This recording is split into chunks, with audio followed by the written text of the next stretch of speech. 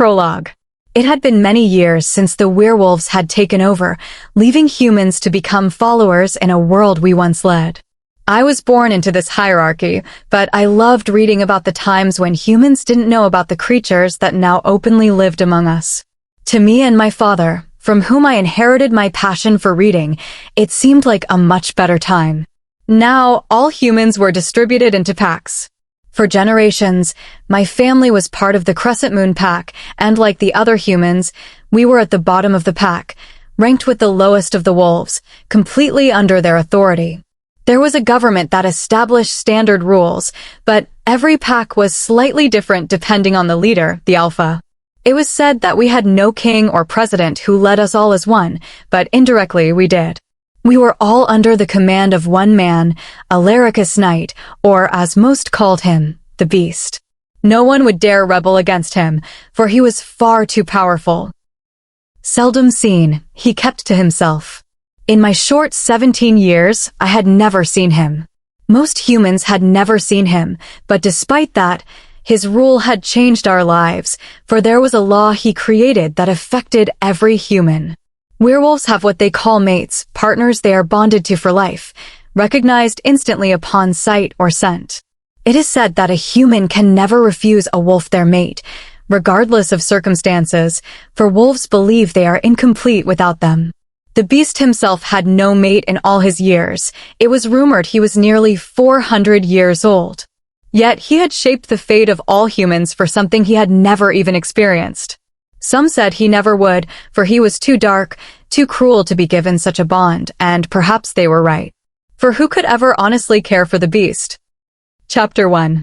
Peering over the very edge of my large, warm blanket, I stared wistfully at the fragmented pieces of what used to be my fully functioning alarm clock. It had served me well over the many years I spent in school, but today was the first day of summer break, the end of the long 4 years of high school. High school wasn't a pleasant experience for anyone, but especially not for the few humans among the prideful wolves. Finally, freedom. I planned to spend this day making the most of my time by staying in bed all day, cuddled in my warm blankets. I could hear my mom bustling about, talking to my father about how it wasn't a good idea for me to go to college so far from home, where they couldn't look out for me. I wanted to become a psychiatrist, and the best school for that was in another pack near the border of the Free State. The Free State was one of the few places in the world not ruled by wolves, and I hoped to practice there after 10 long years of post-secondary study. My mom, however, doubted our alpha would permit me to stay there. Unmated females, especially humans, were rarely allowed to leave, but my strong academic record gave me hope. This summer, I planned to take it easy, enjoy time with my family and friends, and then move on with my life. One thing threatening to disrupt my 2 months of peace was the upcoming mating ball, hosted by Alaricus Knight at his castle. Knight wasn't known for being social, so it was unusual for him to host. The mating ball was an event where unmated wolves and humans came together to meet their potential partners, and now that I was 17, attendance was mandatory. My door suddenly swung open.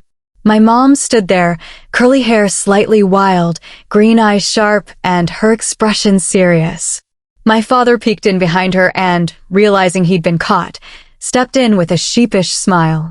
"Have you decided what you want to wear to the ball yet?" my mother asked. "No," I replied softly.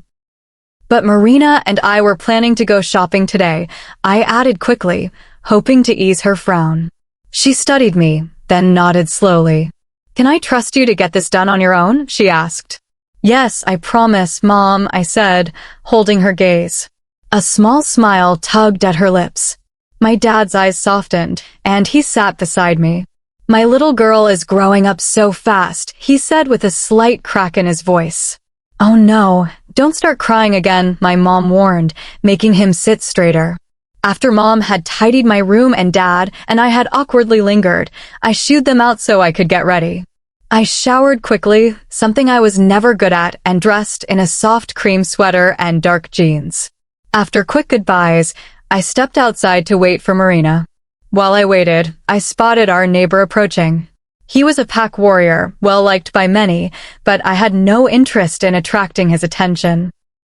As a human, I had to be careful to remain respectful, so I gave a polite smile and turned toward Marina's car as she pulled up, her horn beeping cheerfully. I hurried to her, avoiding further conversation. We drove with soft music playing, Marina chatting animatedly about her boyfriend. I tried to keep up, even though relationships weren't something I had much experience with. At the mall, after searching through countless stores, Marina found a beautiful blue dress. While she waited in line, I headed to a nearby cafe and bookstore. The owner, Mrs. Birkins, was a kind older human woman who shared my love for classic literature. We talked about books, especially human stories about love that grew over time, something I preferred over the werewolf view of instant connection. Before I knew it, Marina appeared, ready to pull me away to keep shopping. After visiting more stores, I finally found my dress, a soft pink gown with off-the-shoulder sleeves and a modest train. It was elegant without being too eye-catching, exactly what I wanted. Over dinner and during the drive home, Marina gushed about all the people who might attend the ball and teased me about my lack of excitement. "I am interested in guys," I said defensively. "Yeah, fictional ones," she teased. She warned that I might meet someone at the ball who would want to keep me close forever, but I brushed off the thought. I had bigger dreams, becoming a psychiatrist, traveling, volunteering, none of which involved being tied down too soon. By the end of the night, I was home, showing my parents my dress before heading to bed. Like always, they came in to say goodnight. I fell asleep with dreams that left me uneasy, imagining my plans being interrupted by someone determined to change my path. Chapter 2. Waking up had always been a struggle for me, but today, knowing I had to attend the mating ball, I wanted nothing more than to stay buried in my warm bed. Unfortunately, that wasn't an option. Alaricus Knight had even arranged for guards to escort the attendees and their families personally. The day passed in a blur, and before I knew it, my mom was ushering me into the bathroom to get ready. I showered, taking my time under the warm water, and then dried my hair. I wasn't fond of makeup, but I put on enough to avoid my mother's disapproval. I slipped into my dress, the satin smooth against my skin. My dad, as he'd always wished, fastened the family bracelet on my wrist. Passed down through generations, the thin white gold chain bore a single charm engraved with our family's W, set with one diamond. To me, it was priceless. The emotion in my dad's eyes made my chest tighten. I hugged him, feeling safe in his arms for a brief moment, until my mom entered. She complimented my dress and reminded me that our assigned guard was waiting. We were picked up in a limousine, sharing the ride with two other human families. The ride was short, and soon a guard's gruff voice instructed us to exit. I'd never been to Alaricus Knight's home before. Calling it a house would be inaccurate. It was a castle. Beautiful, though there was something about it that I couldn't quite place, which made it feel incomplete. My parents walked ahead, arm in arm, and I couldn't help but wonder if I'd ever have that kind of companionship. Too often, human, wolf pairings led to unbalanced relationships where the human's independence was overshadowed by overprotectiveness. Inside, the castle was even more breathtaking, grand, timeless, and unexpectedly warm in design. I spotted Marina waving at me from across the room, standing with another girl. Navigating toward her without attracting extra attention proved difficult. I stumbled against a couch on the way. After exchanging compliments, I stood quietly as they chatted.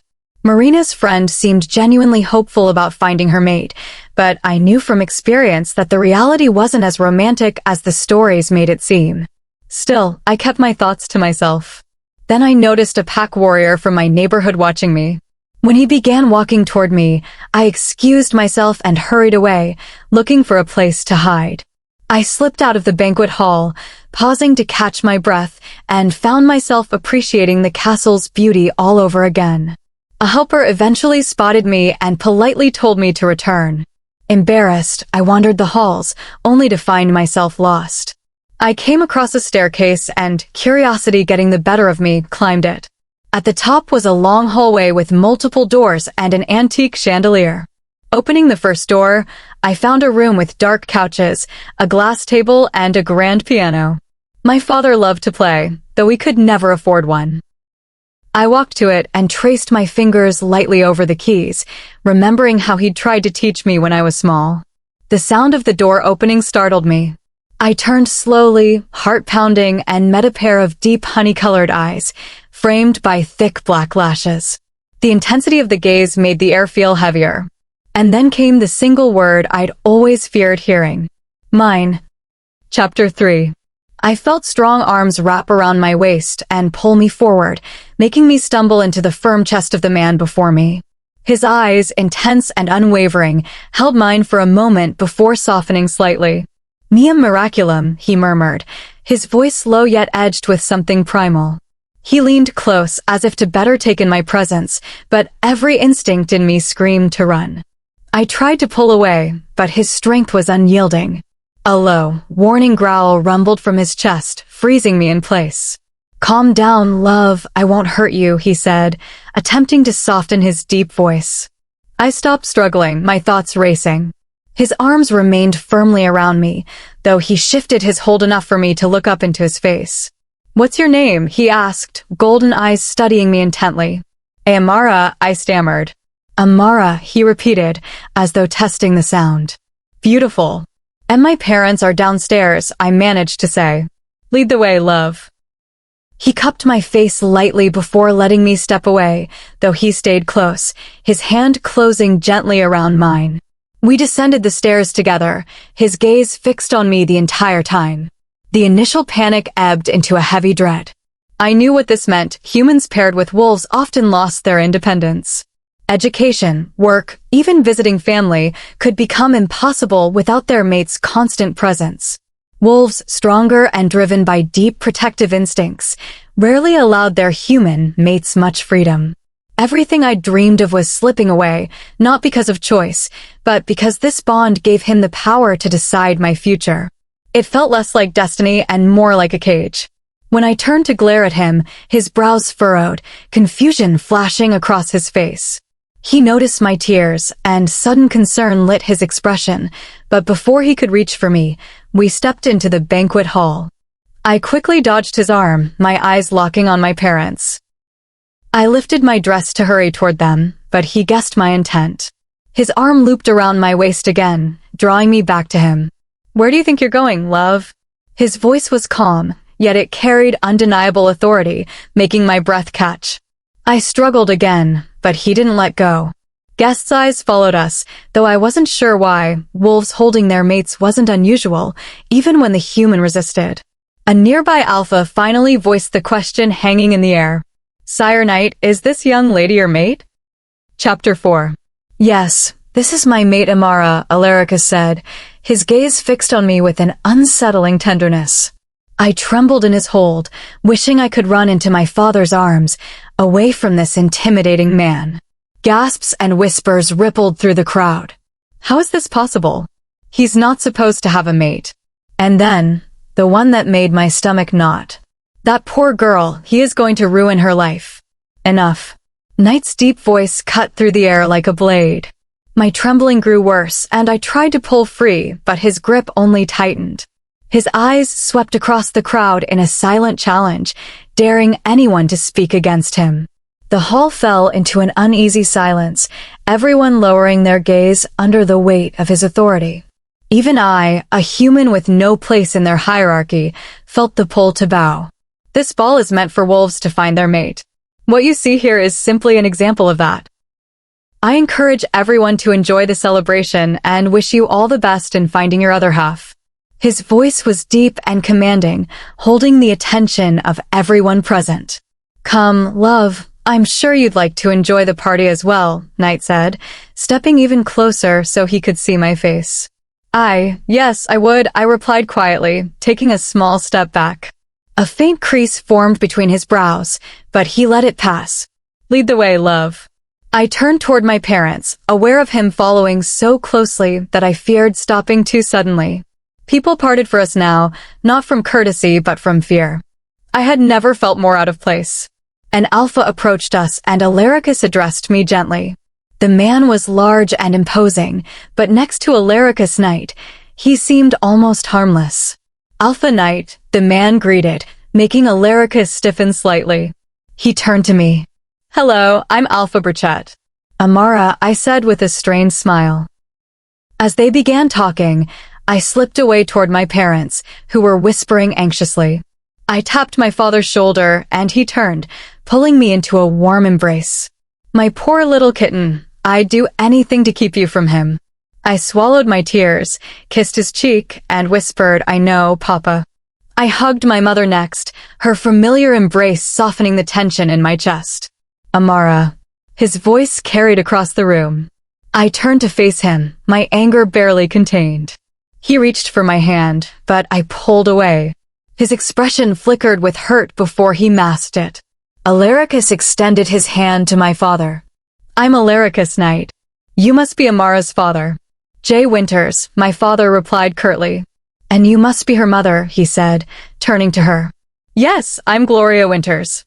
"I hope you're enjoying the ball," Alaricus said smoothly. My father gave a non-committal sound, my mother ignoring the comment entirely. "Alpha Knight, my father began, but was cut off. "Please, call me Alaricus." My mother quickly stepped in before tempers could rise. "Alaricus, as you can see, our daughter is young. We'd appreciate if you'd allow her to finish her education before moving forward in this relationship." Alaricus's jaw tightened, but his voice remained composed. "She is my mate. I cannot live without her. She is old enough to be here, which means she is old enough to be with me. I assure you, I would never force her into anything against her will." My father scoffed openly, but before anything could escalate, I intervened. "Alaricus, could I have a moment with my parents?" He studied me for a moment, then nodded, stepping back. I tried to calm my parents, and soon Marina joined us, offering quiet comfort. For a moment, I let myself pretend I wasn't bound to someone who terrified me. But his voice soon cut through the air again. "Thank you for attending the ball. Congratulations to the newly mated couples. Please begin making your way to the exits. My guards will assist you to your vehicles." As the room emptied, he approached us. "Mr. and Mrs. Winters, would you kindly head to the cars? I want a word with Amara." My father hesitated, but I nodded to reassure him. Alaricus took my hand, holding it to his chest. "I wish I could keep you here, but you must be tired, and you'll need to start packing." It took a heartbeat before his words sank in. Packing. Chapter 5. Packing. I stared at him, my eyes wide at the possibilities of what that could mean. "Love, you're going to come live with me," he said softly, as if it were the most natural thing in the world. He continued when he saw me frozen, struggling to find words. "In a week, I will come to get you." But I don't want to live with you," I sputtered. He frowned. "And why is that?" His voice was firm. "I can't live with you. I'm a human, and this is just," I trailed off, not knowing how to phrase my thoughts without offending him. "You are my mate. Mates live together. That is the rule. And simply put, I can't live without you, nor do I want to." His tone softened as he spoke. I realized the meaning behind his words. There was nothing I could do about this. I was his, and he could make me do anything. That was the rule. Mates belong to one another. Wolves went to great lengths when a human mate tried to refuse. As the unannounced king, he held power over everyone I loved. That was likely what he meant when he reminded me of the rule. My chest felt heavy as the truth sank in. "I understand," I said quietly, looking down, unable to meet his eyes. He reached up and tipped my chin so I would look at him. "Goodbye for now, my love," he said, wrapping his arms around me in a firm embrace before resting his face in my hair. "Mia miraculum," I heard him murmur. When I tried to pull away, he loosened his hold. I turned and walked away without looking back, not wanting him to see my eyes welling with tears. I went straight to the car, ignoring my mother's questions. My father gently quieted her, resting a hand on her arm. The ride home was silent. I wanted to scream, but instead, I kept my feelings locked inside. When we arrived, I rushed to my room. That night, I cried silently for all I had lost in a single day. I cried for hours, pressing my pillow against my face to muffle the sound. My parents spoke in hushed tones outside my door before falling asleep, but I stayed awake until exhaustion overtook me. They were hurting too, knowing their only child would be taken away. My heart ached, but I didn't want them to hear me cry. I didn't want them to know how deep the pain went, how it felt to have your future rewritten in moments. By the time sleep came, my body felt hollow, my eyes swollen, and my throat dry. I drifted into a restless slumber. Chapter 6. The days passed quickly, and I had only 2 left before everything changed. My parents had promised not to bring up Alaricus Knight after finding me the morning following the ball, my pillow damp with tears. I had broken down, telling them his plans for me, crying into my father's arms. Since then, it has been the unspoken topic. I spent my remaining time with friends and family, trying to live fully despite the heaviness in my heart. Deep down, I knew that once I entered his palace, I might never see them again. Wolf mates rarely allowed visits to family. Wolves were fiercely possessive by nature. Their mate was their whole world, and they wanted the same in return. Alaricus was infamous for his ruthlessness, and I feared a lifetime under his control. Everywhere I went, I received looks of pity, even from girls who usually chased power. Others avoided me entirely, as if I carried a curse. I was no longer simply Amara Winters, the human girl living freely in the shadows. I was the mate of Alaricus Knight, a title that made people either wary or sorrowful. The doorbell rang, my friends had arrived. We planned a movie night with all the junk food we could manage. Marina and Aaron stood at the door, arms full of snacks. Marina quickly pulled me to my room, while Aaron trailed behind. We set up for a horror movie. Lights out, blankets ready, chocolate and extra butter popcorn within reach. I sat in the middle, flanked by both of them.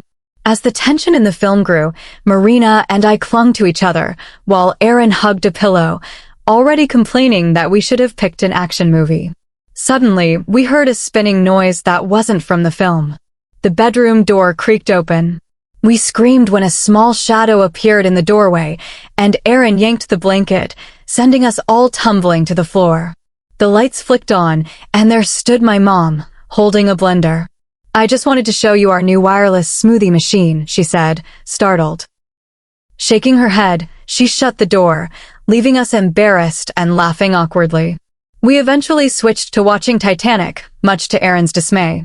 He grumbled while eating cold popcorn, but by the end, I found myself crying not just for the story, but for the love I knew I'd never have. Marina sniffled beside me. Then, to our surprise, we heard Aaron sobbing too. Marina burst into laughter, and he quickly threatened us never to tell anyone. We hugged him anyway, all 3 of us caught up in the moment. When my dad knocked and entered, he froze at the sight of us huddled together in tears. Before he could back away, we rushed into his arms. My mom soon joined, and Aaron embraced her warmly. My parents had always treated my friends like family, and they were here so often that it felt like we all belonged together. Holding them all close, I felt my chest ache. I knew this was probably the last night we'd share like this before my farewell. I clung to my dad tightly, the tears flowing freely now, and they held me just as tightly in return.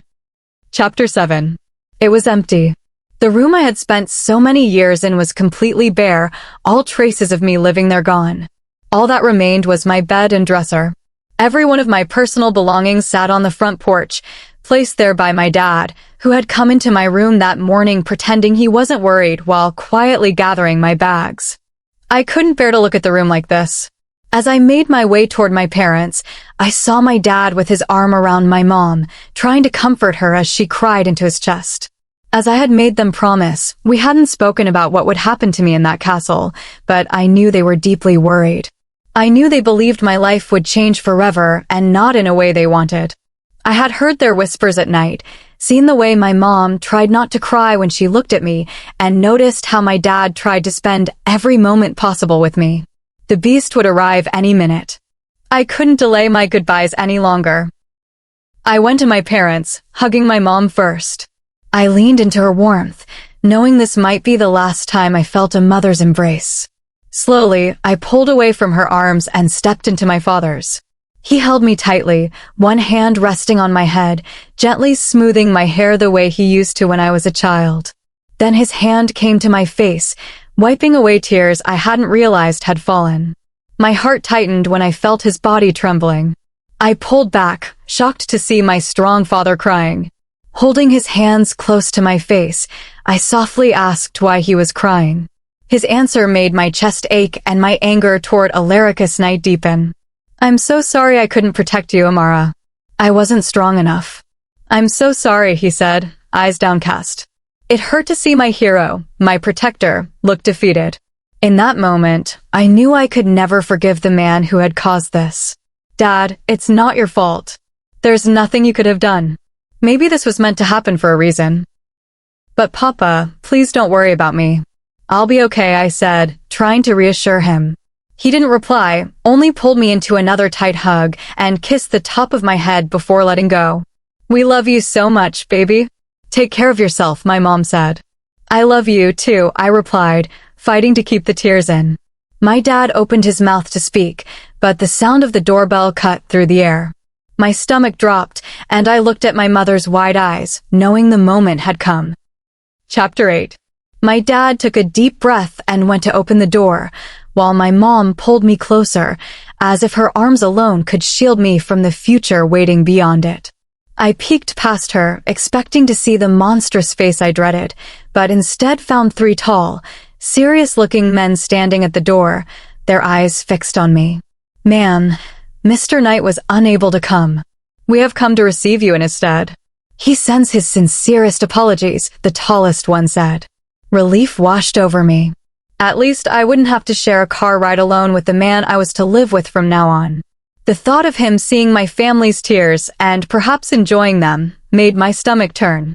I quietly picked up a bag, giving my parents a faint, sad smile. The men quickly took my luggage, stepping outside before I had even moved. Whispering goodbye to my parents, I walked to the waiting car, aware of my neighbor's eyes on me. I tried to hold back my tears, but my chest felt heavy. One of the men took the bag from my hand and opened the door for me. I climbed in, taking one last look at the home I would always miss. The trunk shut, the men got in, and the car pulled away.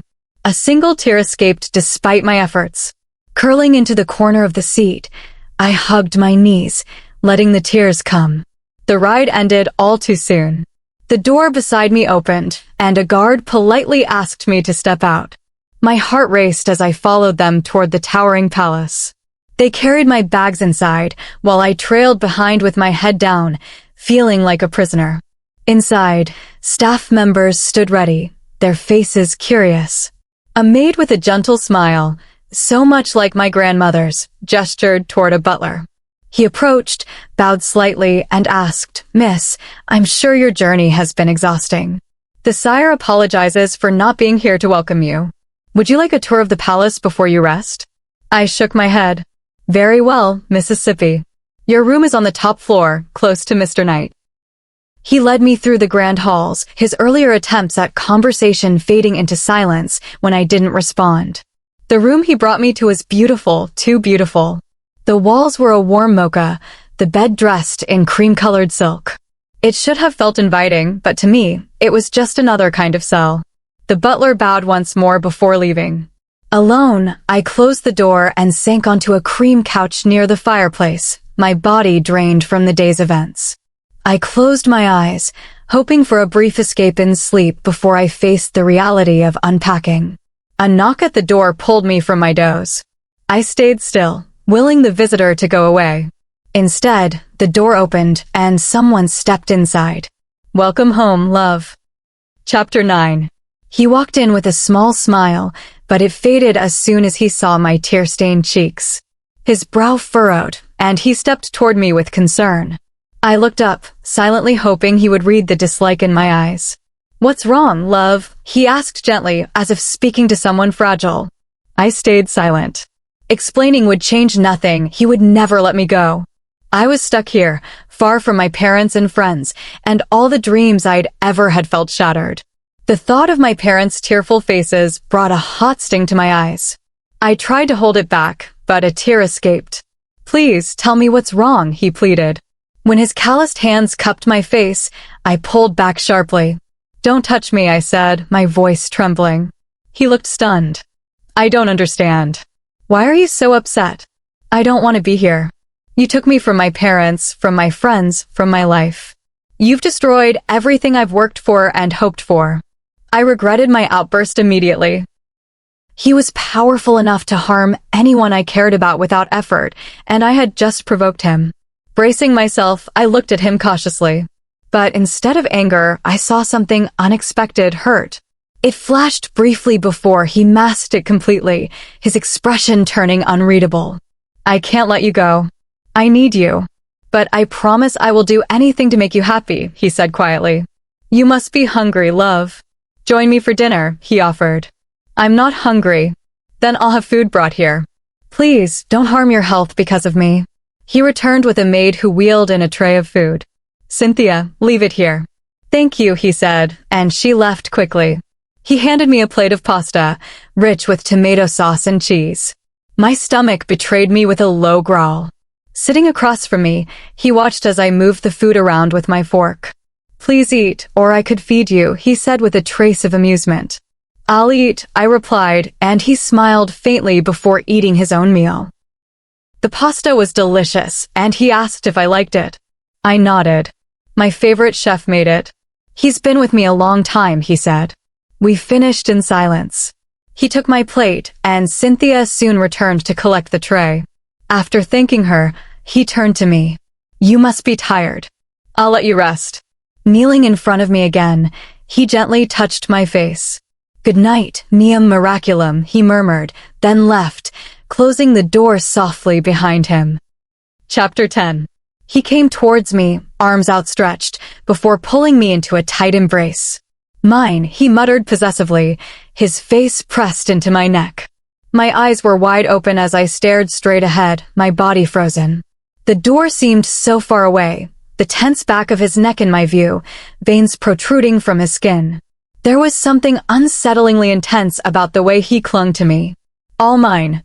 His grip on me tightened, sending a jolt of fear through me. I trembled, desperately trying to get away, and he let out a low growl, clearly displeased with my attempts to escape. He pulled back just enough to look into my eyes, but kept his arms locked around me. Don't try to get away from me. You belong to me. His eyes darkened as he spoke, pressing me closer against his chest. I squirmed, glancing toward the door, but his arms only tightened more. I managed to free my arms and did the only thing I could think of. I raked my nails down his face. His grip loosened enough for me to pull back, but the look on his face rooted me to the spot. The usual warmth in his hazel eyes was gone, replaced by something raw and dominant. His canines extended as he growled again, stepping toward me, blood from the scratches marking his cheek. In one swift motion, he wrapped his arms around my waist, lifted me, and tossed me onto the cream-colored bed. You thought you could get away, mate? His voice was low and threatening. Before I could move, he pinned me with his weight. His face lowered toward my collarbone, his breath hot against my skin. I froze, my heart pounding in terror, sensing something painful was coming. Then, without warning, his sharp teeth pierced my skin. I screamed as a wave of pain tore through me, blood welling at the wound. The cream silk beneath me stained red as my body shook, then went still. I jolted awake, nearly screaming when I saw the cream-colored silk sheets. My chest heaved as I scrambled out of bed, yanking the sheets off my legs. A soft knock came at the door. I pushed my damp hair back, still trembling, the nightmare clinging to me. A deep ache to run home to my parents filled my chest. Another knock sounded. I wiped my eyes and called for the person to enter. The butler from my first day walked in, bowing slightly. His brows furrowed when he saw my face, but he said nothing. Ma'am, Sir Knight has gone out on important work, but he will be back tonight. He has asked me to give you a tour of the house if you wish. I was about to refuse, but stopped. The palace was beautiful, and maybe a tour would distract me. I would like that. Just give me an hour to get ready. Of course, Mississippi. Your breakfast is ready. Should I send it in? I nodded, and he left. A young maid rolled in a trolley of breakfast. She smiled softly when I smiled at her, then left. I couldn't finish even a quarter of the food, but eventually, I pulled myself out of bed, grabbed some towels, and showered. The warm water eased the tension in my shoulders. I checked my collarbone, no marks. Just a dream. I dressed quickly, realizing I was late, and rushed out. But I stopped when a small body bumped into my legs. Looking down, I saw a tiny boy with chestnut curls and big blue eyes staring up at me. I crouched to his level. "Hey, baby, what's wrong?" He hesitated, then mumbled, "I lost my daddy. I'll help you find him, okay?" He placed his tiny hand in mine, and we walked together through the palace.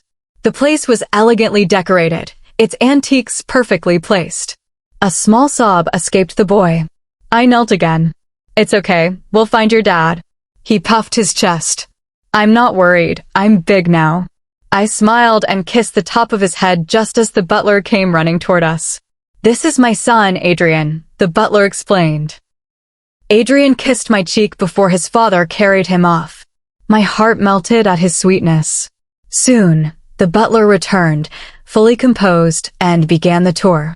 The palace was stunning, every room rich with history. We passed a set of large mahogany doors, but the butler kept walking. "What's in there?" I asked. "Mr. Knight insisted he would show you that room." I frowned, but didn't push further. The tour ended back at my room, and I stepped inside, my curiosity about the mysterious room lingering. Chapter 11.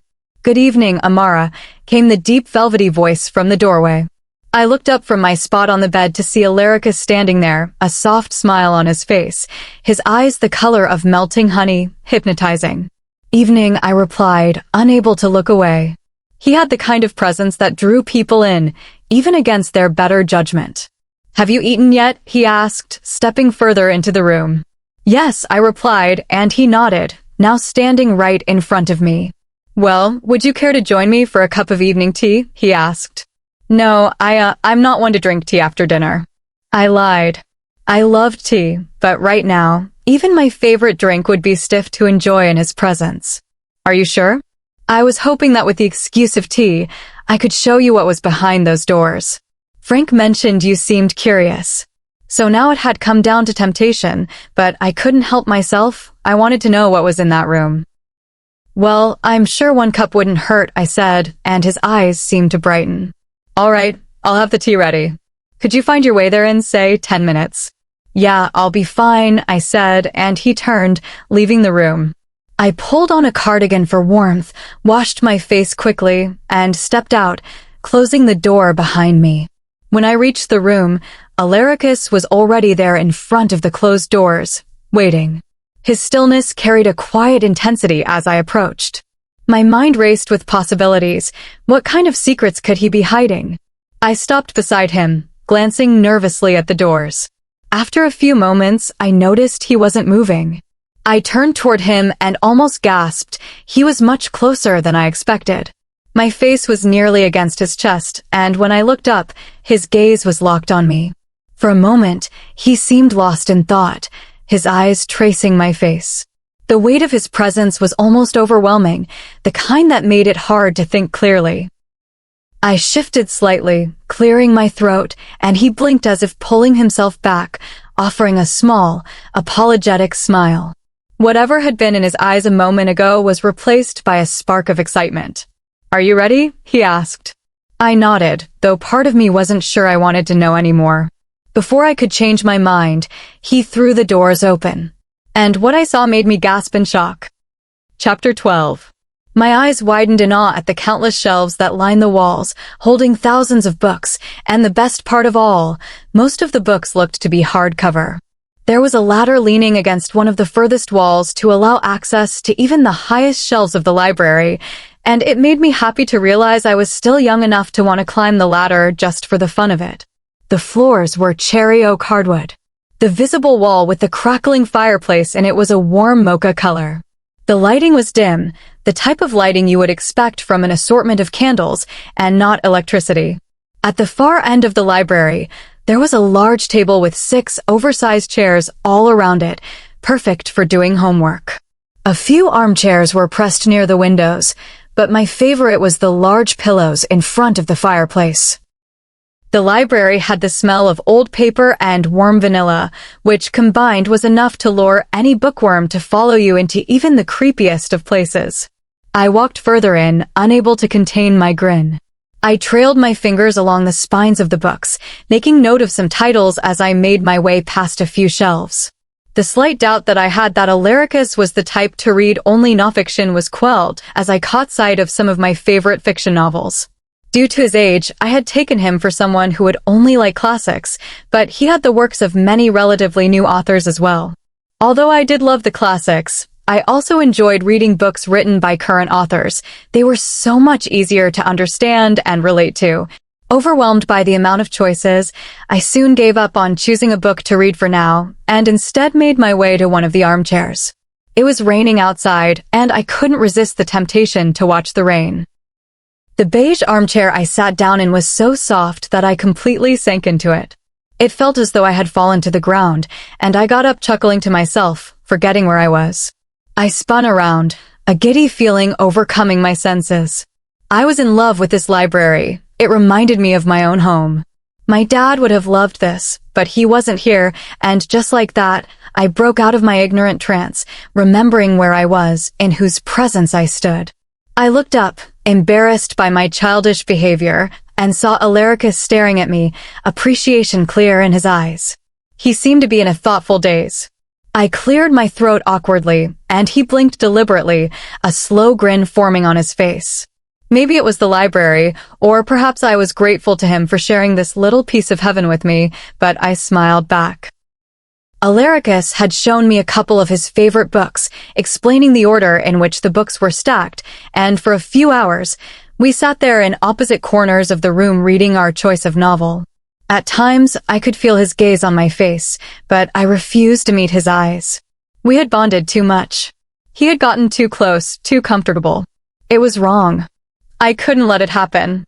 The more I let him get to know me, the more overpowering the bond would become for him, and then he would never let me go. It had been hours since the faint light from the windows had faded. My eyelids were almost falling shut, but I refused to give in to the need to sleep.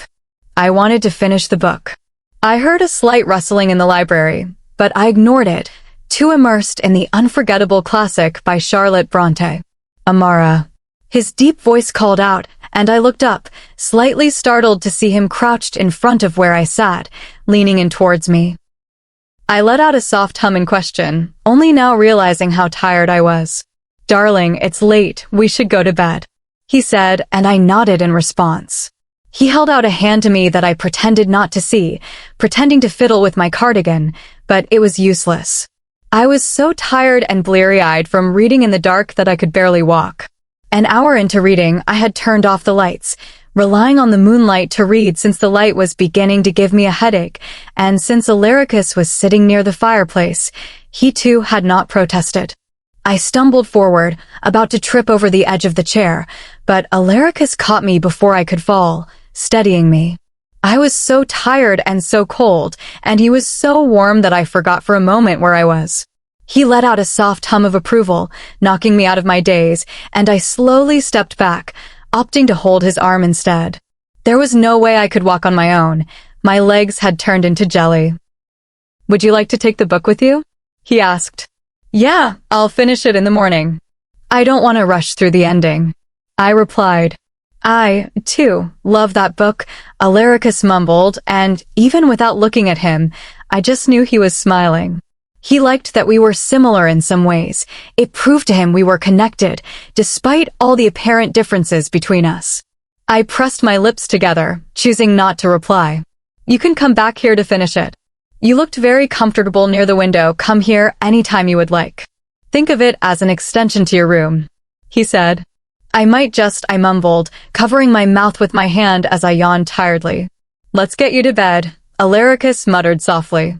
My eyes flew to meet his, my cheeks coloring at his words. I peeked up at him from the corner of my eye to see that he had a small, warm smile on his face, and in the moonlight, I couldn't help but notice how composed and confident he looked. The light seemed to highlight the strong angles of his face, and though I felt tempted to keep looking, I forced myself to glance away before I got lost in thought. He steered me out of the library and through the dimly lit halls, careful not to let me walk into anything since I was a bit too tired to care about where I was stepping. As we reached my room, Alaricus let me walk in before him, mumbling a quiet goodbye before leaving, closing the door behind him silently. As soon as he was gone, I slipped under the heavy covers and quickly drifted off to sleep. Chapter 13. I woke to a soft knock at the door, shivering beneath the covers. My vision was still hazy from sleep when the door opened and Alaricus Knight stepped inside. "Morning, love," he said gently, walking toward me with a faint smile. I quickly pulled the blanket higher, realizing I had fallen asleep in light clothing. My heart raced, but Alaricus suddenly turned away, covering his eyes. The tips of his ears flushed red. "I should have asked if you were decent before entering." "Forgive me," he said, his voice a little unsteady. I managed a small reply, then dressed quickly before letting him know it was fine to look. "I do apologize for that." "I didn't look, I promise," he said. Something about his tone made me believe him. He then asked if I'd join him for breakfast and share my thoughts on the book I'd been reading. I questioned whether he had time, given his position, but the moment I mentioned King, his expression changed and his warmth vanished. "No, I am not the king," he said firmly, his voice colder now. "And I never will be."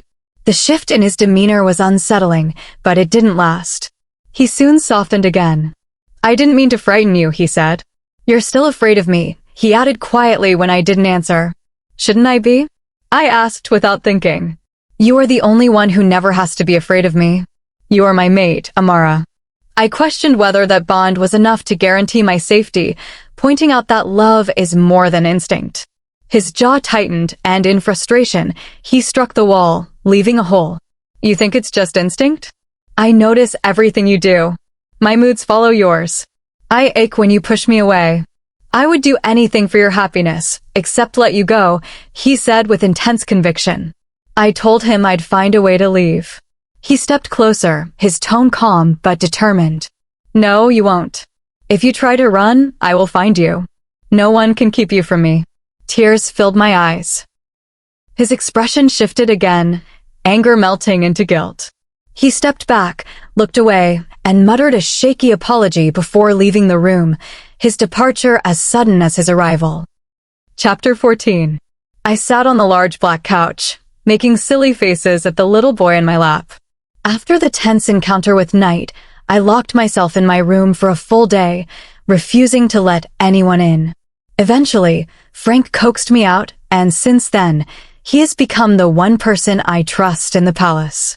His wife was ill, and today he needed someone to watch the lively little boy now curled against me. I gladly volunteered. "Amara," Adrian said, rubbing his sleepy blue eyes with small fists.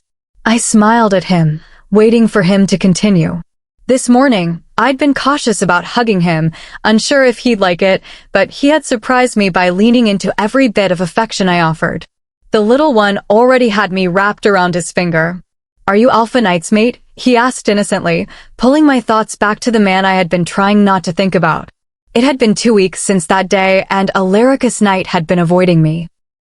He'd rearranged his schedule so we rarely crossed paths, and if we did, he left immediately.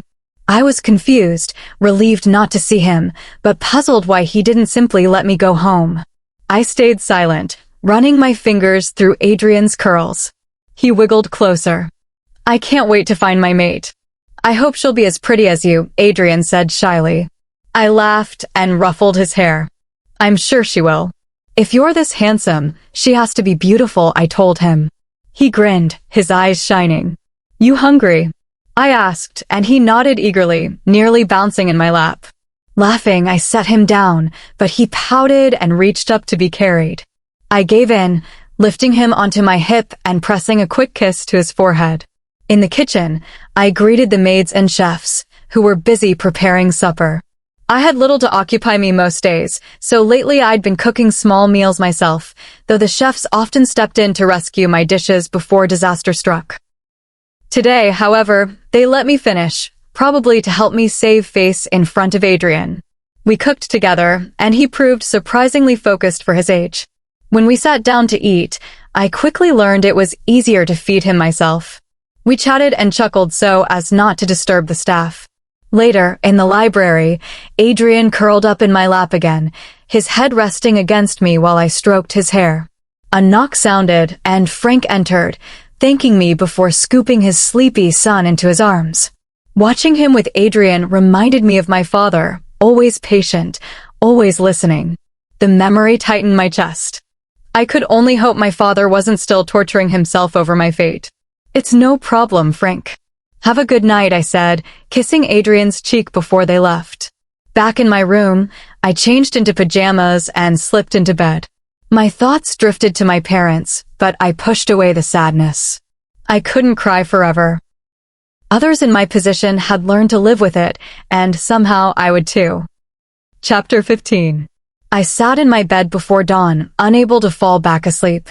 As a child, whenever I faced sleepless nights, I would wake my father, and he would make me honey lemon tea. We would read together until my mother wandered in, muttering about how alike we were. Tears pricked my eyes at the memories. They were all I had left of my parents. No more new moments, only the ones already made. I wiped my tears, determined to be the strong girl they believed me to be. The next time I saw Alaricus Knight, I would not let him leave without speaking to him. I would demand that he let me go home. With that resolve, I slipped quietly out of bed, careful not to disturb the supernatural beings who could be woken by the slightest noise. In my closet, I grabbed a fluffy robe to wear over my pajamas, then tiptoed toward the library. I intended to keep my old traditions, even if they had to be altered for my situation. The kitchen was empty, thankfully. I didn't want anyone seeing my blotchy, puffy face. I made honey lemon tea as quietly as possible, poured it into a delicate cup, and made my way to the library. Opening the large door slowly, I slipped in and shut it behind me, then almost dropped my cup. Alaricus Knight sat on one of the couches, looking composed and regal despite his casual clothes and untidy hair. A book rested in his lap, but his honey-brown eyes were fixed on me. "Morning, Amara," he said, his deep voice echoing softly in the quiet room. "Morning," I replied, moving toward the bookshelves. My earlier courage felt shaky now that he was in front of me. He stood, but instead of approaching me, he headed for the door. Acting quickly, I called out, "Alaricus." He froze, turned toward me, and waited. "Can we talk?" I asked. He nodded and walked toward me. "What is it, Amara?" he asked gently, arms crossed. I hesitated. "You seem to have been avoiding me." He sighed and held out his hand. I placed mine in his, and he led me to 2 chairs, seating himself across from me. "I can't bring myself to face you after what happened," he said, holding my hand between both of his. "The fear in your eyes, it haunts me. I scared you, and I was ashamed." I stayed silent. "Would you forgive me?" he asked quietly. "Yes." "I forgive you," I said. His expression brightened slightly. He leaned forward and hugged me briefly. "What did I ever do to deserve someone like you?" he murmured. I asked the question I'd been holding back. "If you were that ashamed, why didn't you send me home?" His smile faded. "I can't let you go, love. I'm sorry if that upsets you, but I will not release you. You can ask me for anything else, anything at all, and I will give it to you." I didn't argue. He studied me for a moment, then said, "You haven't chosen a book yet. May I make a suggestion?" I nodded. He selected an ancient-looking volume and handed it to me. "It's one of my favorites." I shifted to make space for him on the couch. He sat beside me, and when I looked for a place to set down my tea, he took it from my hand and sipped it. "It's delicious," he said. After a while, I asked, "Aren't you going to read something?" "You don't have to call me Mr. Knight," he replied. "Only you may call me by my first name." "Alaricus," I said softly. He smiled faintly. "Your voice is beautiful." He brushed my cheek lightly with his hand. "Please call me by my first name from now on." He kissed my forehead, then left the library. It was only then that I realized he had taken my tea with him. Chapter 16. I sat in the library curled up on a couch, my eyes drooping as I fought to stay awake. I had gotten far too little sleep last night. Adrian had run into my room and jumped right onto me, poking and prodding at my face until I got up. The little cherub had dragged me out of my room because it was his parents' day off, and they were asleep, but he had wanted somebody to play with. The boy was the most adorable thing I had ever seen, but spending a whole day with him was exhausting. His level of energy was much too high for me to keep up with, but his smile made it all worth it. My eyes started to close completely, and this time I succumbed to the darkness, too tired to fight back. I had just begun to snuggle into the couch when I felt strong arms wrap around me, lifting me so that the person held me close to their chest. I struggled to open my eyes, baffled as to who would try to lift me. Alaricus stared down at me, his expression soft with care as he pulled me closer, leaning his head down so that he was nearer. "Go to sleep, my love, I've got you," he said quietly. Even though a part of me knew this man was dangerous, there was something in his eyes that told me he wouldn't harm me. My hand went up to clutch his collar instinctively. I was far too exhausted to ask him to set me down. I leaned my head back onto his strong, warm chest, allowing my eyes to close again. And it was just moments after that when I heard a whisper in the dark. "Mia Miraculum." The warm words had me snuggling closer in my half-asleep state. It was hours later that I woke, my hands spreading over the softest silk sheets as I stretched. I opened my eyes, struggling to see through the darkness in the room. I was sleeping on a large bed, covered in black silk sheets, walls painted a silver gray. The room was huge, almost as large as a whole floor of my house. "You're awake," came a voice through the darkness, unmistakably belonging to Alaricus Knight. He stepped into the beam of light that shone through the windows. I was surprised to see him. I hadn't even noticed he was in the room. He blended into the shadows as if he belonged to them. "I've been meaning to speak with you all day," he said. "About what?" I asked. He walked towards me with a calm smile, settling down onto the bed near my hip. I sat up, drawing my feet close, subtly shifting away from him. Ignoring my question at first, he studied me. His face was calm, but there was worry in his eyes. Alaricus gently brushed the back of his hand over the side of my face, his touch light. I stayed still, unwilling to provoke him. "I don't know how to tell you this," he said quietly. "I wish it were easier. You've only just begun to warm up to me. Amara, I need you to keep an open mind about what I'm about to tell you. I don't mean to rush you, but this isn't something I can control." His voice grew more serious. "The full moon is nearing, and we werewolves, as children of the moon, are very connected to it. We have a primal side, and near the full moon, it becomes harder to control. On the night itself, it becomes impossible. My wolf is protective, especially of you, and if I don't take precautions, he might try to mark you without understanding you aren't ready for that."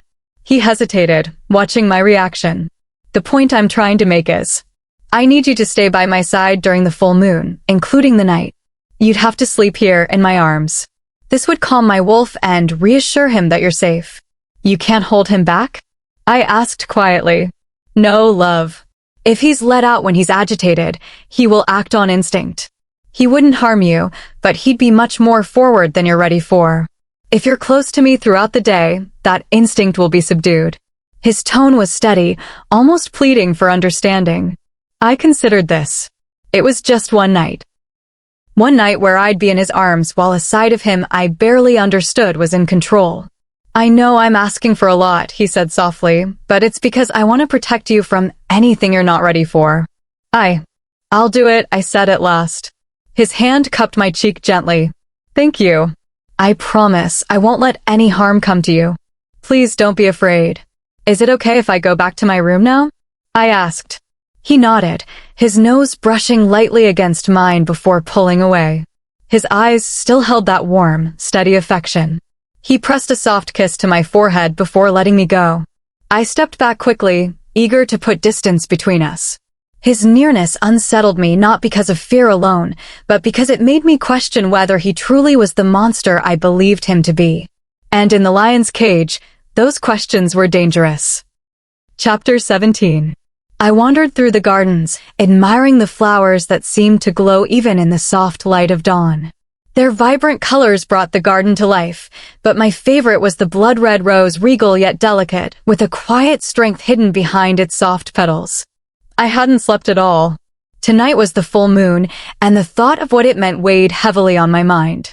In just hours, I would have to spend the night in the presence of the man everyone feared and respected, Alaricus. Couldn't sleep, his calm, velvety voice came from behind me. I turned to see him standing close, his sharp eyes glinting faintly in the early light.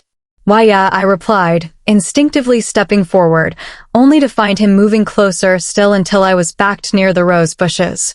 I focused on the flowers to distract myself, tracing the deep crimson petals with my fingertips. "Beautiful, isn't it?" he said softly. "Yes, it is," I murmured. As I adjusted the rose, I accidentally pricked my finger on a thorn. Before I could react, Alaricus gently took my hand, his eyes scanning the small wound. His expression softened with concern. "You should be careful," he said quietly, brushing his thumb over my hand before letting it go. I stepped back, my heart unsteady. "I should go." "Wait," he called. "Will you spend the day with me?" His tone carried no demand, only a genuine request. Something in his eyes made it difficult to refuse, so I nodded. His face lit up with an unguarded smile. "I'll come to get you from your room in a few hours," he said.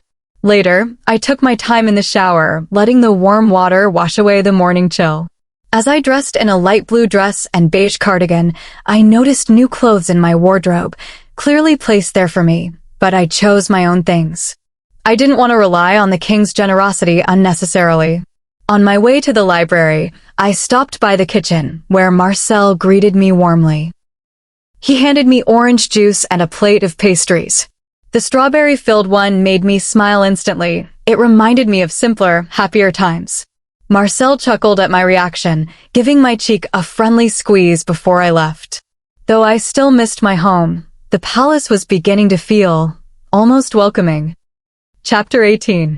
I diced the carrots slowly. I had never been good with knives, but I was trying to help with dinner. My lack of hand-eye coordination didn't exactly help when it came to cooking, especially when it came to cutting. Alaricus and I had spent the whole day together, and now, near dinner, he had asked if we could prepare the meal ourselves. He had been unusually affectionate, keeping close to me the entire day. Every time I tried to step away, his eyes darkened, so I eventually gave up and let him be as affectionate as he wanted. I huffed in frustration at my uneven carrot pieces when suddenly, 2 arms wrapped around mine. Alaricus's presence was warm and steady as he guided my hands, helping me cut. His body was relaxed, but I could feel his heart pounding. "Perhaps I'll be the one doing the cooking for us, love," he said softly. He took the carrots to the pot, then guided me to a stool. "Maybe you should just watch," he said with a playful smile. I watched as he moved easily around the kitchen, almost like a professional. Soon, he had plated the food neatly, washed his hands, and gestured for me to walk ahead of him toward the dining area. I hesitated when I realized we were headed to his room.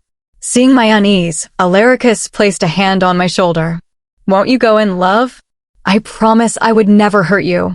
I nodded and walked in. He set the tray between us on the bed, revealing neatly arranged ratatouille with a baked chicken in the center. Alaricus offered me a bite, and I nodded after tasting it. "May I serve you?" he asked, placing generous portions on my plate.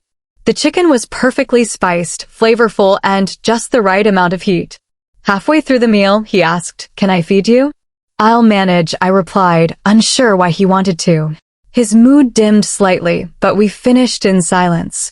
After the plates were cleared away, he asked, "Are you ready to go to bed?" I agreed and hurried to my room to change.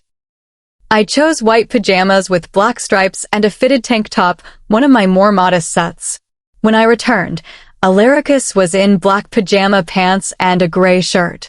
He smiled warmly, taking my hand and leading me to the bed. He pulled me close, his warmth surrounding me. "So beautiful," he murmured, asking me to relax. His golden-flecked eyes seemed to glow as midnight neared.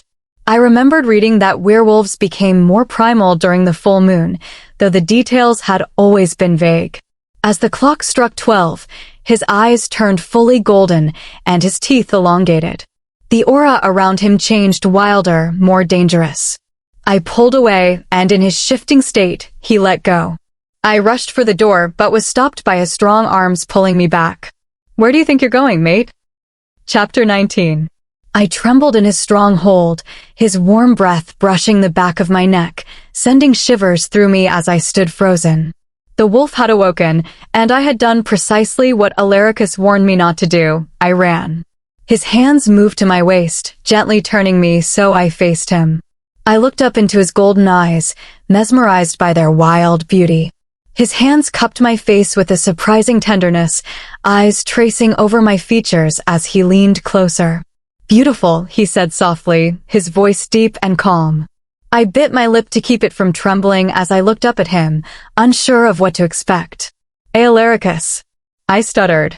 "Eros, not Alaricus," he replied, still holding me in that steady gaze. He slid one arm under my knees and the other around my waist, lifting me easily and holding me close to his chest. I stayed still, not wanting to provoke him. His steps were careful as he carried me back to the bed, laying me down gently. I sat up, feeling the tension in the air as he sat across from me. His golden eyes stayed locked on mine, his gaze intense but no longer threatening. He reached for my hand, placing it over his chest so I could feel his strong, steady heartbeat. "Eros cares for Mate, but Mate does not care for Eros," he said quietly, sadness dimming the wild light in his eyes. "Does Mate care for Eros?" he asked, leaning closer. I stayed silent, uneasy at his closeness, but also aware of the sincerity in his voice. "Mate doesn't," he murmured to himself, gently pressing my palm to his chest again. "Eros' heart beats only for Mate," he said, brushing his fingers over my cheek with a gentleness that contrasted with his strength. He looked down briefly, disappointment shadowing his expression, and my heart tightened at the sight. Then, without warning, his arms came around my waist, drawing me into his lap. I stiffened, but didn't resist as he held me close, his embrace secure and unyielding. "Not close enough," he muttered, setting me down briefly before removing his shirt. His broad frame was strong and imposing, but his actions remained careful as he gathered me back into his arms, tucking me under his chin. His warmth surrounded me. I could smell the crisp, earthy scent of the forest on him, mixed with something faintly spiced. It was comforting in a way I hadn't expected. His arms stayed wrapped around me as he rested his head lightly on mine. "Mate's so beautiful." "Eros is lucky," he said softly. "Mate likes reading?" he asked, and I nodded. "Eros doesn't like reading, but Eros likes watching Mate read," he said with a faint smile. He brushed my hair from my face, his tone warm and almost wistful. "Mate is kind, treats everyone well. Mate is Eros Miraculum, our only chance at love. Eros loves Mate, but Mate doesn't love Eros," he added, his voice growing quieter. "I'll try," I said gently, hoping to comfort him. "Mate will try," he repeated, seeming content for the moment. He pressed a brief kiss to my cheek and looked thoughtful, but soon his expression fell again. "Why doesn't Mate care for Eros? Or Alaricus? We care so much, but Alaricus keeps Eros away, won't let Eros be near Mate or show affection. Mate would stay if we could be closer," he said, his voice low. I realized then how much effort Alaricus must have been putting into keeping Eros restrained, to give me space and time. "Can Eros mark Mate?" he asked quietly. I tensed, trying to loosen his hold, but he drew me closer instead. "Why does Mate always run away?" he asked, and I froze at the sight of a lone tear slipping down his face. Hesitating, I reached out, cupping his face and gently wiping his cheeks. "I'm sorry," I whispered, pressing a light kiss to his forehead. His tense energy eased, and he slowly wrapped his arms around me again. "Eros needs another kiss," he said after a pause, making me smile faintly. I gave him another on the cheek, and his expression brightened instantly. "One more," he asked hopefully, and I gave him another. "Now no more," I said, and though he slumped slightly, he nodded. "Getting to hold Mate like this is enough," he said with a sigh, pulling me close. "Mate is tired," he said, laying me gently on the bed. He lay beside me, arm wrapped securely around my waist, drawing me against his chest. He pressed a soft kiss to my temple, his voice a whisper as my eyes closed and sleep claimed me. Mia Miraculum. Chapter 20. The pack house loomed ahead, its presence commanding and unshakable. I stood at the edge of the forest, unsure whether to take another step forward or retreat into the safety of the shadows. My heart pounded with uncertainty, but I knew I couldn't turn back now. The door opened and Alaricus appeared. His gaze locked on me, unreadable yet powerful. "You came," he said. "I had to," I replied, my voice steady despite the storm within me. He studied me for a moment before stepping aside to let me in. The warmth inside contrasted sharply with the cool air outside. The walls, decorated with symbols of the pack's history, seemed to whisper of loyalty, strength, and unity. Alaricus led me to a room where the other members had gathered. Conversations hushed as we entered. I could feel their eyes on me, measuring, judging, but also curious. "This is our future," Alaricus announced. His words carried weight, not just for me, but for everyone present. It wasn't about dominance or fear, it was about trust, responsibility, and the bonds we choose to protect. One elder stepped forward. "If she stands with us, she stands for all we believe in." I felt a sense of belonging settle over me. This was no longer about survival alone, it was about purpose. Whatever challenges lay ahead, I would face them with the strength of the pack beside me. Chapter 21. I huffed, setting down the large bowl of chocolate cake batter. I ran the back of my hand over my forehead, probably smearing chocolate on myself, but at least it smelled good. Marcus, the chef, gently took the bowl from me, his warm smile never fading. He was an older man who seemed to have endless energy when it came to cooking, and I had seen him whisk 50 eggs at once without breaking a sweat. Earlier, I had been in my room, pretending to read, but my mind kept wandering. Eventually, I gave up and decided to find Adrian, only to end up in the kitchen, where Marcus was baking. It reminded me of my grandfather, who had loved to bake. Even though I lost him when I was young, I still remember the joy of helping him make sweet treats. It didn't take much convincing for Marcus to teach me, though I noticed the hint of worry in his eyes. Word of my poor cooking skills must have spread. Still, he let me stay. I had already ruined 3 batches, but I wasn't ready to give up. I missed learning, even in the form of baking. It brought back memories of school, solving complex problems, chatting with friends, the rare joy of a day without homework. I thought about coming home to my parents, my mom bringing snacks to my room, my dad making tea while I studied late into the night. We used to procrastinate together, laughing even when deadlines loomed. Those memories filled my chest with both warmth and ache, until tears blurred my vision. I had once dreamed of becoming a psychiatrist and living in a place free from werewolf rule, where I could be seen as more than a mate to someone influential. But now that dream was gone. A warm hand landed on my shoulder. Marcus stood beside me, his usual smile replaced by concern. He asked gently what was wrong, but I shook my head. The more he looked at me like family, the more the tears came. Before I knew it, he had wrapped me in a comforting embrace. I let go completely, silent sobs shaking my body. I realized I was breaking beneath the facade I had built. I was sad, tired, and homesick for a life I could never return to. Suddenly, I heard Alaricus's voice, urgent and worried. Marcus stepped away as Alaricus pulled me into his arms, holding me close in silence. His touch was steady, but it only reminded me of the truth. I was trapped here, and he was the reason. I pulled away sharply. He looked at me, confusion in his eyes. "Why are you crying, love?" he asked softly, trying to draw me back in. "Because of you," I said, my voice trembling with both anger and pain. His brow furrowed. "Me? I thought we were fine. Just yesterday we were fine. Everything has been wrong since I met you. I feel trapped. I miss my old life. I miss having hope," I whispered. His expression softened, but the weight of his words when he replied only made the ache in my chest worse. "Amara, I never wanted to take anything from you. I want to give you everything, but I can't let you go. I'm sorry."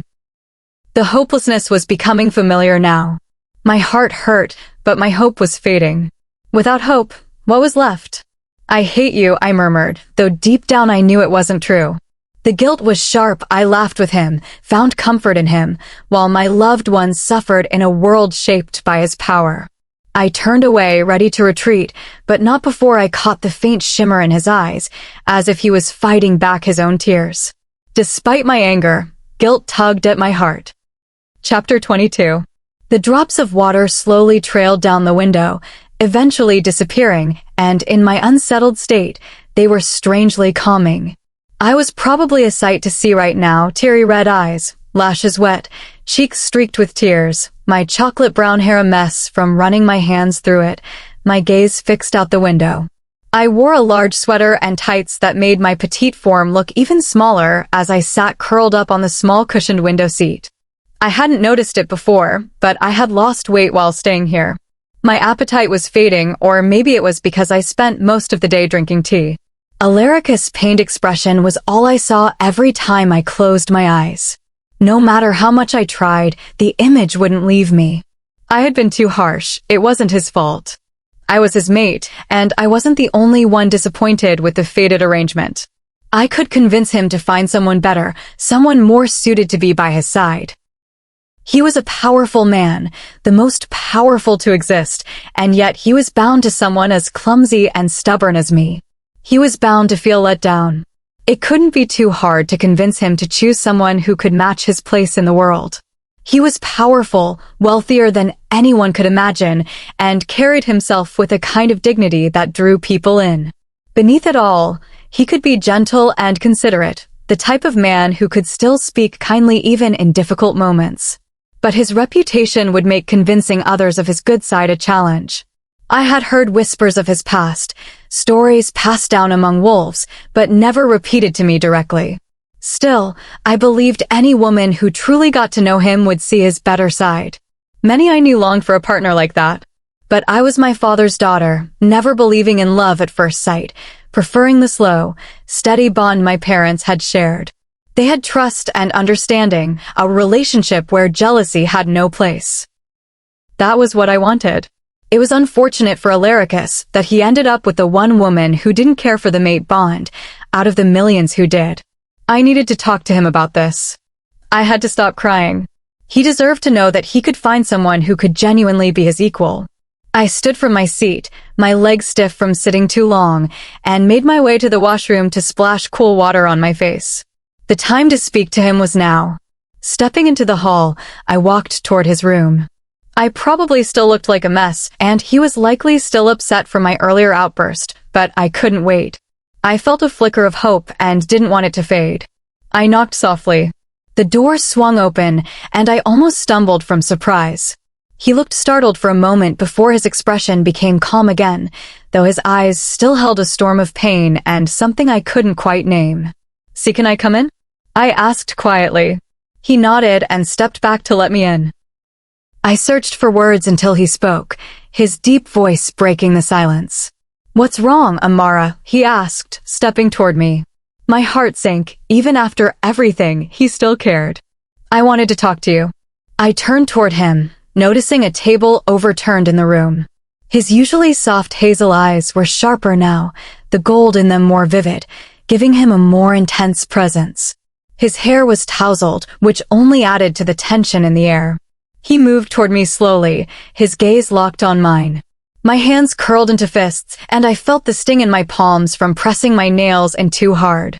That sensation pulled me back to reality. He stopped just a step away. "What did you want to talk about?" he asked, his voice calm but edged with something heavier. About us," I stammered. "What about us?" he said, moving slightly closer. "Well, you could do much better. I'm just human." "You could find someone powerful to stand beside you," I said, instantly regretting it when his eyes flashed with intensity. "But that's the thing, Amara. I'm not looking for a queen," he said firmly. Closing the space between us, he wrapped his arms around me. His hold was steady, his gaze fixed on me. One of his hands brushed gently against my cheek, his eyes scanning my face with an expression I couldn't quite read, protective, but also resolute. "I don't need a queen," he told me. "Then what do you need?" I asked, the words slipping out.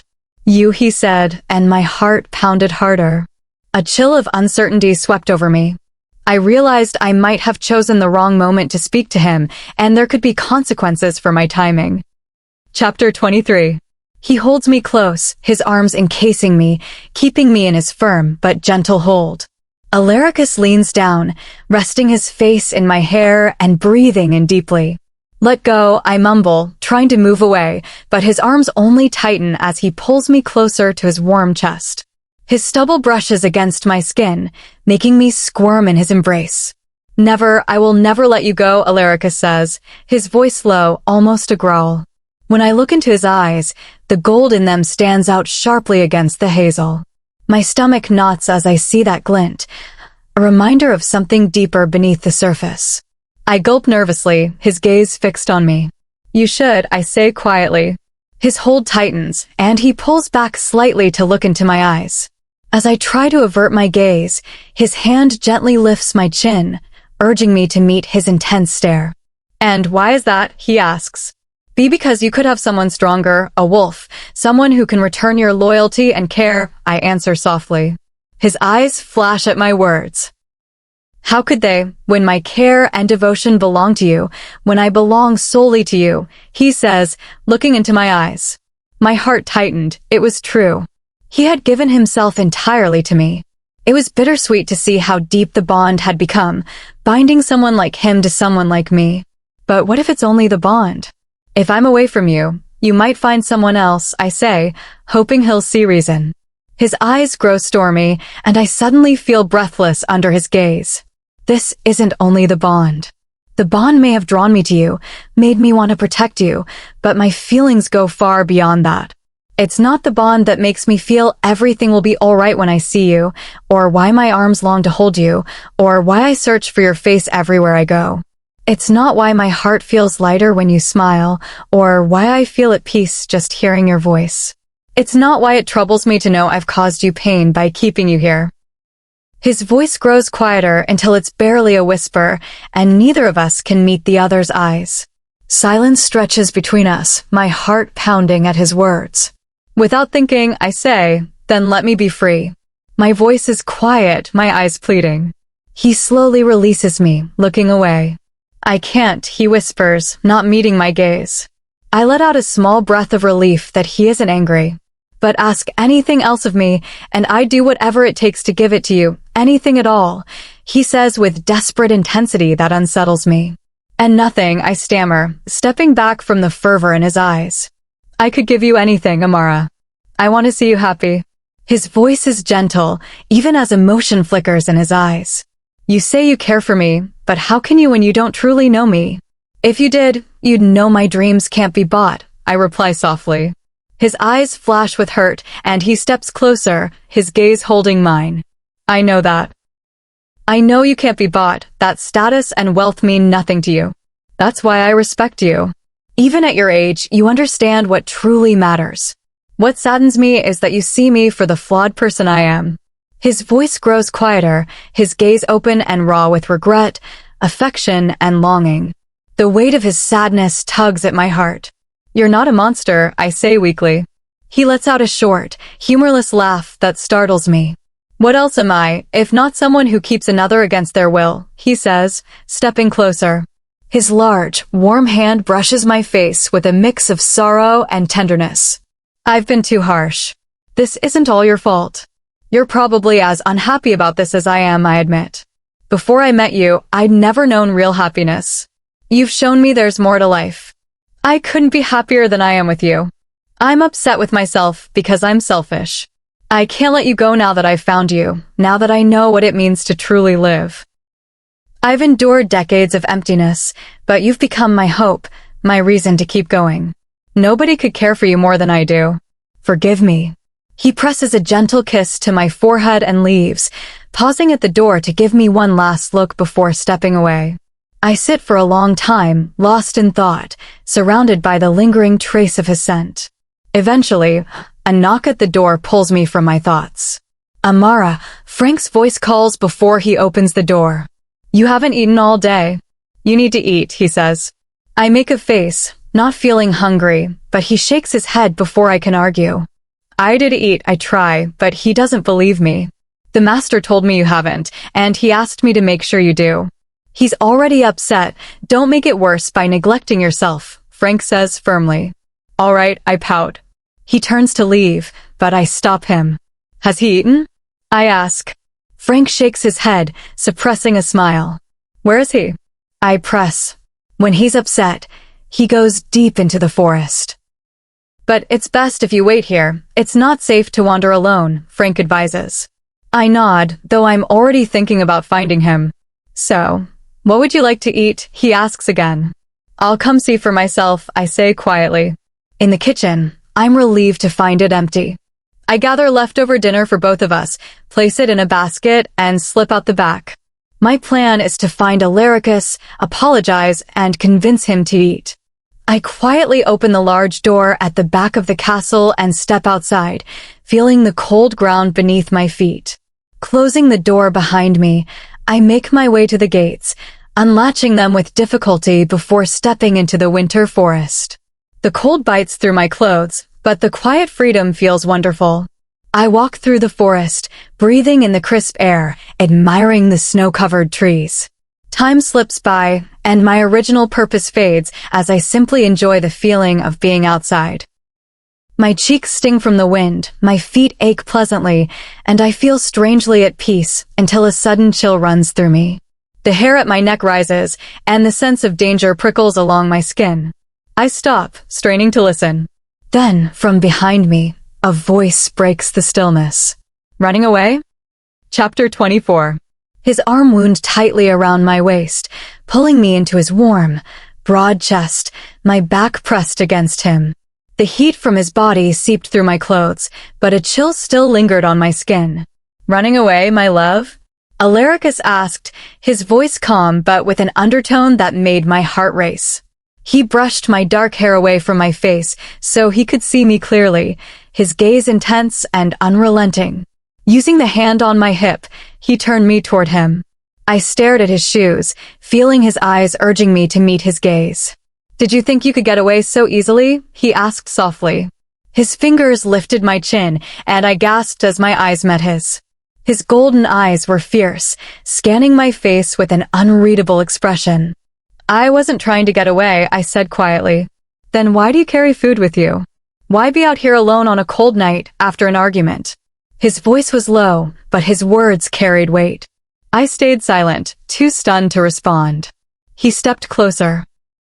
It hurt what you said, Angel, but that look in your eyes, it stirs something in me. Now tell me, where were you going?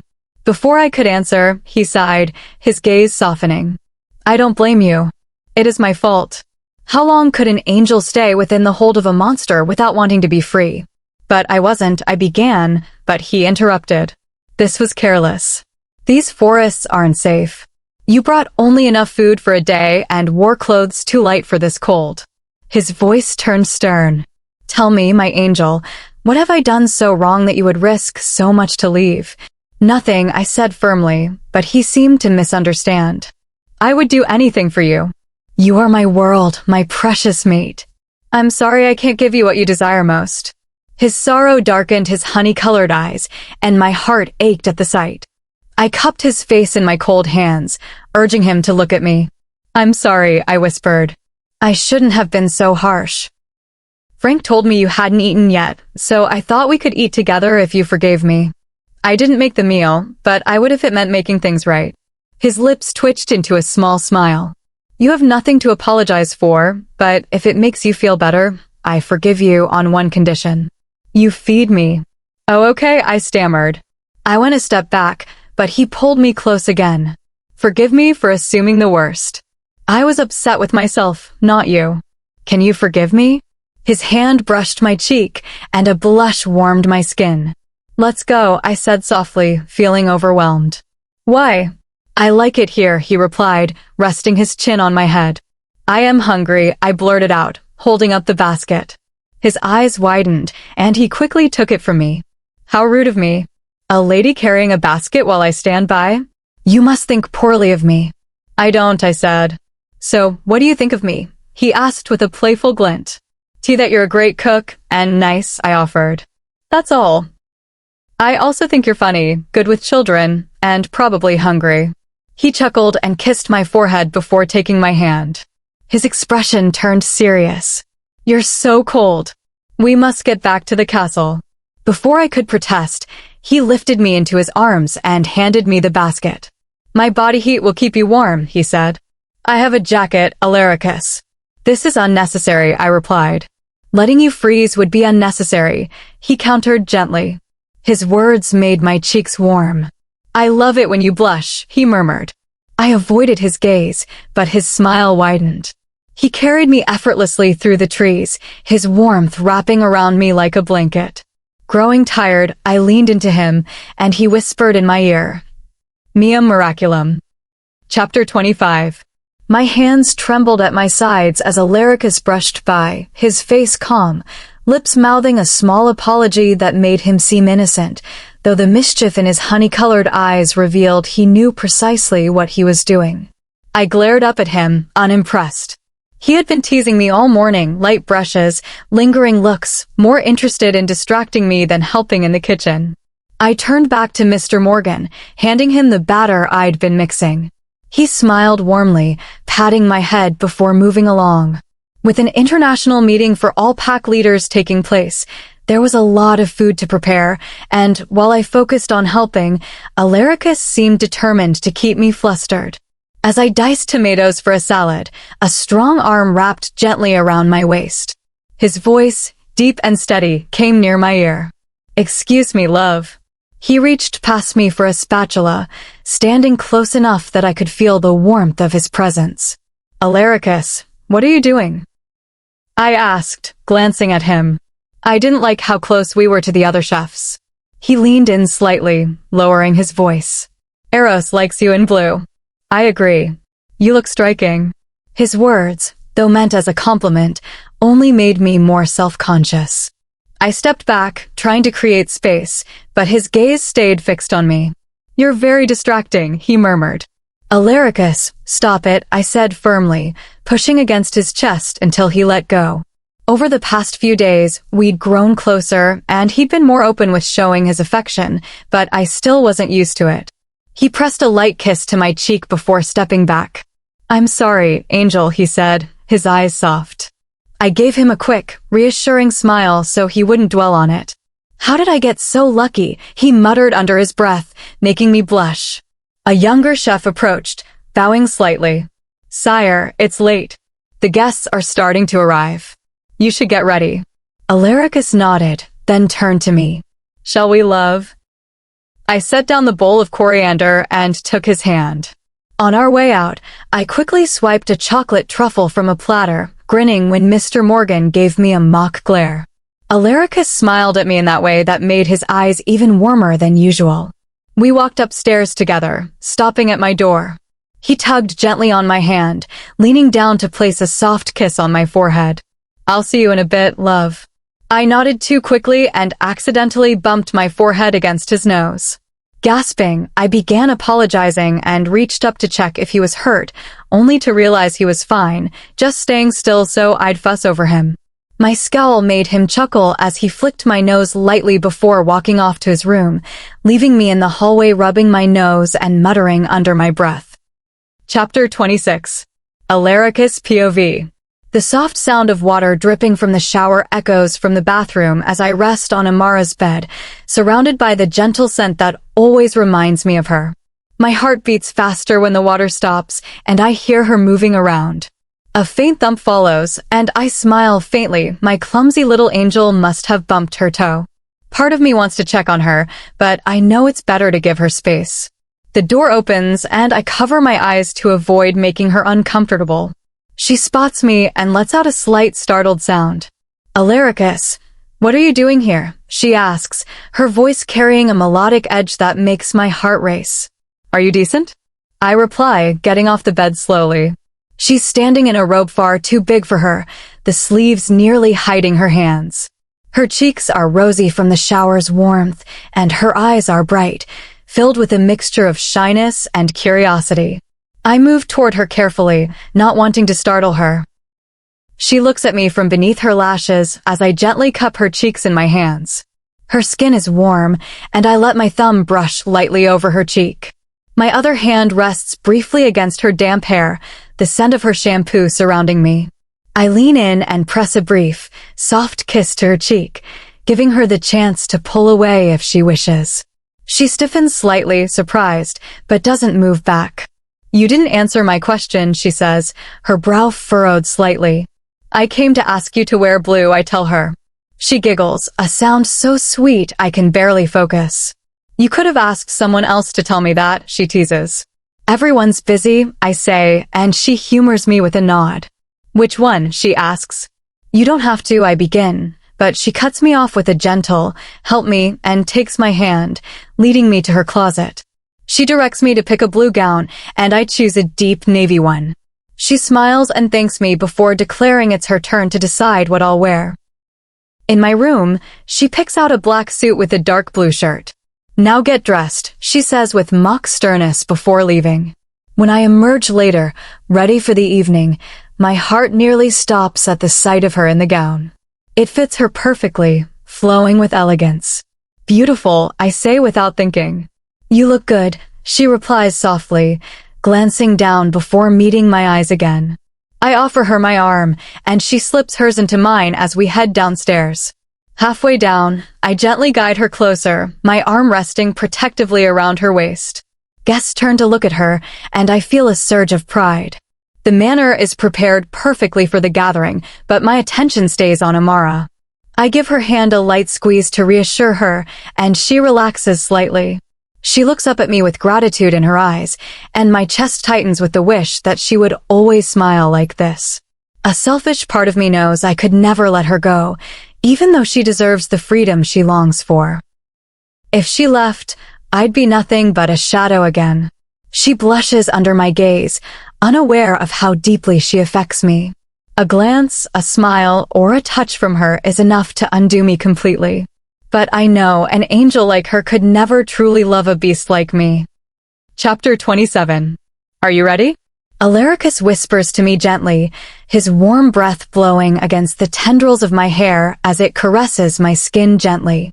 I nod, inhaling deeply, trying to avoid looking into his eyes. His honey gaze never seemed to help my scrambled mind. It only served to distract me further.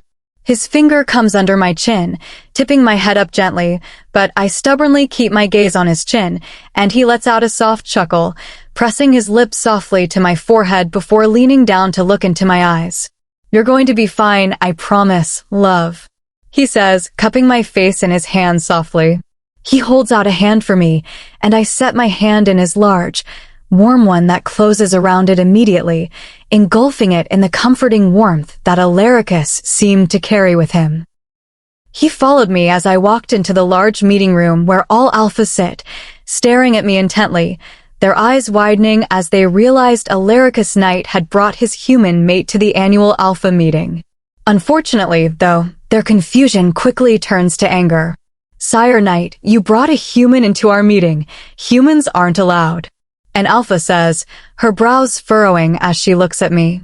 "She is my mate. She may go wherever she pleases," Alaricus says, his voice calm but his honey eyes burning. The beast didn't like to be questioned, especially when it was regarding his mate. We all declared that humans wouldn't be allowed in these types of formal occasions. An alpha says, making me frown. "Why would her being your mate change anything at all?" An alpha speaks from the back of the room. "Why should any of us treat this human differently because she is the mate of the infamous beast, is that it?" The alpha asks, catching everyone's attention as they whirl around to look at him, their mouths agape at the blatant disrespect. "Why should we do anything but pity the little human who got stuck with the likes of you? We all know who you are. I'm sure you've hidden it from her. Is that why she stands so close to you?" The alpha taunts. Alaricus straightens, his grip tightening on my hand before he lets go, stepping towards the alpha. His aura is completely dark, reminding me of the menacing starless nights.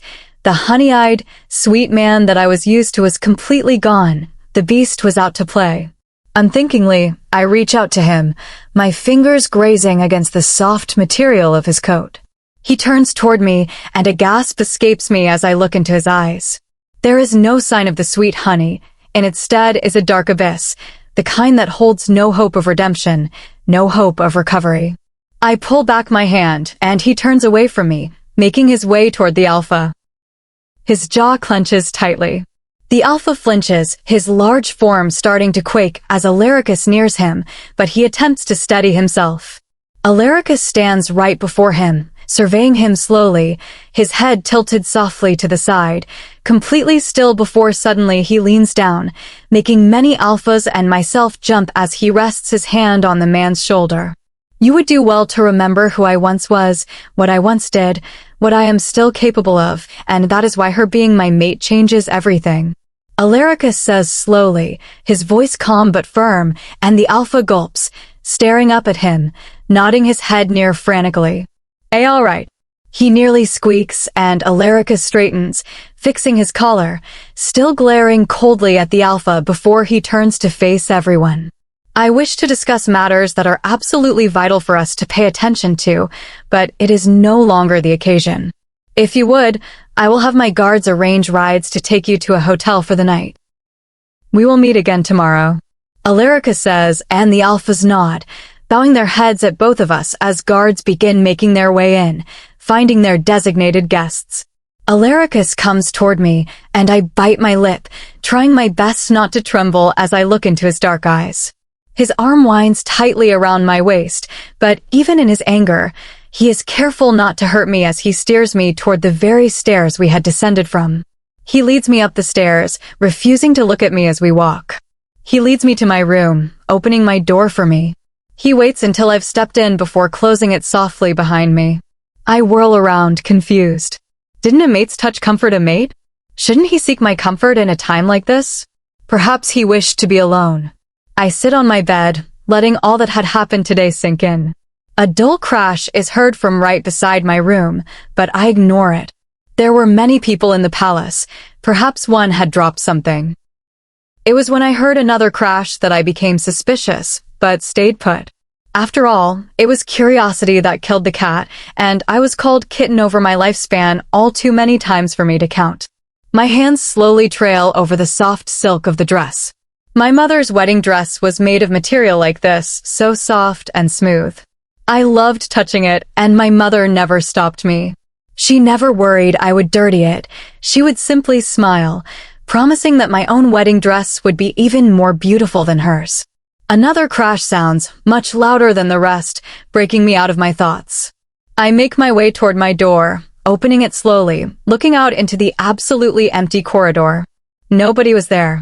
The noise was coming from Alaricus' room. I bite my lip as I stand in the empty corridor, wondering what I should do. He was livid. What if his anger turned on me? His kind smile and honey eyes come to mind, and I realize Alaricus Knight could never hurt me. The man who pouts like a petulant child and makes me the fluffiest pancakes I have ever had could never hurt me. I tiptoe toward his room, my hand wrapping around the elegant engraved gold handle of his door, and I twist it, slowly stepping into his room and closing the door behind me. A gasp escapes me as I look around the room. The chairs are toppled over, the dresser is marked with claw marks, his table is crashed completely, glass scattered around the floor, his walls littered with holes from being punched. He stands at the other end of the room, completely still, but his chest rises and falls as he breathes harshly, his dark gaze set on me, watching my every move. The material of his dress shirt and blazer stretches tautly over his broad chest as it rises and falls. My heart stops as I look into his stormy gaze, the darkness of his eyes silent promises of turmoil, the slight redness of them making them seem all the more intense. I inhale deeply, trying to regulate my breathing, my eyes falling shut as I silently hope to make it through. Before hesitantly making my way toward him, he stares at me completely still, his eyes following my every move as I slowly make my way around the destruction, my eyes falling on the bed that lies completely intact. Gaining courage from the memory of his soft, adoring smiles and honey eyes, I walk even closer. I stand before him, gazing at him from under my lashes, grabbing his hand softly, my thin cold fingers attempting to unclench his fist, and he watches me. Eventually, I give up, but as always, he gives me what I want, unfurling his hand. I step even closer to him, and his jaw clenches further as he looks down at me. I lean up, cupping his jaw softly in my hand. It's all right, Alaricus. They're gone now. I say softly as he stares intensely into my eyes, but other than that, I get no reaction. My other hand goes up and I cup his face, leaning further up to press a gentle kiss to his cheek.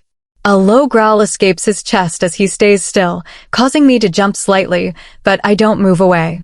I press a gentle kiss to his other cheek before pulling his head down to press one to his forehead, gulping as I look into his eyes to see his stare trained on my lips. Suddenly, it seems as if my lips are dry, and I rake my tongue over them in an attempt to moisturize them, his eyes following my every movement. I clear my throat softly, and he seems to snap out of his trance slightly as he steps away from me. You shouldn't be near me when I'm like this, Amara, I could hurt you. He growls out, turning away from me, but I refuse to relent. He walks away from me, walking toward his bed, loosening his tie and throwing it on one of the chairs. I walk up behind him, slipping past him so that I stand before him. You wouldn't hurt me, I say stubbornly, resting a hand over his heart to feel his rapid heartbeat. His hand comes up to close around my little hand, completely engulfing it. I could lose control, like they said on The Beast. He says softly, finally relenting and looking into my eyes. His eyes are filled with a raw, age-old pain that has my heart breaking as I look into them. My own eyes begin to get watery as I look into his pain-filled eyes, their gaze seeming to sear through my skin, burn straight to my heart. Unthinkingly, I wrap my arms around him, pressing myself into his large, warm, broad chest, snuggling my face into the soft material of his shirt. You're not a beast, Alaricus. I mumble against his chest, and he lets out a small sound of disapproval. I don't think you're a beast, I say softly, and he pulls back from me, cupping my face in his large hands, looking into my eyes almost frantically. You really don't, Angel? You really don't think I'm a beast? He asks in a desperate voice, his eyes taking over my face. And no, I don't. I stutter. God, I love you, my angel. Promise me you won't hate me, no matter what. You will never hate me. I couldn't bear it if you were to hate me. He asks, his eyes filled with a sorrow so deep that the words escape my mouth before I can even think them over. I won't ever hate you, I promise. I tell him. Promise you won't leave me. Promise it, Angel. I can't live without you. You're like a breath of fresh air, and to a man who's been drowning for centuries, I couldn't possibly live without my air now. Please, Angel, I'm begging you, don't ever leave me. He asks, sinking to his knees. He looks up at me, his sweet gaze pleading with me. I sink down to my own knees before him, cupping his strong face in my hands. I speak to him gently, my thumbs rubbing over his smooth, high-toned cheeks. I promise I won't ever leave you. I say, knowing well that now I couldn't. I could never leave the sweet beast who sank to his knees before me, begging me not to leave him. I could never leave the man who gazed at me adoringly with honey eyes, the man who did anything and everything simply to see me smile, that man who would be anything to make me happy, to make me stay. His arms wrap around my waist tightly, and he pulls me into him. My cheek rests against the smooth skin of his chest. I don't know how long we stay that way, both unwilling to move. The clock strikes midnight, letting out a loud ring that has me coming to my senses again, and I attempt to pull away from Alaricus, who refuses to let me go. A slight whimper is heard from him, and my heart breaks all over again as I pull away only enough to look into his eyes. They're almost back to their sweet honey, but even more red, and to my dismay, also watery. Stay. He pleads with me softly, and I bite into my lower lip. How could I possibly stay? He needed to sleep, and so did I, but I couldn't say no to those eyes. All right. I relent. But at least let me change. I say, but he shakes his head, grabbing me again and nuzzling his face into my neck. You're not going anywhere. You promised. He says childishly, and a small smile twists up my lips. I'm not. I just need pajamas. I tell him, but he shakes his head still nuzzled into me. You can wear my clothes, he says, pulling away from me enough to look at me, his eyes lit with a childish excitement and hope that I can't say no to.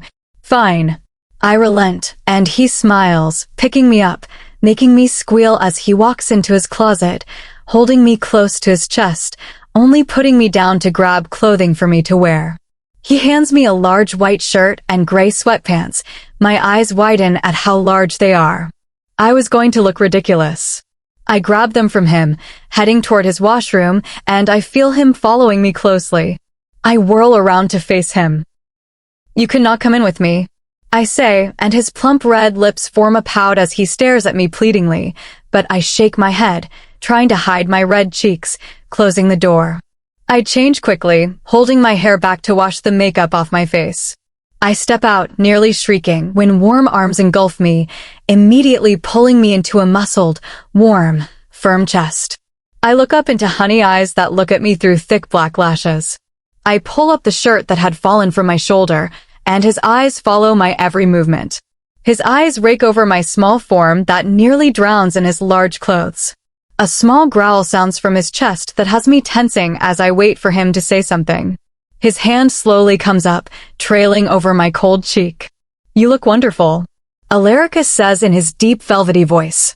"So very beautiful," he says, bending down, his arm going under my legs and around my waist, and he carries me to his bed despite my protests. I finally relent, letting my hand rest on his chest, and I let out a yelp. "You're shirtless," I shriek, pulling my hand away from the hard, square muscles of his broad chest. I cover my eyes, squirming away from him, and he lets out a deep chuckle in his deep, warm voice. "I'm wearing pants, love. Being shirtless doesn't mean being naked," he tells me softly, and my cheeks redden even more. "Be but still," I say, and he sets me down on the bed, slowly lying down atop me, holding his weight up so that he doesn't crush me, but still, his proximity has my eyes widening. This man was shameless, his smooth tan skin hovering right above me, brushing against my own softly. "Alaricus, get off of me," I say, turning my face away from him. His hand comes up, cupping my face softly. "Don't turn away from me, love. I've spent far too long without looking at your angelic face, looking into these chocolate brown eyes. Don't take that away from me," he says. The humor gone from his eyes, and he tucks me into his chest, rolling onto his side, holding me close in his embrace.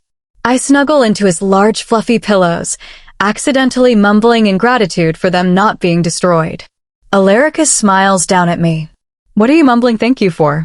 he whispers to me softly, and my cheeks turn a deep scarlet. F for the bed, I'm glad it wasn't destroyed. It's too comfy to be destroyed, I say, avoiding his gaze, and he lets out a deep chuckle, nuzzling his nose against my cheek. "My sweet little angel," he mumbles, making me blush harder. "I couldn't destroy the bed. It's the one thing in my room that you've touched. The memory of you lying on my bed kept me from breaking it," he tells me softly, and my face flushes at his confession. I bite my lip, choosing to stare at the sheets instead of him. I play with the sheets, starting to become drowsy as he watches me adoringly before interrupting the soft, tired silence. "Forgive me for the way I acted. I didn't mean to scare you, Amara," he says gently. "You didn't scare me," I say into his warm chest, the cold night making me snuggle deeper into his warm chest. "I love you, angel," he says, pressing a deep kiss to my forehead as the exhaustion starts to pull me under its spell. My eyes begin to droop closed, and I have no control over them. "Sleep, my little love, sleep, my angel. This beast will forever be here to protect you, to keep the demons away from his angel," he says softly as my eyes fall shut, his deep voice lulling me to sleep. I fall asleep that way, nestled into his warm chest, his large, strong arms holding my small form closely to his. Chapter 28. Warm, steady hands gently brushed against my cheek, trailing softly along my face as a pair of lips pressed gently into my hair. Letting out a small yawn, I snuggled closer to the warmth. I liked my new pillows. This one was firm but comfortable, with a calming presence. I pried my eyes open. Warm honey eyes looked upon me kindly, framed by thick lashes that gave them a naturally intense look. "Morning, love," he said softly, his voice deep from rest. His arms were wrapped around me as they had been when we fell asleep. He held me so that I was completely leaning against him, not letting me move even an inch. "Morning," I mumbled, yawning again. My arms stretched out involuntarily, brushing against his firm abdomen, making me quickly pull away in surprise. "Tired?" he asked, chuckling as I yawned once more. "I'm going to be out later today. A few packs in the east are having rogue problems." "But I'd love it if you would spend the morning with me," he said, playing with a few strands of my hair, his eyes bright with hope. "I'd love to, but you're going to have to feed me," I replied, and he smiled, pressing a light kiss to my head. "And what would you like to eat?" he asked. I hesitated. Deciding things was never my strength. "I don't know," I admitted, nibbling on my lip as I thought. He pulled me closer, cocooning me in his embrace. "Take your time," he said warmly, resting his face in the crook of my neck.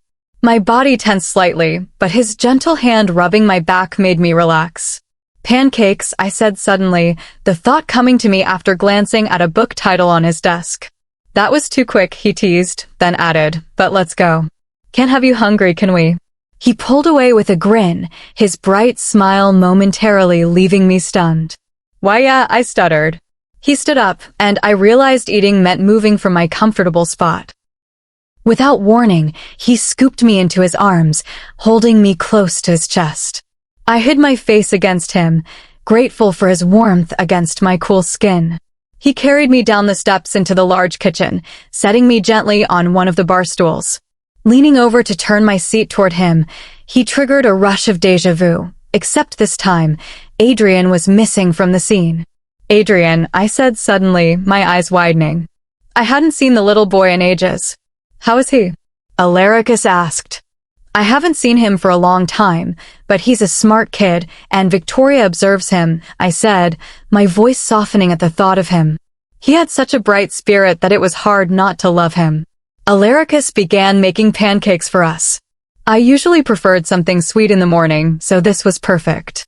Cooking, however, was not my strength, so he took the lead. I watched him move through the kitchen with ease, his presence commanding yet calm. It was easy to understand why other alphas respected him. He placed a steaming plate of pancakes in front of me, adding syrup just the way I liked. He had quickly learned my small preferences, including how I wanted to keep each pancake separate. I smiled as I tasted the sweet, fluffy pancakes and thanked him. As I ate, a bit of syrup dripped onto my chin and down toward my neck.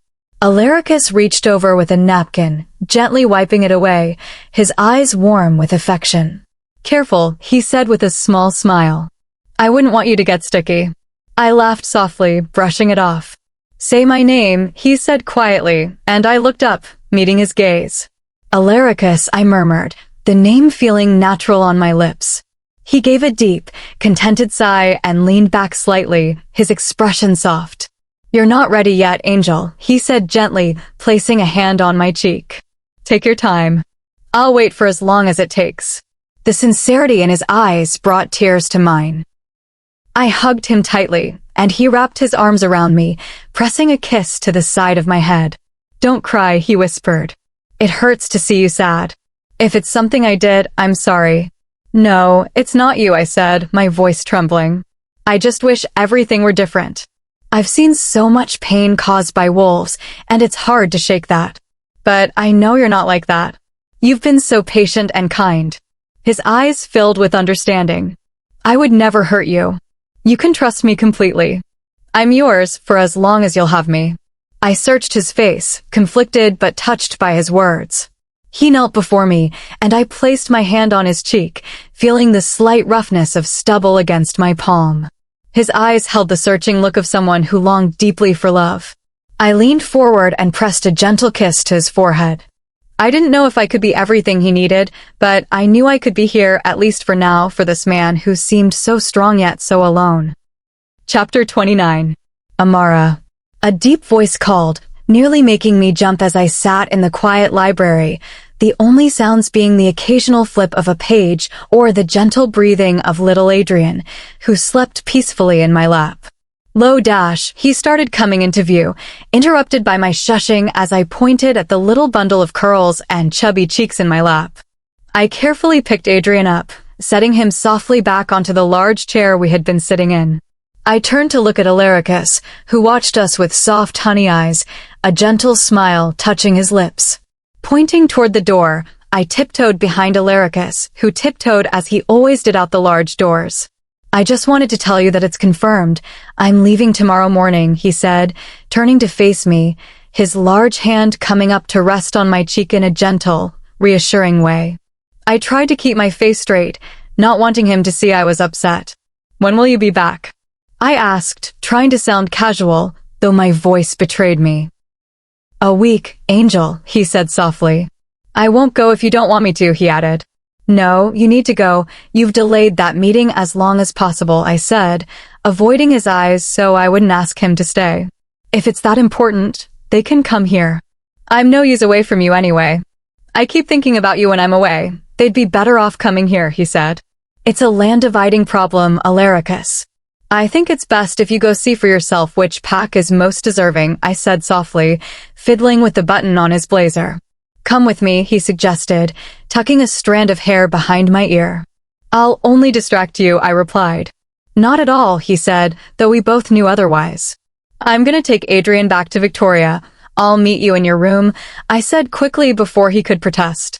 When I returned, Adrian was barely awake, rubbing his eyes. I scooped him up, and he rested his head on my shoulder. Let's get you to bed, monkey, I said, making him giggle. I miss falling asleep in Mama's arms, he mumbled. Since Victoria's pregnancy, she hadn't been carrying him as much, making him more affectionate. Don't you miss your parents, Mari? He asked. All the time, baby, I answered softly. Then go see them, he said before resting his cheek on my shoulder. It struck me, Alaricus would be away for a week, so I could visit my parents without it affecting his plans. The door to Frank's room opened, revealing a tired Victoria in a nightgown, followed by Frank holding a jar of peanut butter. I quickly handed Adrian over, kissed Victoria's cheek, and wished them good night before hurrying off. I changed into my warm pink pajamas and hurried to Alaricus' room without knocking. Alaric, I began, then stopped short as I saw him, his shirt and jacket set aside, wearing only his nightwear. I quickly covered my face. Love, I'm dressed for bed, he said calmly. I'm so sorry, I blurted, turning to leave, but he gently rested a hand on my shoulder. There's no need to apologize. This palace is yours as much as it is mine, he said quietly. I'll come back later, I stammered. Take a seat, love, I'll just get dressed, he said, guiding me toward the bed. I sat, curling my knees to my chest in embarrassment until he returned, now in a sweater and pajama pants. Sitting beside me, he lifted my chin. Don't be embarrassed, love. You've had my attention since the first time I saw you, he said softly. What did you wish to say, Angel? You seemed eager to speak to me, he prompted. You're leaving for a whole week, I began, but he interrupted.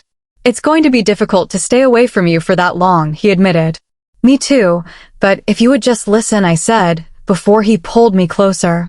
It's going to be difficult for you to be away from me, he asked with a grin. Why yes, I said without thinking. I mean, it's boring here without you, I added quickly. All I think about is you. Whether you're all right, and if you're thinking of me, he said sincerely. Would you like to come with me? He asked. Actually, I wanted to ask if I could go visit my parents for the week you're gone, I said. He tensed. It's not safe, he said firmly. I could take guards, I replied. This palace is the safest place for you. I have enemies, and they'd see you as the way to hurt me. While I'm gone, I need to know you're safe, he said thoughtfully. There's security in the human sector, and no one has to know I'm going home, I said. This is your home, Amara, he said, holding me gently but firmly. I want to see my parents, Alaricus. You can't stop me, I insisted. Is that what you want? He asked. Yes. I'd do anything for you except put you at risk. Your safety comes first, so I'm sorry, Angel, but you can't go this week, he said softly. I looked down, not wanting him to see my tears, but he lifted my chin gently, sorrow in his eyes. I'm so sorry, baby. I don't want to see you hurt. You're my reason to live, he murmured. I haven't seen my parents in months, please, I whispered. After a long pause, he sighed. Okay, you can go visit your parents. My eyes widened. What? You can go, he confirmed. I hugged him tightly in thanks. Promise me you'll come back to me, he said. I'll come back to you, I promise, I replied. You're my angel, he murmured. Stay with me tonight, he asked. I hesitated, but he added, please. I'm not going to see you for a week. A week is too long without your presence. Okay, I agreed quietly. Chapter 30. Couldn't sleep. A familiar, soothing voice called out, and I turned to see my father smiling gently, his eyes crinkling with delight at seeing me home again. I smiled back, letting out a small, breathy laugh and nodding. He took a seat on the couch beside me, and I tucked my legs closer to my chest to give him room. It's so nice to see you home, kitten, my father said, handing me a cup of steaming tea. I shook my head, knowing he had probably made it for himself, but he insisted. Both of us struggled with sleepless nights and shared a love for tea. He always made tea when he couldn't sleep, happily sharing it with me if I was awake. It's nice to be home, I said softly, smiling as I accepted the cup and took a small sip, the warm aroma filling my tired senses. How's Mom? I asked quietly. She misses you. You don't know how happy she is that you're back, even if it's only for a week. She stayed up last night worrying about you, wondering if you needed another blanket or more tea. She still won't drink it without milk or cream, my father told me softly. I missed her too. I missed both of you so much, I said, and my dad smiled, shifting his arms so I could rest comfortably against him. I leaned on him, letting him wrap an arm around my shoulders, just like when I was a child, when I earned the nickname Kitten. We missed our little kitty too, he said warmly. Are you okay? At the palace. He hasn't mistreated you, has he? My father asked, concern in his voice. I pulled away slightly, wiping a tear from my cheek as I saw his own eyes glisten. No, Papa, I promise he didn't. He treats me with care.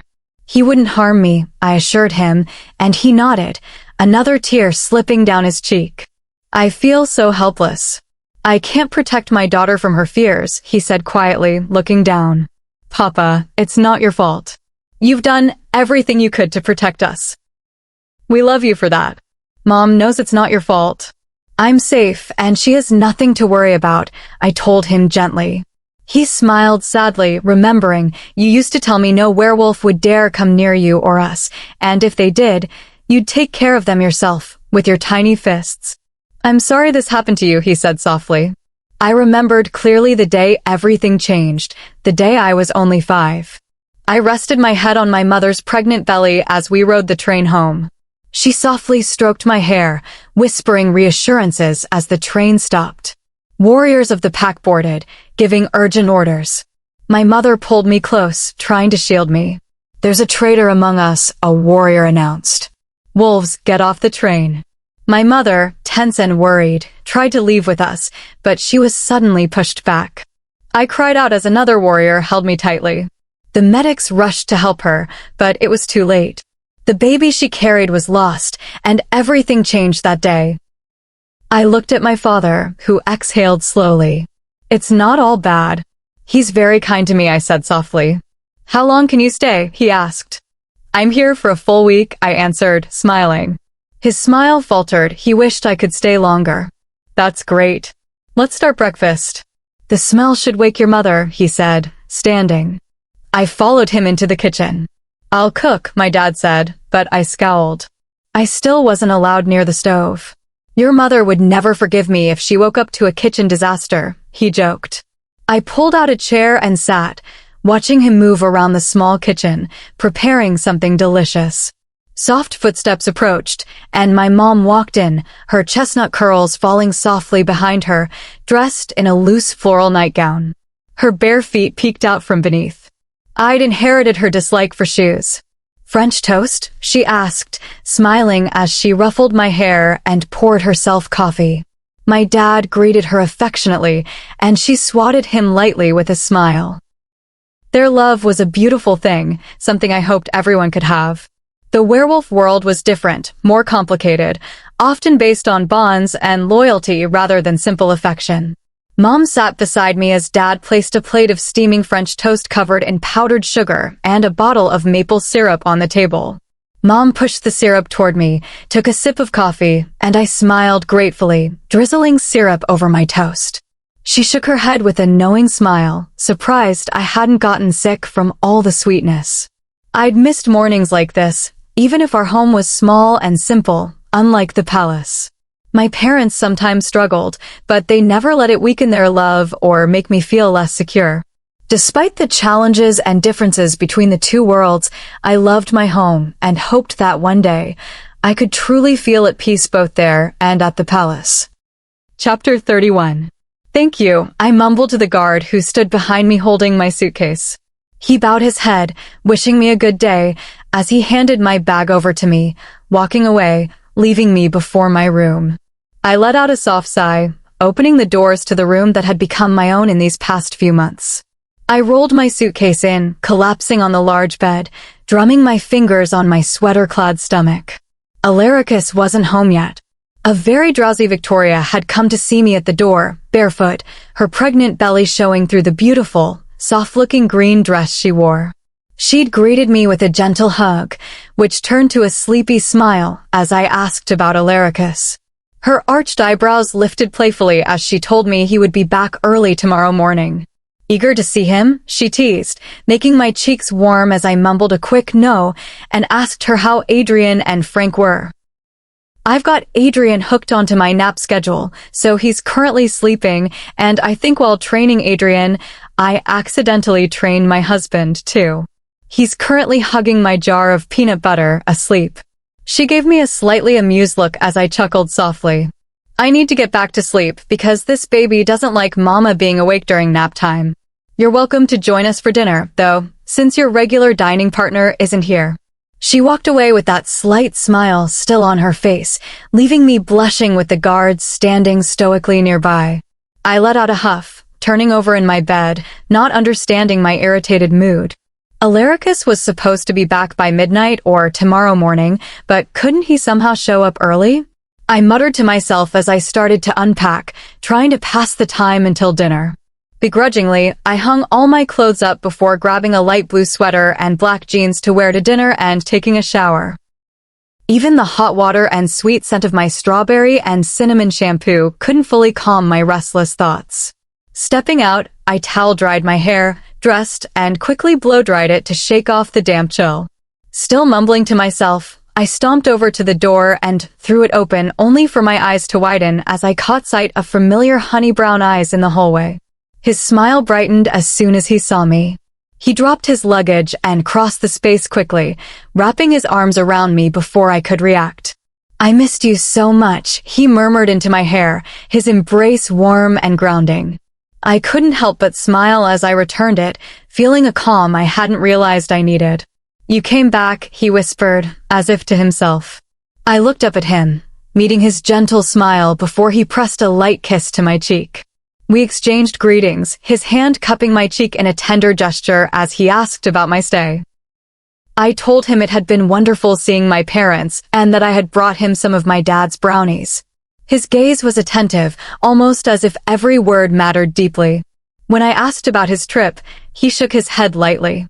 "My success only lies with you. I missed you terribly. Nothing feels right without you."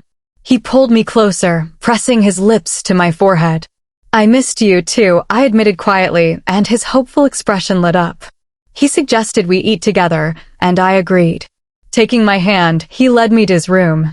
Before I could excuse myself to let Victoria and Frank know, he quickly insisted I stay, his golden-tinged eyes warm but firm. After freshening up, he returned wearing a soft cashmere sweater and dark pants. His hair was still slightly damp, giving him a more relaxed look.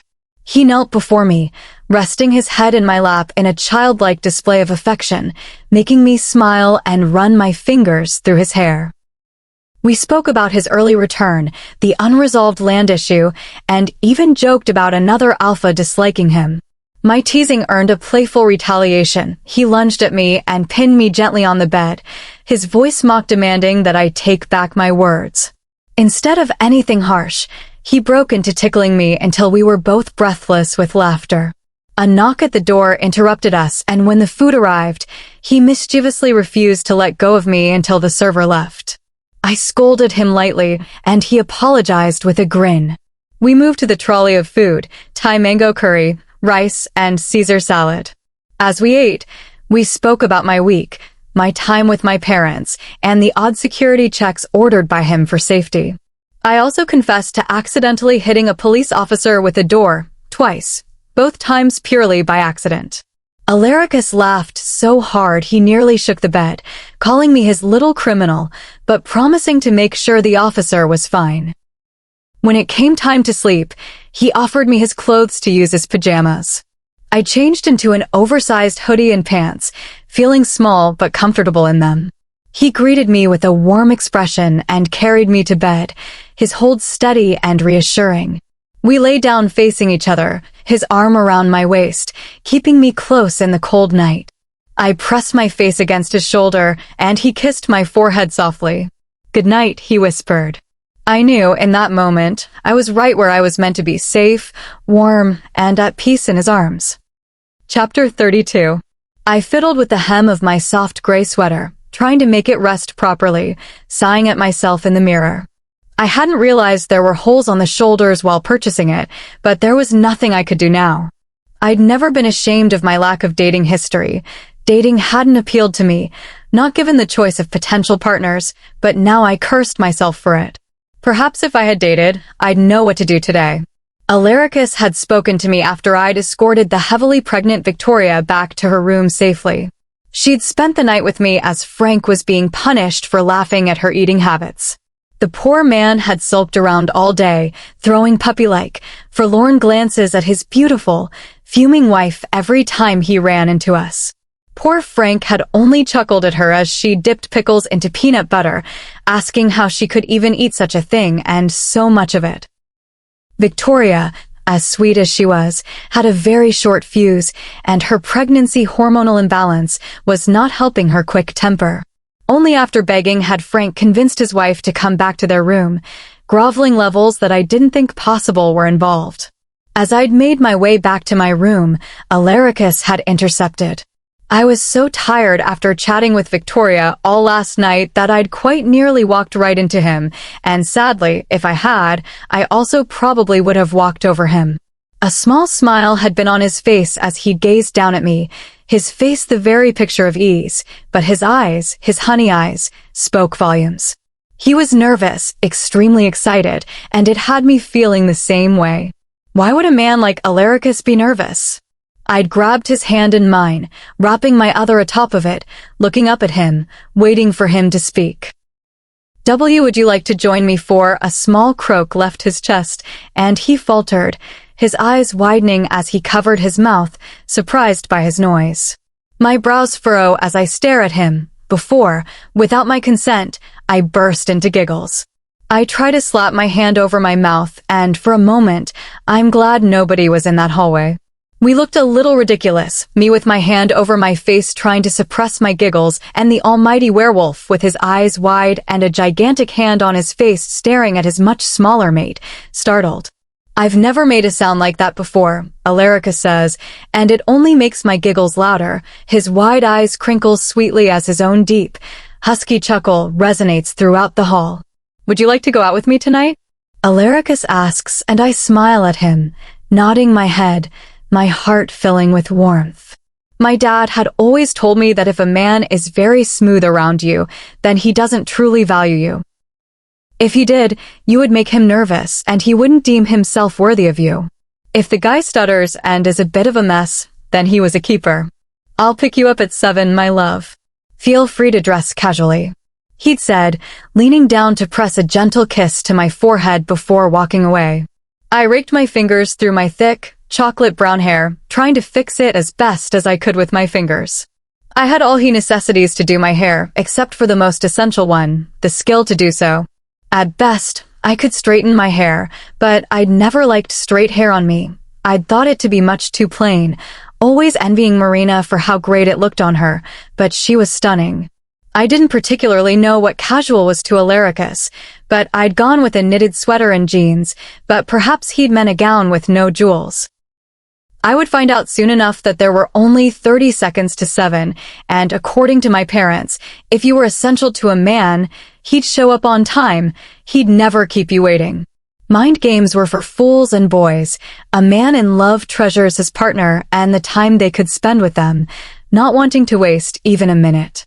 A knock sounded at 7 exactly, my heartbeat increasing with each light rap of his knuckles. I swallowed nervously, grabbed my bag off the couch, pulled on my black long coat, which reached just below mid-thigh, and even unbuttoned, it was wonderfully warm. I made my way to open the door. Upon opening it, I was met with the sight of Alaricus in a black sweater and black jeans, a black coat unbuttoned like mine lay atop broad shoulders, fitting his large form loosely. An adoring smile on his face, making the sweet dimple pop out. His honey gold eyes took in my appearance appreciatively. "You look beautiful, my love," he said quietly, and I smiled up at him nervously, stepping out of the room. "Are you ready to go?" he asked, and I nodded. His large hand rested softly on the small of my back as he led me out. "I have a little surprise for you. As much as I'd like to stay in with you, I'm sure you'd like a chance to get out of the palace," he says, leaning down to say it quietly as we walk across the large door of the palace. The cool breeze blew against my skin ever so gently, whipping through my hair, making a smile come to my face. I loved the Colonel Winter is my favorite season, followed closely by fall, with its colorful leaves blowing in the winds. The pumpkins were near every doorstep, but there was something about snow that was pure and held an ethereal beauty beyond comparison. The sweet, crisp, cold air of these seasons always puts me in a good mood. I could feel my cheeks redden due to the cold, and I sniffled softly. "Sire Knight, where will I be taking you tonight?" A man said, bowing before him, making my brows raise. "Nowhere. Thank you, but I'll be driving my mate and myself," Alaricus said sternly, outstretched his hand before the man, who quickly dropped the keys into it. "Good night." He bid us, and Alaricus nodded in acknowledgement as I tried to smile at the man to ease his discomfort. He seemed slightly nervous. We walked towards the gigantic black SUV, his large hand softly grasping mine, the warmth ever present. Alaricus held open my door for me, and I smiled at him in appreciation. He ensured I was tucked in safely before walking gracefully to his side, sliding in. "Ready?" he asked with a boyish grin, his perfect white teeth showing. I was tired to the point of being sluggish. His presence wasn't helping my already distracted mind. I'd tried to take a nap, but my body refused to meet its own needs, and getting no sleep last night meant I was nearly a zombie on a date. "Yeah," I nodded, slightly dazed. "Where are we going?" I asked, turning to look at him as he backed us out of the large parkway. "Nope, you're not getting that one out of me," he said, making me frown. We were taking the word surprise literally. Well, at least I liked surprises.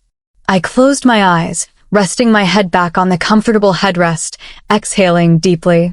The soft sounds of the traffic filled my ears, Alaricus's familiar scent surrounding me. At some point, I had associated that scent with safety, and that sense of safety made it harder to stay awake. I soon drifted off. When I woke, I found myself resting against him in the parked SUV, his arms wrapped protectively around me. My head rested on his chest, our legs slightly overlapping. "Sleep, my love, you're exhausted, and we both could use a nap. We will get to dinner right after," he said softly, brushing my hair aside to rest his hand lightly against my shoulder in a comforting way. I shifted slightly in his hold, turning so I could see him better, then rested my face against his chest for warmth. He held me close, his arms steady and reassuring. "Sleep, my love," he whispered, and I closed my eyes again. When I woke later, he was still holding me, peaceful in his rest. His expression was relaxed, and I could feel the steady beat of his heart beneath my ear. "Since when have you been awake?" he asked gently when he noticed my eyes open. "Not long," I replied. "Ready for dinner?" I asked, but he shook his head. "I'm comfortable here, but if you're hungry, we can go now." "In the car?" I asked, and he nodded. "We aren't ordering into a car," I said firmly, though I tried to keep the mood light. "All right, let's get going," he said with a small smile, and we got out of the car together. We stood before a tiny but charming restaurant as light rain began to fall. Alaricus took my hand, and we hurried inside, laughing. "Sire, you finally made it," a man greeted warmly, ushering us in and explaining he had cleared the restaurant for us. She is my mate, Alaricus introduced proudly.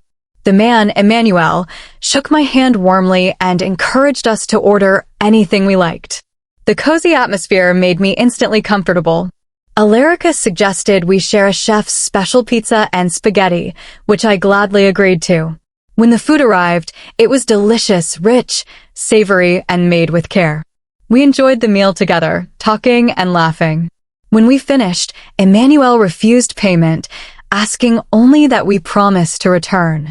We said our goodbyes, stepping back into the snowy night. As snowflakes fell softly, Alaricus paused, his hands cupping my face. He looked at me with a warmth that made the world feel still, and then he leaned down, pressing a tender kiss to my lips. It was gentle but full of feeling and unspoken promise more than anything else. "I love you," he whispered. I smiled but stayed quiet, choosing to wait until I was certain before speaking those words. Instead, I pressed another light kiss to his lips. "My little angel, mine," he murmured. "Yours." Chapter 33. His arms await me as I run into them, the dark green maxi I'd adorned trailing behind me. His arms wrap tightly around my waist as I collide into him, soft, warm lips pressing a gentle kiss to my hair. "I missed you," I mumble softly into his chest. "Not more than I missed my angel." Alaricus mumbles gently into my hair, pulling me even closer into him, but for some reason today, it simply wasn't enough. I wanted to be even closer. It was an unrelenting urge. In just a few hours, a deep yearning for him had formed within me, nearly making my legs tremble beneath me.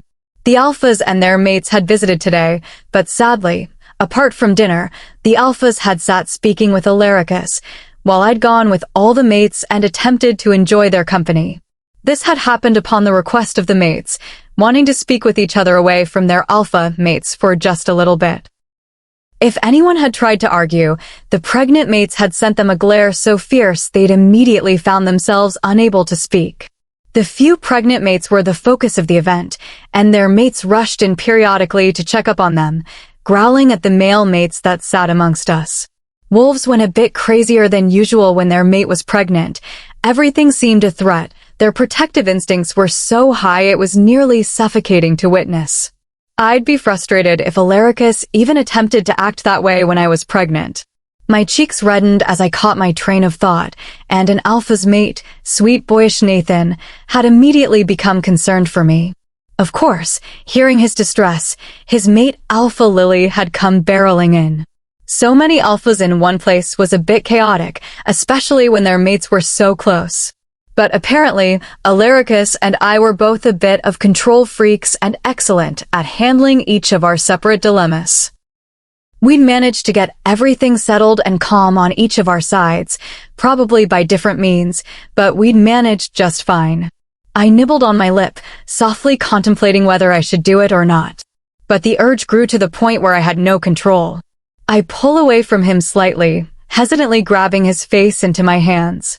I lean forward, my eyes flickering up to meet his own, a fair warning to him. As my lips touch his, I can't fathom why I'd ever even pondered not kissing him. His lips are so gentle against mine, and yet a hunger lies just beneath the surface. When he doesn't hide from me, it only makes my yearning for him grow. His arm wraps tighter around my waist as he lifts me off my feet a bit so he can properly reach my lips. He lightly nudges my face up, deepening the kiss, his tongue brushing over my lips, meeting my own as my lips part slightly under his sweet onslaught of pleasure. He tastes every corner of my mouth, not leaving anything behind, his hand trailing softly from the top of my shoulder to the very bottom of my hip. Our lips part as the need to breathe grows dire. My chest rises and falls rapidly, my lips slightly swollen and parted as I stare at him, my cheeks flushing somewhat at the evident longing in his honey-golden gaze. His honey eyes were only accentuated by the all-black suit he had on, the tan-smooth skin a sweet contrast. He looked exotic, breathtaking. I'd seen the eyes of females traveling over his large, muscled build before their eyes had widened, and they'd turned away quickly. Rightly so, he wasn't theirs to stare at. I didn't think anyone could love anyone as much as I love you. I don't think anyone ever has, nor will they ever. Nobody has you. He murmurs gently, and my eyes water slightly at his words, my chest constricting. I was a bit over-emotional these days, and Alaricus was just a bucket of sweetness most of the time. "Why are you crying, Angel?" Alaricus mumbles as a tear falls from my eye, trailing gently down the length of my soft, pale cheek. "Did somebody say something?" he asks, his eyes hardening. "No, I promise nobody did," I say, wiping at my tears with the back of my hand in frustration. Alaricus gently grabs hold of my wrist, resting my hand onto his chest, instead rubbing his own large, warm thumb under my eyes to collect my tears. "Has everybody left?" I ask, fumbling with the buttons on his black dress shirt. "Yes, my love, they have," he says, his eyes growing mischievous. "We have the palace to ourselves," he says, growling playfully, leaning down and lifting me over his shoulder. A loud squeak leaves me as my feet are lifted off the beautiful stable ground beneath. The ground gets further as he stands back up. My oh my, was he tall. "Alaricus," I say, laughing, hitting my fists onto his solid, muscled back through the dark suit he had on his shoulder, tickling my stomach. "Yes, darling," he asks nonchalantly as if he didn't have me thrown over his shoulder like a caveman. "Put me down," I say, attempting to sound stern.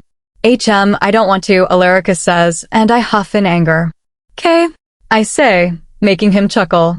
I wasn't Spanish, but I loved languages, and my mom always indulged in my lingual curiosities, trying her best to teach me a little bit of every language she could get her hands on. I hadn't ever gotten that type of response from him before. "Well, now you're going to get it." "I didn't want to do this," I say. "Do what?" he asks, chuckling. I inhale deeply, and he is about to regret his words.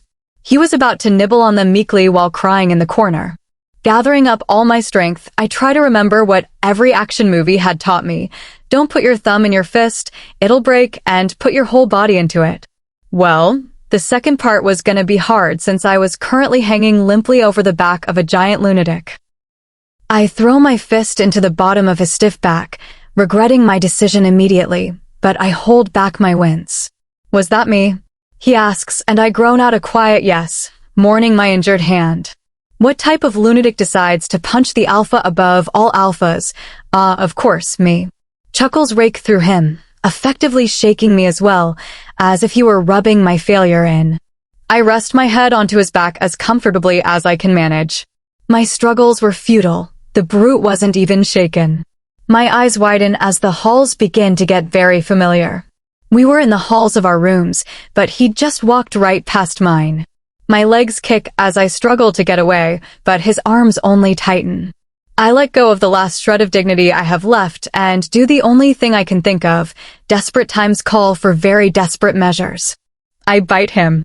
A low growl escapes him as he drops me onto his gigantic bed, his eyes almost entirely gold. He pounces on top of me, wrapping his arms tightly around me. His following words have my eyes widening as the few circumstances in which I'd met him seem to flash before me.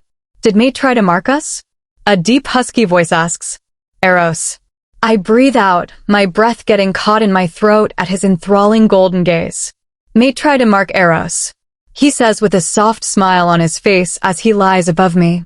"Mate wants Eros." He mumbles softly, the gold in his eyes melting to the sweetest hues. Mate is so beautiful. Eros's breath is taken away every time he looks at Mate. He says, his large warm hands trailing softly over my bare shoulders. The dress had been strapless, and apparently, that was something that not only Alaricus, but Eros, too, was thrilled about. Mate looks so beautiful today. Eros was about to confront the alphas that stared at his mate, Eros's mate. He says, his lush red lips jut out in a childish pout, an absolute contrast to his words. Mate tried to mark Eros. Mate wants to make Eros hers. Eros is yours, Mate, forever. He says, "Is Mate Eros's?" he asks, looking at me through his lashes. "Yes," I say softly, nodding. A large, dimpled grin breaks out on his face that makes my heart melt. Eros loves his mate so much. He mumbles, running his nose against mine gently. He sits back, wrapping his arms around me and scooping me into his lap, cocooning me into him. The soft silk of my deep green dress forms a halo around our laps. Eros buried his face into my neck, inhaling deeply. He pressed a kiss to my throat, nipping at the skin softly. I crouch away from him, giggling. A smile spreads on his face as he grabs me back, burying his face into the crook of my neck, pressing kisses all over it as I shriek with laughter.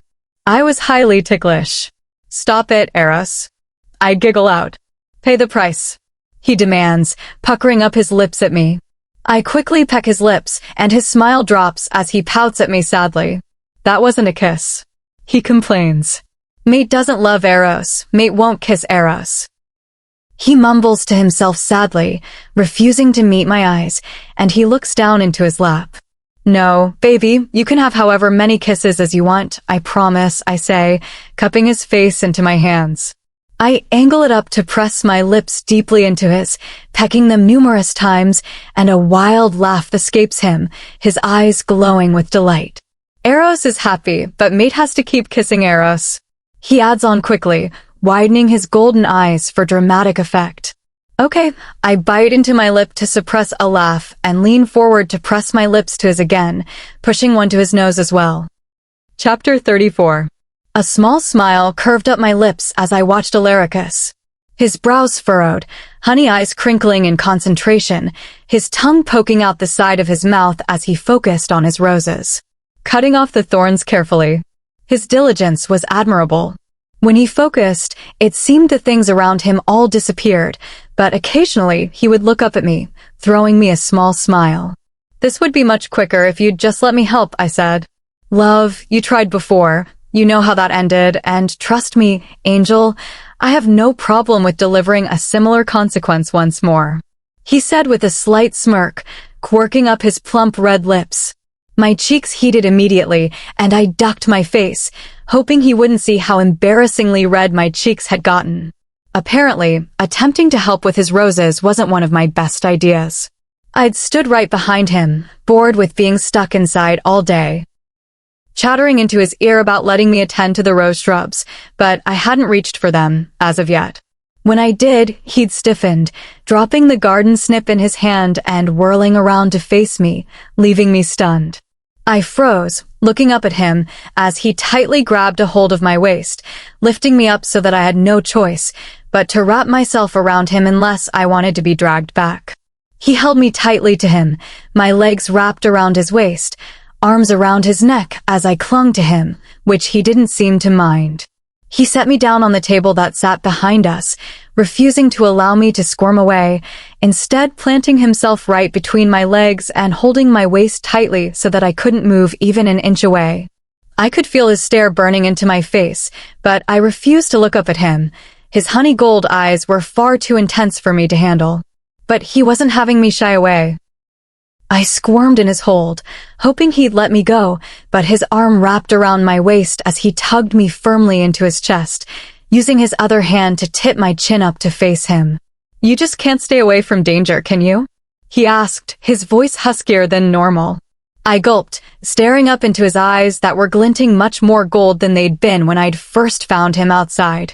I should have just sat down.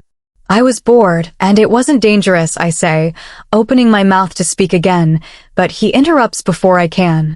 It wasn't dangerous, he restated through clenched teeth, a humorless chuckle escaping him.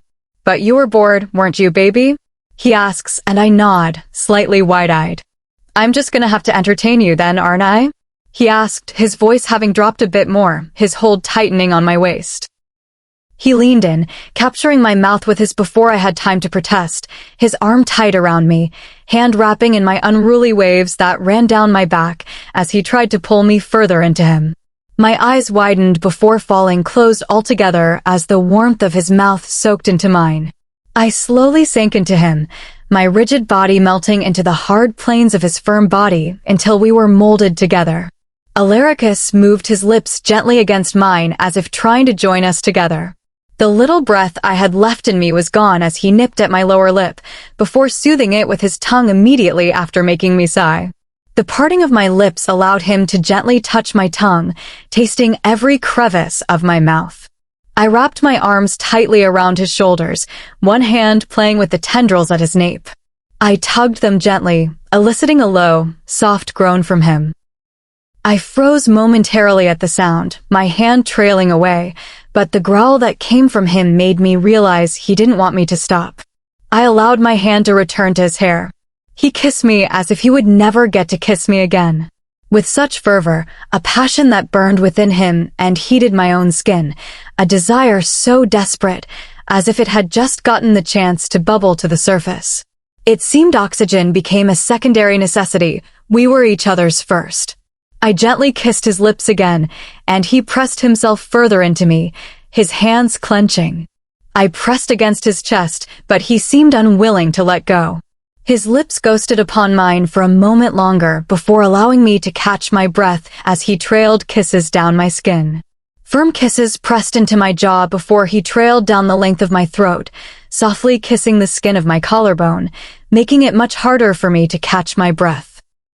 His tongue soothed over the skin immediately, his movements gentle but filled with a deep, near incomprehensible hunger. I love you so much it consumes me, but I'd gladly be taken over by it. My love for you is the best part of me, Angel. The right to love you is mine alone, and it's made me completely yours. He says softly, pressing a sweet kiss to my forehead. It's why I want you safe. I don't want you hurting yourself, Angel. You don't know how I'd feel if you even got a scratch on that soft skin. It would torment me eternally that I allowed the angel mistakenly sent to me to get hurt. I don't want ever to see you hurt. I can't. Just stay safe, love, for me. He asks, gazing at me with honey eyes framed within dark lashes, and I nod, unable to say anything, but it's enough for him as he presses a kiss to the hand he holds within his grasp before turning back to his roses. I would probably never go near thorns again. A smirk was apparent on his face, as if he knew what I was thinking of as he glanced at me over his shoulder occasionally. My brows furrowed, a glare settling on my face. He was making fun of me. I would show him not to laugh at me. I got up to make my way towards him, my glare settling on the vast expanse of his back as I crept towards him. Although I needed a bit more height to intimidate truly, I could use his height against him. Actually, climbing him sounded about perfect. I reached my hand out, intending to twirl him around away from the thorny bushes before climbing him. He whirls around, making me still, and before I could even blink, he's lifted me, cradled me against him as he gazes down at me softly. If you wanted me to kiss you again, you could have just asked, love. Believe me when I say I'd never refuse. He says, and I nod at him sarcastically. Put me down, or so help me Alaricus I will.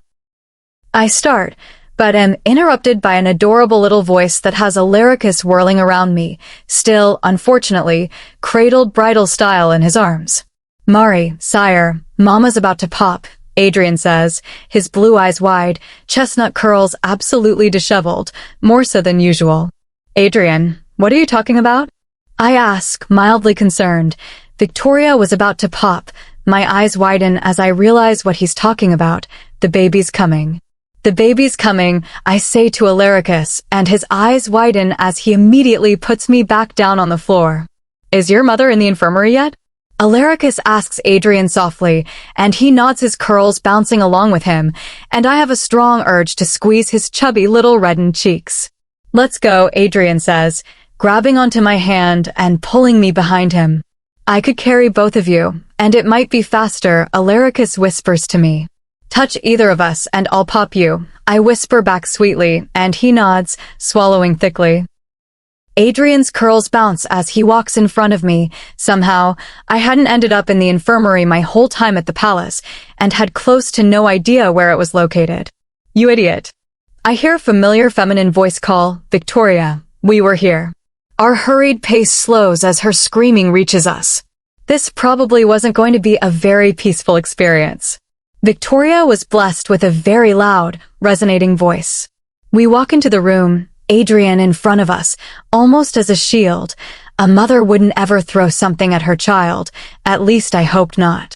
Nurses run around the room preparing for the final ordeal, attempting to stay out of Victoria's way as she strolls around the room, led by her frightened husband. She's dressed in a large pale blue hospital gown, loose around her except for on her bulging stomach, and her dark curls form a large halo around her. Frank's hair is an absolute mess from either him or Victoria tugging on it in frustration. Frank looks at us with absolute relief, seeing more people in the room. I let go of Adrian's little hand, making my way to Victoria, seeing Alaricus wrapping his arm around Adrian's little shoulders comfortingly. "How's it going?" I ask softly. "It's pretty hard, but Victoria starts, but suddenly the breath is knocked out of her, and she crouches slightly, trying to take deep breaths, but before I can even attempt to help, she's all right again. Well, her contractions were going smoothly, and she was handling them exceptionally well. Her face is absolutely flushed, eyes shining with exertion, and Frank looks absolutely enamored by his wife as she continues speaking. But the contractions are hitting pretty hard. This little one's excited to come out," she says, patting her stomach softly. It was admirable despite how much pain the baby would cause her. She loved it unconditionally. Already she loved her little one more than herself. A mother's love was incomparable to another's. "Is the baby ready yet, Mama?" little Adrian asked, looking up at his mother with innocent, big blue eyes, the excitement of finally seeing his little sibling brightening them up until it seemed the very stars resided in his eyes. "Nearly ready, baby, just a few more hours," his mom said with a small smile on her flushed face as she raked her hands through his curls gently, his little head snuggling further into the touch of his mother. "Should I go get the tongs?" he asks, and I break out my adoring reverie, staring at him in bewilderment. "For what exactly, darling?" Victoria asks. "To pull the baby out," Adrian says excitedly, and Frank sputters, seemingly having choked on air. A slight chuckle escapes Alaricus. I thought I prided myself on having a bit more control and keeping in my giggle, though it escapes when I catch sight of the look of absolute bewilderment on Victoria's face. She looks slightly frightened.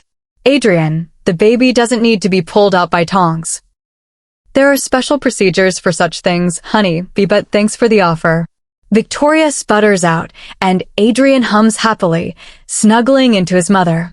"Adrian, why would you ask something like that?" I ask, and Frank's eyes widen, and he shakes his head at me frantically. "Daddy told me the baby is going to be yanked out of Mama, and then I could see it, so I thought the tongs would help," Adrian replies, gazing up at me with big innocent eyes. "You told him that the baby would be yanked out of me?" Victoria hisses at Frank, and he shakes his head before helplessly nodding. "As if I'm some animal that the baby needs to be yanked out of," Victoria says through clenched teeth, and Frank's eyes widen as his head shaking gets more frantic. "Well, this will definitely be the last baby that needs to be yanked out of me now, won't it?" Victoria says, wobbling towards the little fridge to get herself a water bottle, as Frank stares after her, looking devastated. "I'm sorry," he calls after her, and Adrian rests his little hand comfortingly on his father's, not entirely understanding exactly why his father was upset, but sensing his distress. "When did your water break?" I ask Victoria. "A couple of hours, probably 4. She says, sipping on her water, crouching slightly as another contraction hits her.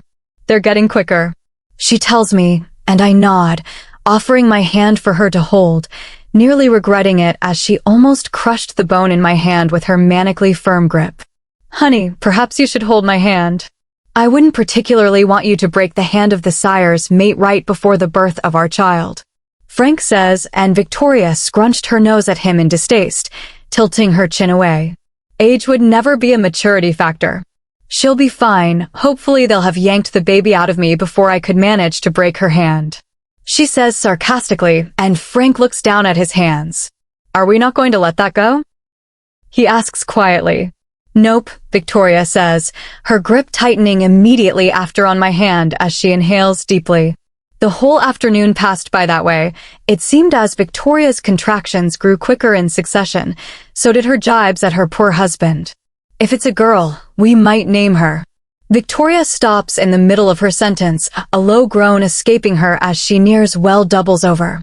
Her hand is grabbed out of my hold by her frantic husband, who seemed to have cleared the distance between them of the whole room in mere seconds at seeing his wife's distress.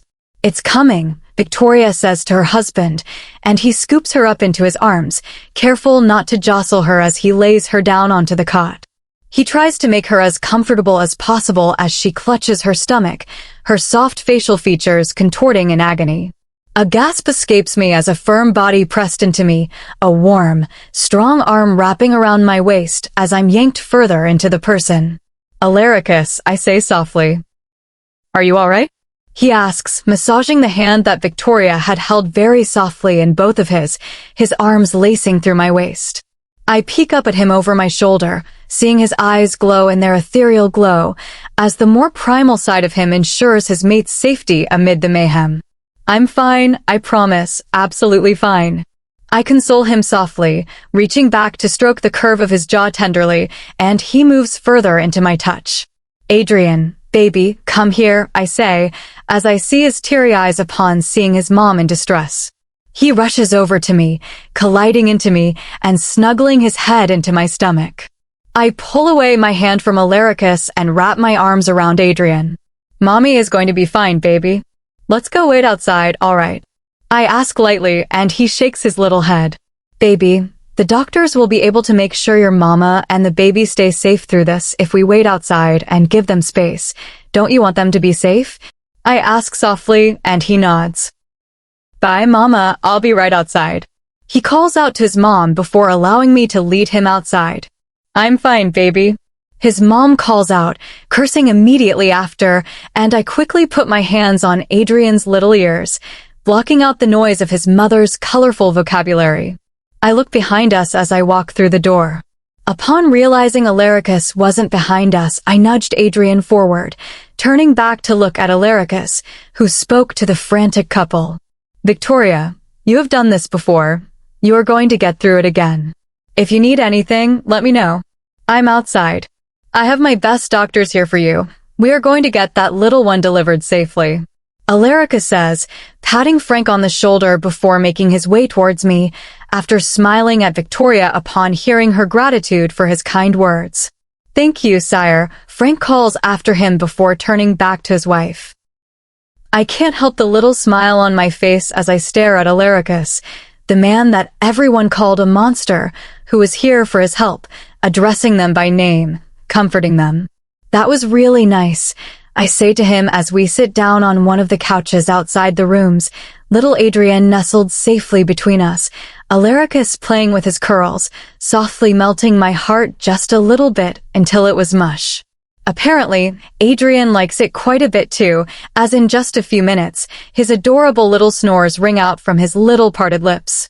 Alaricus opens his mouth to speak, but before he can, a male nurse makes his way towards us. He bows down to Alaricus before asking permission to lay little Adrian on one of the cots in the empty room across from us. "Thank you," I call after him as he carries Adrian into the room, tucking him in. "It was nothing. They've both done a lot for me. They provide you with good companionship. It's the least I can do for them," Alaricus says, finally getting the chance to reply, and I smile at him, curling my feet up and onto the couch. Alaricus wraps his arm around my waist, pulling me to his side gently, and I snuggle into him. "Although I'm hoping with the baby here they'll take less of your time and I'll get you more to myself," Alaricus says, a mischievous glint in his eyes, and I let out a disgruntled humph, my head resting on his large shoulder. Not exactly knowing how to reply, not entirely sure. I'd hate that all that much. "Maybe with more time. It'll be us in that room soon," Alaricus adds nonchalantly, and my jaw drops as I attempt to understand if he'd actually said that or if I was going insane. The second being preferable, but the mischief that glints in those honey eyes tells me I wasn't insane quite yet. "If Adrian wasn't in the room across from us and people all around us, you don't even want to know what I would do to you," I hiss at him. "Oh, but baby, you could always whisper it to me, or at least promise me you will tell me later, maybe even just do it to me," he says, and my eyes nearly pop out of my head as my neck stiffens. "I will hurt you," I say. "What's pleasure without a little pain, baby?" He asks coyly, And I smile at him sweetly, seconds away from lunging at him and knocking that smug smirk off his perfectly chiseled, dimpled face. Even a strike would require a touch, and every touch leaves me in paradise. That wouldn't. Chapter 35. Morning Angel.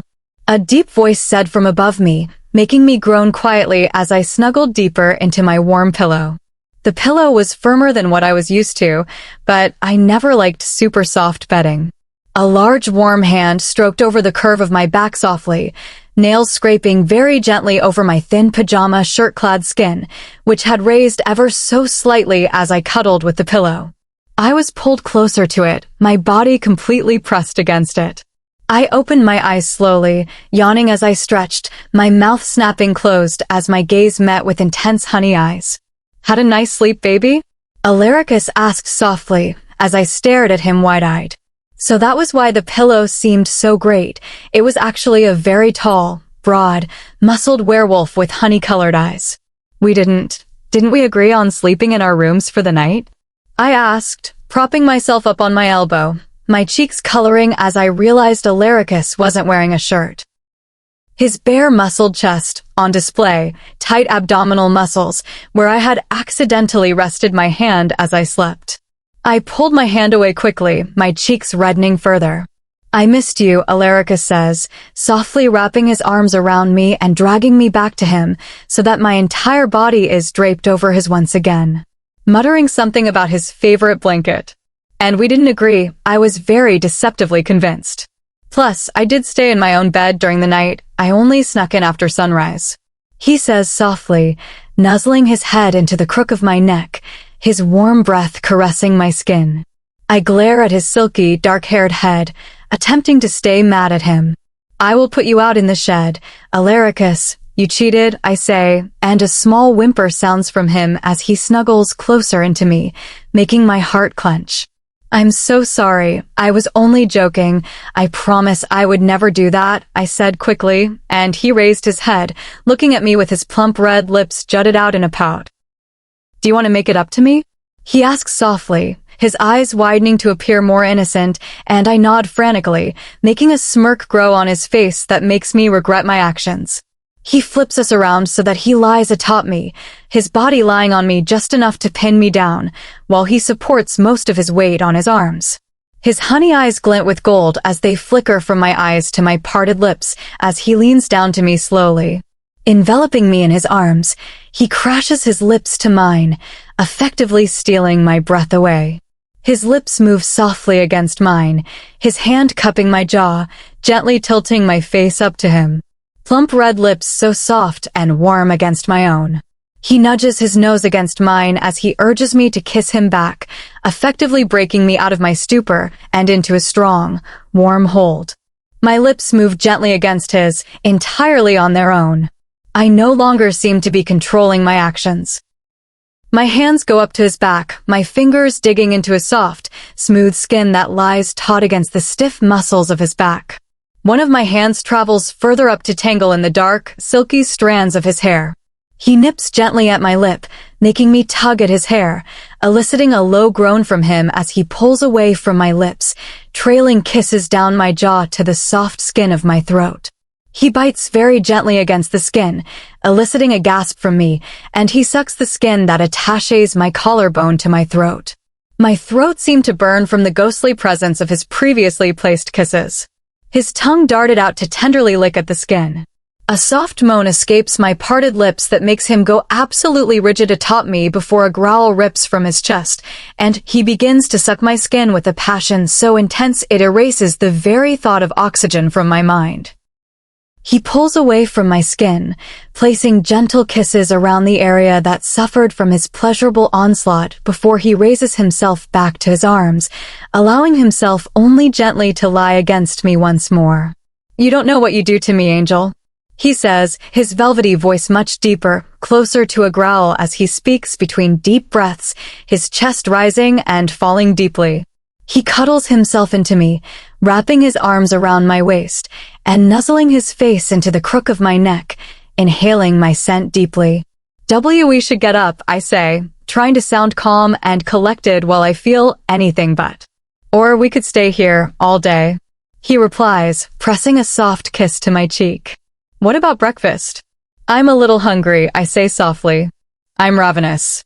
He tells me, lifting his head to look at me, his eyes glinting with gold, letting me know we both weren't speaking about the same thing.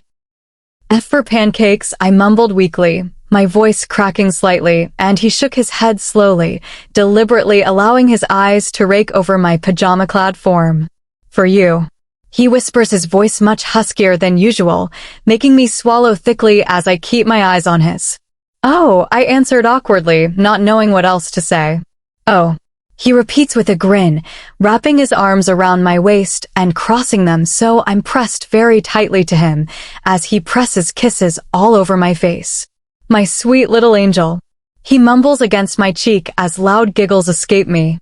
He chuckles along with me, holding me close to him as he grins down at me, watching me with admiration as I laugh loudly in his arms. I'm so awkward. Why do you put up with me? I ask sheepishly as our laughs die down. You're my angel. Your innocence is endearing to me. I don't think you're awkward. You've been put through so much so young, and yet you are so very strong. You've handled it all with the grace of a queen. My queen. He says gently, moving the strands that had fallen into my face away. It was one of the first things I noticed about you, how innocent you were. Those chocolate eyes shine with innocence. This angelic purity that attracts the darkest of things, unfortunately, includes me. There's so much good about you, so much good in you. Your light forces the darkness to bow to it. That's part of why I'm so in love with you, and just apart, there are so many other things. The way your eyes light up when you laugh, that mischief that comes alive in them. That adorable childishness, how much you care about others, how you make faces while you read, and mumble to the characters as if they're right there with you. Blushing when you realize somebody is watching. The way you make me feel I've never felt before. I didn't know it was possible to feel this way. I'm in love with you, so very deeply, it consumes me, but I'd gladly be consumed by the sweet fire that you ignite within me. He says, and presses his lips gently to mine, leaving my lips with a kiss so chaste, so pure, it leaves my heart pounding. There wasn't anything physical about the kiss. It was only emotions, the deep emotion a man held for a woman, the emotion of a man in love, a man who wanted nothing from a woman besides her heart, besides her passion. It brought tears to my eyes. You make me feel things I've never felt before, things I hadn't even considered. I'm sorry for hurting you. I shouldn't have acted the way I did. Everything changed so quickly, I had no adjustment time, no time to think anything through. I had these things planned, but life doesn't go according to plan. I say, you have nothing to apologize for. I shouldn't be given a chance. I'm not deserving, but you gave me one anyway, and for that, I'll forever be grateful. But tell me about your plans. I know that because of me, some things won't be safe for you, but I just want to know. I want to know everything about you. His large thumb is rubbing ever so gently against the soft skin of my cheek as he speaks. Well, it wasn't anything extravagant, but I planned to attend university near the Freelands, get into medical school. I wanted to be a psychiatrist. I hoped to practice in the Freelands. I bite my lip as I look at him. Anything else? He asks, and I stare at him quietly. How was I to tell him that I plan to fall in love with a human and settle down in the Freelands? I hope that my parents will one day join us. You wanted to fall in love with a human, I assume. He says quietly, and I nod my head, choosing to stay quiet. His face falls, honey eyes clouding slightly as his tranquil happiness is lost somewhere within them. But I wanted to see it again. I wanted him to be happy. I wanted to hear him laugh. The way he laughed, without any inhibitions, any limitations, he didn't seem like the most powerful alpha. He just looked like a man with the most beautiful honey eyes that crinkled in delight. A man with dimples that dug deep into the tan, smooth skin of his cheeks. A man without any demons, anything to cloud his bright eyes with sorrow when he smiled at me. A man I could so easily fall in love with. A man I could love without any limitations, anything holding me back. Yes, that was the plan, but with you, I've found something far better than I could have imagined. You love me more than I could have ever hoped for from a man. Truthfully, I thought I was too boring for somebody to love. I've always been a little worried nobody will love me. I'm not the type men are usually interested in. I'm nothing like my mom or my friends. They are so lively, so bright. They light up rooms with their presence. They are the life of the party. I'll always be too shy. Hell, I don't even like parties. I don't even know how you can love me. I spend half my time in the library, mumbling to myself while reading. I just don't get it. But that doesn't matter. You love me with all your heart, with this uncontrollable passion, and I don't know if I could live without it anymore. I've begun to care for you so much. I've never been in love, I've never had a relationship with a man, and I'm glad. I want you to be all my firsts, because I know nothing, and no one else could possibly compare to you. I say, it was so difficult to put what I felt into words, I didn't know how. What I want to say, I guess, is that you're not some downgrade or a disappointment.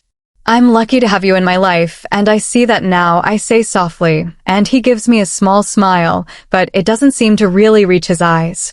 As much as he seems to appreciate my words, the gleam hasn't returned. He still feels guilty. I wouldn't be very good at this, but I had to try. I push my hands against his chest, wrapping my legs around his waist, in an attempt to flip him, but the large alpha werewolf only stares at me in confusion, probably wondering what I am doing. I grab onto his shoulders in an attempt to flip him, and he bites his lower lip, finally understanding what I want and allows me to push him so that I lie atop him. He gazes up at me from under him, his intense honey gaze unnerving me. I lean down slowly, pressing my lips to his. I move my lips gently against his, thankful when he begins to move his too. Slowly at first, he seemed to relish the contact simply. I pull away from his lips, pressing a kiss to his cheek where the deep dimple always pops up. Smile, I say, kissing it again, and he laughs in bewilderment at my actions, and I get my wish. The dimple pops out again. I pressed kisses all over the smooth tan skin of his face, the slight 5 o'clock shadow on his jaw tickling my lips, but I didn't mind.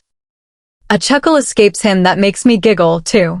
And I continue to place kisses all over his face, looking up into his eyes, seeing them glow in delight at my actions. He juts his lips out, looking at me pointedly, and I giggle, pressing my lips to his. He wraps his arms around me tightly as his tongue touches my lips gently. I pull away from his lips, kissing slowly down the smooth tan skin of his throat, and a moan escapes his lips that has me swallowing thickly as I continue down my path. I lick over his collarbone, gently eliciting a growled moan from him, which was perhaps my new favorite sound. I trail kisses down to the top of his chest, before resting my face on his chest in contentment. I love you, my angel, so much, he says softly, hugging me tightly to his chest.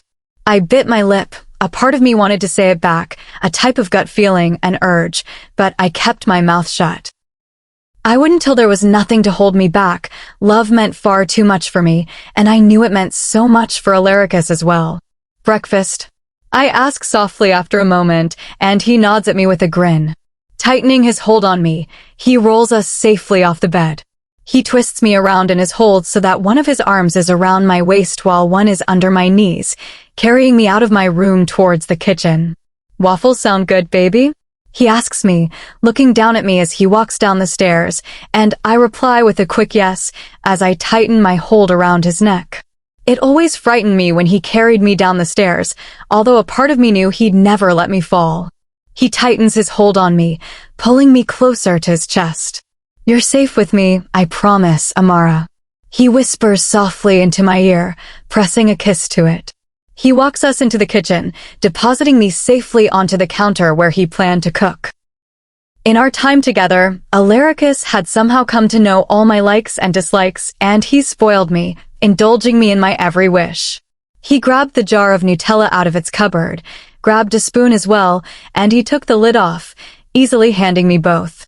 He put his cheek against mine, waiting expectantly, giggling. I pressed a kiss to his smooth cheek, watching the dimple pop up as he smiled. I spoon Nutella out of the jar happily, quite possibly making myself diabetic as I happily eat spoon after spoon. I concentrate on my Nutella, near forgetting Alaricus is still in the kitchen as I peer into the jar, ensuring I've got a lot of my Nutella left. A gasp escapes me as two large warm hands wrap around my waist. I look up into Honey eyes, my own widened. He leans forward until the side of his face touches mine, and I gulp my eyes wide as I stare over his broad shoulder. His warm tongue licks gently over the corner of my mouth, making my cheeks color as I struggle to control my breathing. Controlling my heartbeat is not even a question. I had no say over my heart when it came to Alaricus. It always misbehaved. You had some Nutella there. He whispers softly, and I nod my head mindlessly. Do you want to go freshen up while I prepare breakfast? Alaricus asks, gazing at me gently as he pulls away slightly, and I nod once again, still dumbfounded by his actions. I see why you like Nutella so much. It is absolutely delicious, although I prefer this method over your spooning. He adds, and I turn beet red, avoiding eye contact as I run out of the kitchen. Rushing back up to my room, I close the door softly behind me, leaning against it to catch my breath. Thank God I had stopped there with the Nutella, or I'd be on the floor by now. I quickly grabbed a change of clothes and my towel, making my way into the washroom. I brushed my teeth, trying to be quick but thorough, before I stripped out of my fuzzy pajamas, shivering as I climbed into the shower. The hot water cascaded down onto my cold skin, relaxing my tense muscles. Massaging the shampoo into my hair, I inhaled deeply. I was slightly guilty of not caring about the properties of the shampoo, but only the scent. I rubbed some conditioner into my hair, washing my body before I rinsed both off, scrubbing my face before washing that too. Getting out, I towel-dried my hair quickly, yanking out the tangles with a brush before quickly drying them to rid myself of the damp feeling. I looked at the clothes I'd picked out, not in the mood to wear a sweater and jeans today. I put them back in the closet, yanking out a gray long-sleeved dress with a white collar poking out, hoping it would cover the mark Alaricus had left on the pale skin of my collarbone. The dress was made of a knitted material, along with slightly sheer black leggings. I put them on quickly, rushing back downstairs to the kitchen in hopes the waffles hadn't gotten cold. Alaricus turned around as I made my way to him, his eyes raking over me appreciatively, making my cheeks redden. You look beautiful, he says, pressing a kiss to my cheek and leading me to the kitchen table. He pulls out a chair for me, allowing me to sit before tucking me in. He grabs our waffles from the counter, setting the large plate laden with steaming, gigantic waffles right in front of me and his own across from me. My mouth begins to water at the delicious scent of the freshly made waffles, and for once, I think I may be able to eat the gigantic portions Alaricus always gives me as if I weren't unhealthy enough without eating more than what was right for the average human sumo wrestler. I grab the syrup off the table, covering my waffles in syrup until it's dripping off the edges. I sprinkle some powdered sugar on top before diving in with my knife and fork. I'd never quite understood why people used the term orgasmic when it came to food, but now I most definitely did. There was simply no way to describe them. Alaricus was the best waffle maker in the whole universe. Even if there were more life forms out there, I'm sure no one made waffles like this. So very soft, but the edges and ridges are pleasantly crispy in a very subtle way though. If the whole most powerful alpha wolf of the world thing wasn't working for. Chapter 36. I wrapped my arms around my legs, pulling them up close to my chest as I rested my head down onto my knees. Letting out a quiet sniffle as I glared down at the cold, dark granite counter that I was seated on, as if it were the smooth surface that had done something to anger me. There was something about sitting on a counter. They were just so much more fun than regular chairs, or perhaps they were for me since I'd always been told not to as a child. I buried my face into the fluffy material of my pajamas. After what had happened, I knew Alaricus would have a hard time leaving me alone.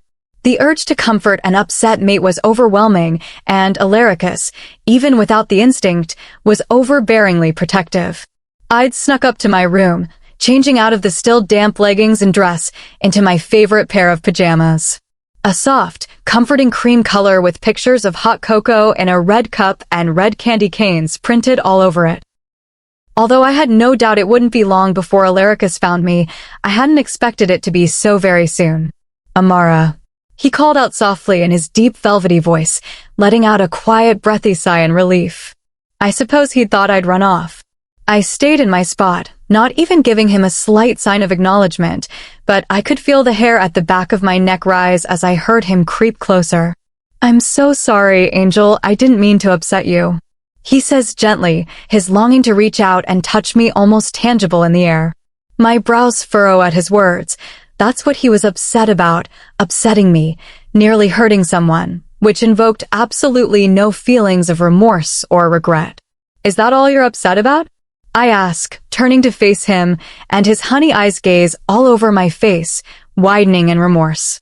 "Amara, it's difficult for me to see somebody else touching you, especially unmated males. I know it's wrong, but it awakens something within that I can't control. Despite how in control I may be, for you, I'm like a newborn pup again. Everything I know goes out the window, and I'm back on my primal instincts. I love you, and I am so sorry about the way that I acted tonight. You deserve so much more than a man who'd act this way. I promise, Angel, I'll be better for you," Alaricus says softly. "You need to apologize to the tutor," I say, and he nods, a small smile coming onto his face as I nod once, attempting to act stern. He sneaks forward as I concentrate on the edges of my pajama shirt, twiddling it softly in my fingers. A strong, muscled arm snuck gently around my waist, one making its way under my knees as Alaricus lifts me off the counter and onto his chest. "Alaricus," I squill out, clinging to the collar of his shirt. "Yes, baby," he coos softly, pulling me up closer to his chest, leaning down to nuzzle his face against the soft skin of my throat, inhaling deeply. "I kinda really like the counter," I say awkwardly, and Alaricus pulls away from my throat, mumbling something under his breath that sounds suspiciously like a counter is replacing me. He looks at me with his bottom lip jutted out, hazel eyes widened in a way that reminds me of a newborn puppy. "More than me?" he asks sadly. No, I don't like a counter more than you. I just kinda like sitting there," I say, and he mutters something under his breath again, but this time it sounds quite like that can be arranged, and he puts me back on my feet. He hops up onto the counter, leaning his back against the wall, before he reaches out for me, wrapping his hands tightly around my waist and lifting me so that I sit in front of him between his legs. That was how one of the poor younger chefs found us, the most powerful alpha werewolf sitting with his legs spread out and his mate sitting pressed against his chest. She lets out a shrill scream, and I feel Alaricus wince as the high-pitched noise hits his sensitive ears. He buries his face into my hair, trying to hide away from the noise. Sorry, Sire Knight, Ms. Winters, I had no idea you two were in here," she says, panting slightly as she hurriedly bows before running back out, and I stare after her wide-eyed. That was significantly awkward. "Do you think she's gonna tell anyone?" I ask. "Tell what?" Alaricus asks, nuzzling his face into my hair. "That the almighty Alaricus has gone insane and is cuddling with his mate on a random kitchen counter," I retort, eliciting a chuckle from him that shakes me as it rakes through his chest. I could always scare her into never uttering a word about the almighty wolf who's gone crazy for his sweet little mate, Alaricus whispers into my ear, nipping gently at the skin. That probably won't be necessary, and is probably morally wrong," I say, and he shakes his head side to side in a come-ci-ca motion. "I should have asked her to make us hot cocoa." Alaricus groans out suddenly, and I wrinkle my nose. "She seemed terrified. It's best you didn't, plus we can make some," I say, scrambling to get off the counter, but he winds his arm tightly around my waist. "I'd rather just hold you than have hot cocoa," Alaricus mumbles, trailing kisses down the soft skin of my throat. His tongue darts out to gently lick over the juncture between my collarbone and throat. I flinch slightly as I feel something smooth press against the skin, and he pulls away from my throat. Turning around to look at him, I see his hazel eyes glinting gold, canines peeking out from his usual perfect teeth. He squeezes his eyes shut, trying to shake away the urge, but the longing in his eyes is impossible to miss, the primal longing of a wolf to mark their mate. I was slightly curious as to why he'd never brought it up. Eros had, but Alaricus had never. "You want to mark me?" I breathe out, my brain not even registering my words before they leave my lips. I'd become so very comfortable with Alaricus that I no longer felt the need to keep my thoughts to myself. It was as if my brain sensed he was a safe place, and I could tell him absolutely anything. Amara, do you know about the mark of a mate? He asks me softly, after taking a moment to rein in his control again. I shake my head at him, turning in his arms so that I'm looking at him. The mating mark can be a wonderful thing. It binds the two together, but not as most believe. For wolves, it allows each to sense the other's pain. The bite of your mate awakens something within your wolves, binds them together in a sense that allows one to feel if the other is in danger. Allows them to feel their extreme emotions and share them.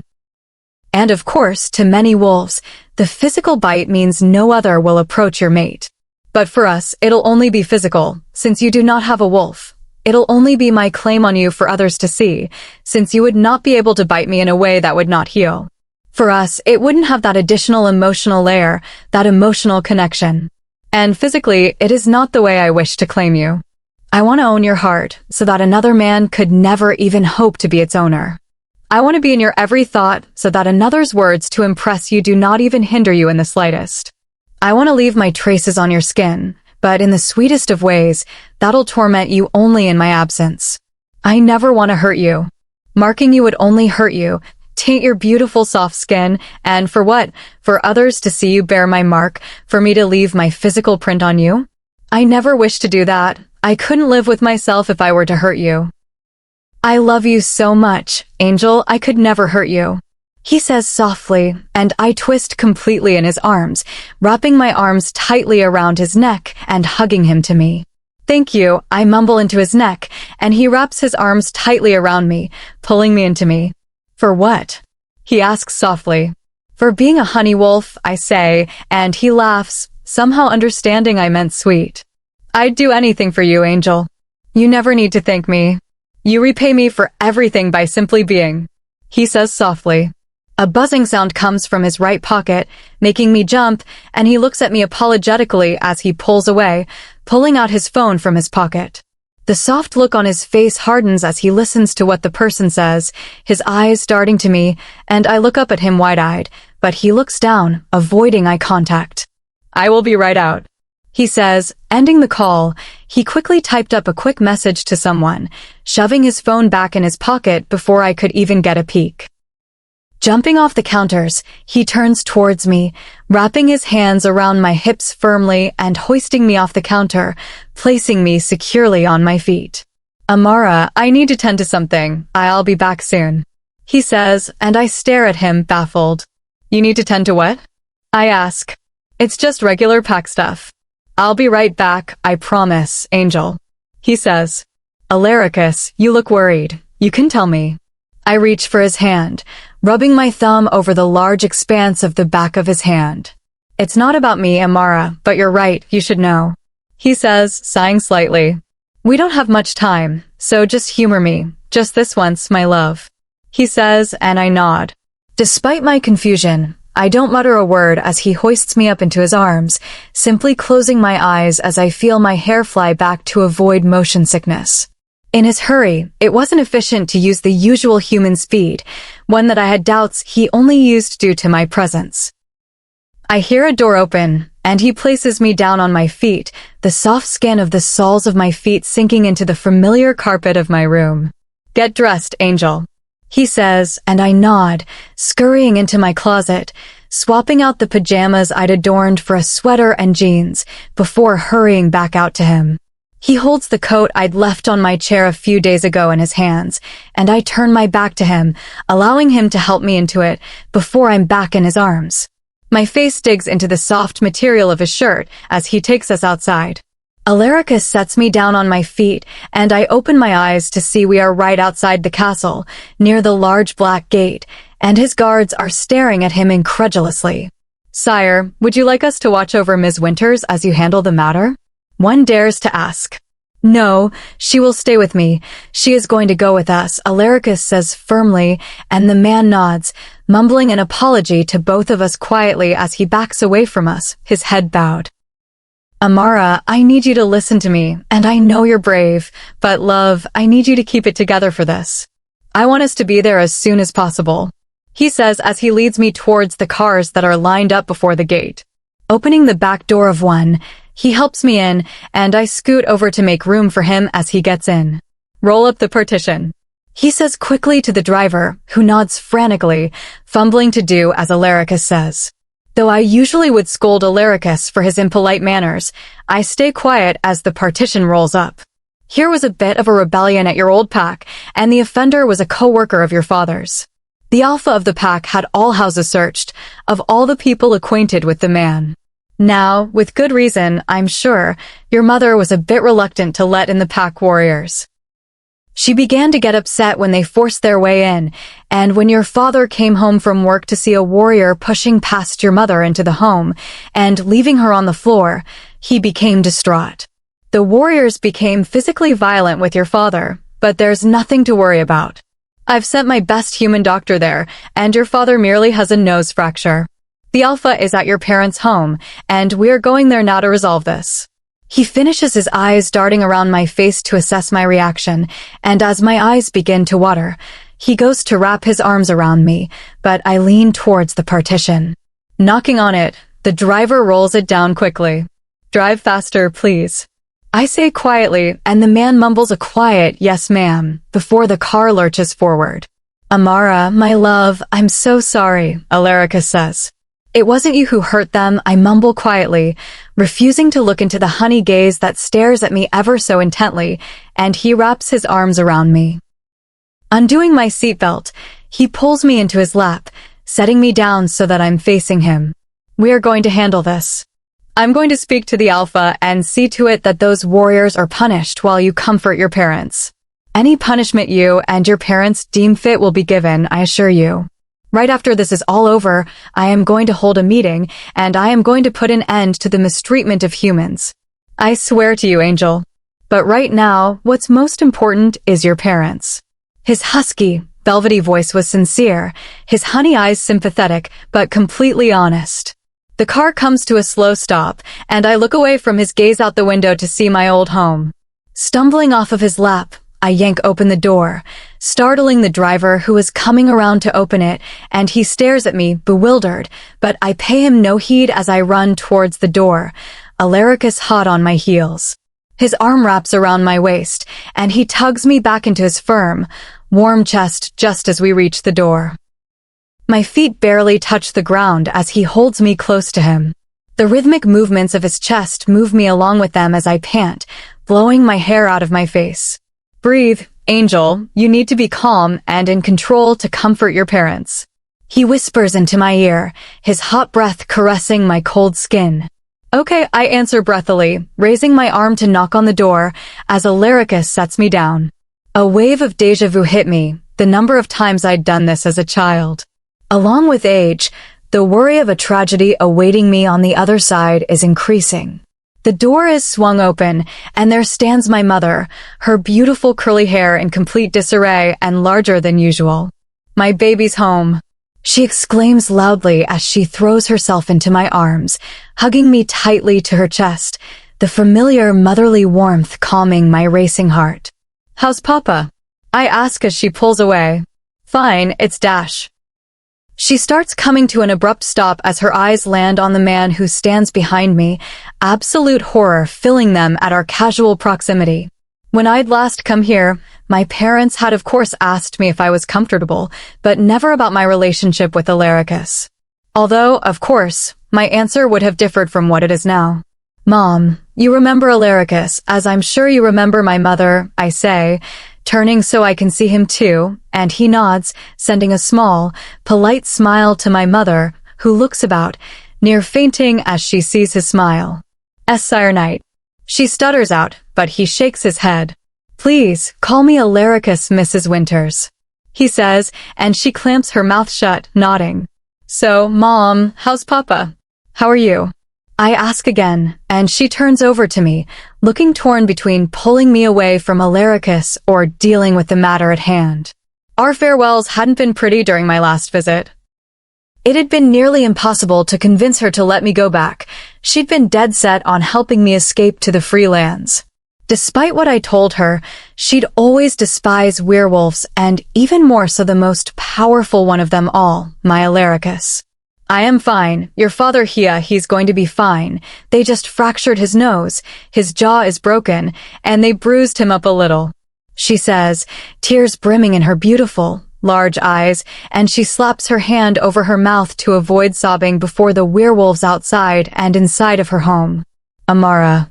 A deep voice says from behind my mother, and I look away from my mother, my eyes widening as I see the large build of my previous alpha. A gigantic stern man, he'd always kept his interactions with the humans of his pack to a minimum, instead sending the warrior-ranked wolves to deal with us. I was surprised he knew my name. Although I suppose being the most powerful wolf's mate may have been a contributing factor. Usually, the alpha of the pack wouldn't come to deal with what he'd call such a trivial matter, but I suppose since it was the parents of Alaricus Knight's mate, the cause was deemed worthy of his interference. Sire Knight, he acknowledges, bowing his head down ever so slightly before he turns to me, looking in my direction but not quite making eye contact. How have you been? He asks, and I blink up at him rapidly, wondering if he had ever known how I was that he was asking now. Fine, I answer bluntly, and he nods, rolling his lips in at my response. Mom, let's go inside, I say, and she nods hurriedly, ushering us into the home and out of the cold. Her eyes settle on Alaricus, and she looks a bit uneasy as he enters our house, but she stays quiet. We sit down in the small living room, Alaricus wrapping his arm around my waist and pulling me close to him as we sit ourselves down on the couch, making Mom's eyes widen. I turn to Alar. Chapter 37. Alaricus POV. Her front teeth dig softly into the succulent red bottom lip as she turns the page, her nose twisting to the side adorably as she sniffles. A soft, dark tendril of hair escaped the messy bun atop her head and curved gently to the side of her face. For it too knew not to disturb the masterpiece that was her face. A deep sigh escapes me, my lips curving upwards as I watch her read, her eyes dancing with the emotions that pass through her with the turn of each page. For once in my life, my mind was utterly silent, nothing to plague us. How she had become my very peace I didn't know, but she had. The little angel had somehow become my everything, and I was unable to stop it.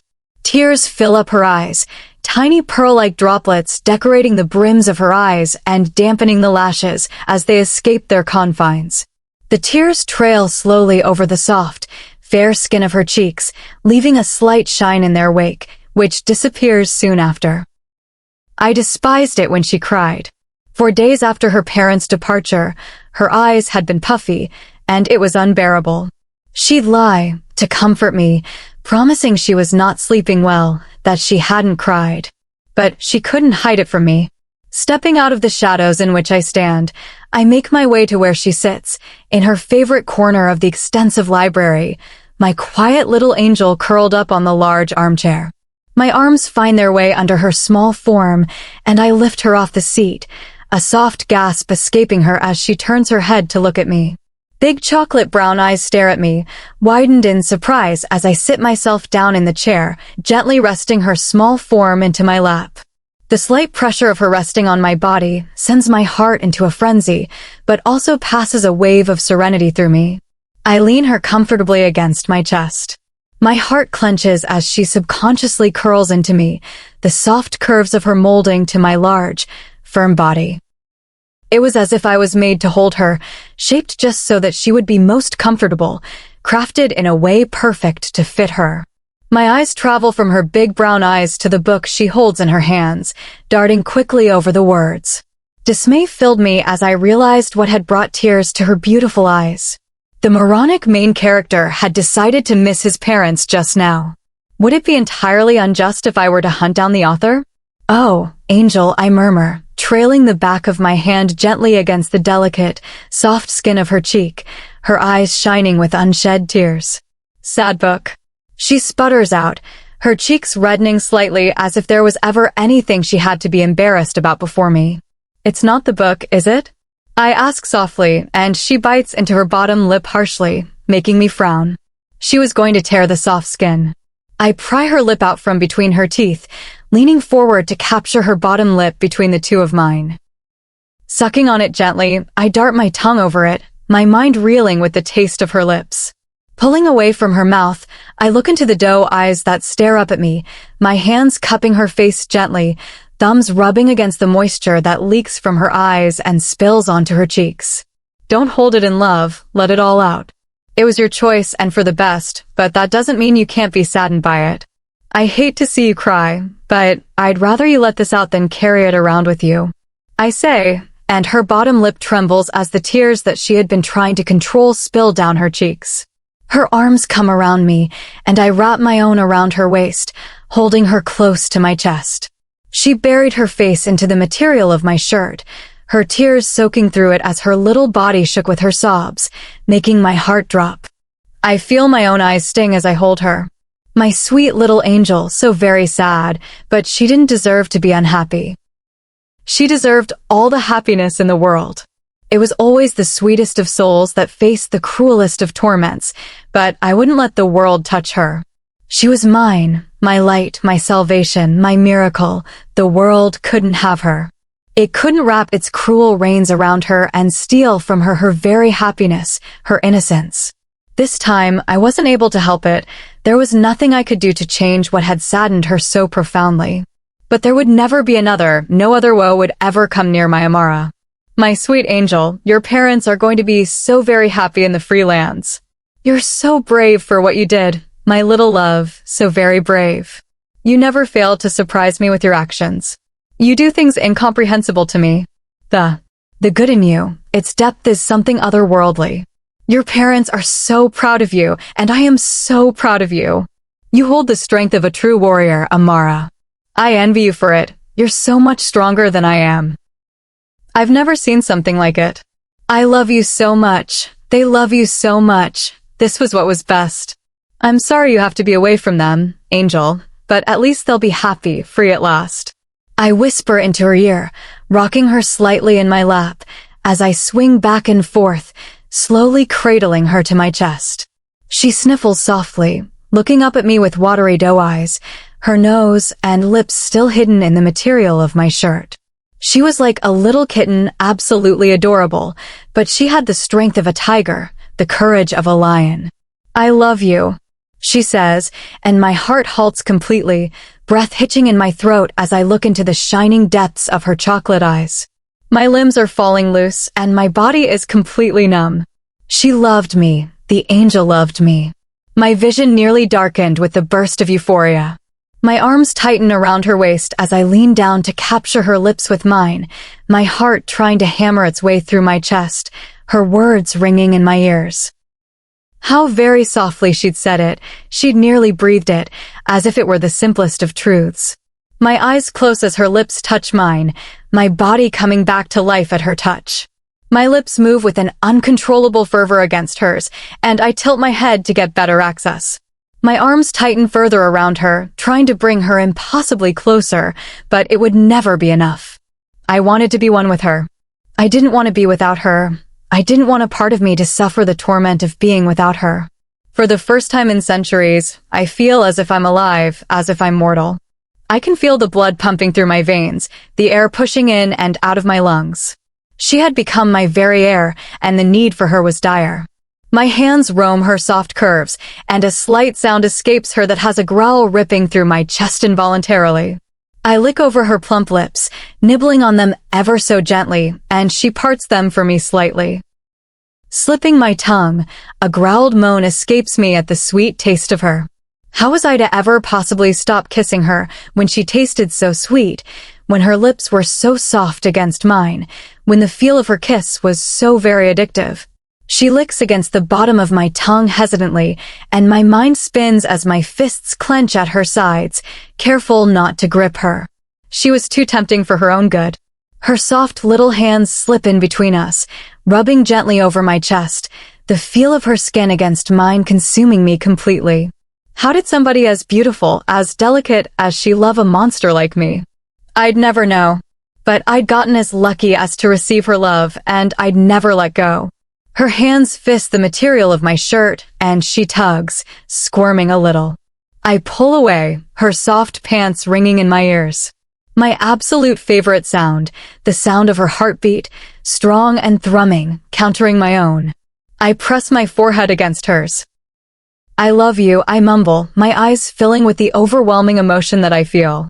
How could one person possibly feel all this? How could one person contain it? I loved her so much it consumed me entirely. It filled every bit of me, and I was so proud, for it was undoubtedly the best part of me, my love for her. It connected me to her in a way no one could ever take away from me. She held all power over me, but not even my angel could make me stop loving her. This connection to her would forever be unbreakable.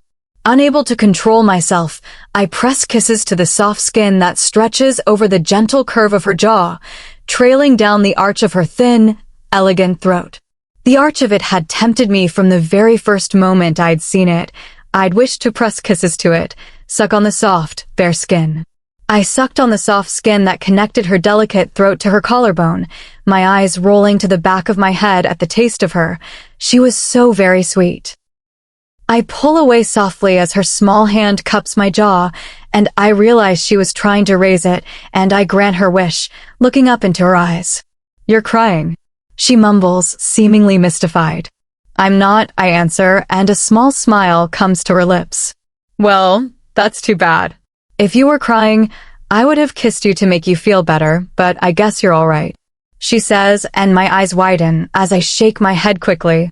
I am, I say, and a melodic giggle escapes her as she stretches up in my arms to press her lips to mine, not moving them, simply keeping them pressed against mine before pulling away, much too quickly.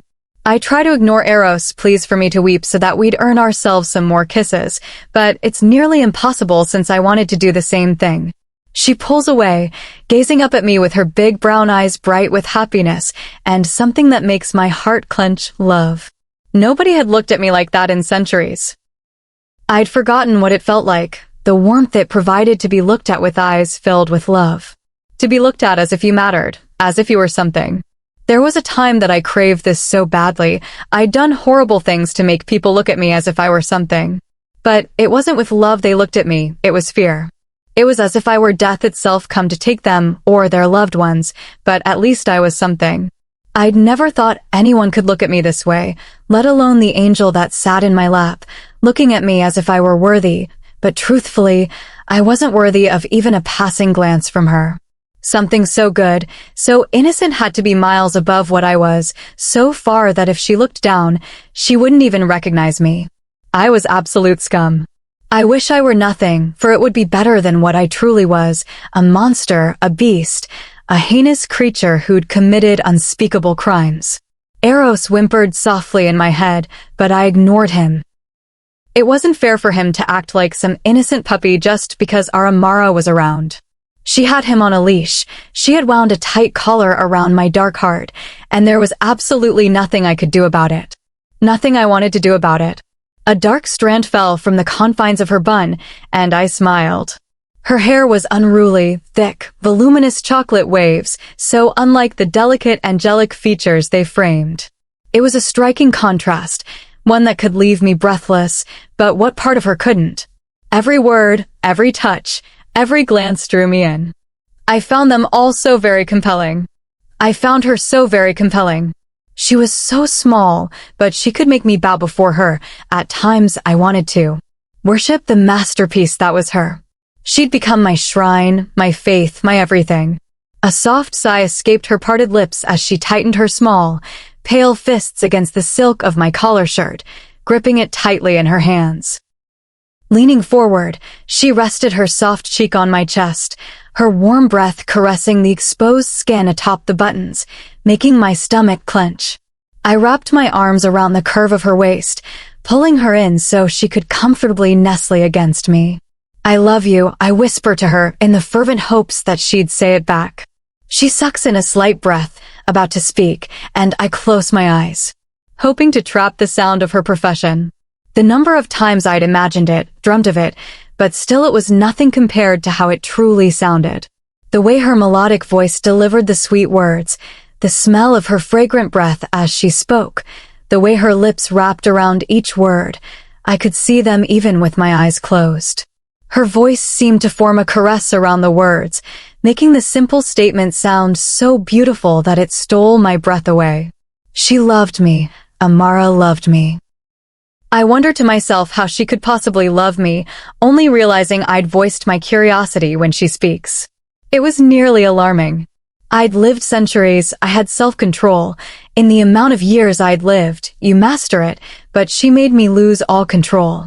She made me forget the countless painful years I lived, and with her, I was a newborn once again. How do I love you? She asked softly, and I nodded hesitantly. It's simple, really.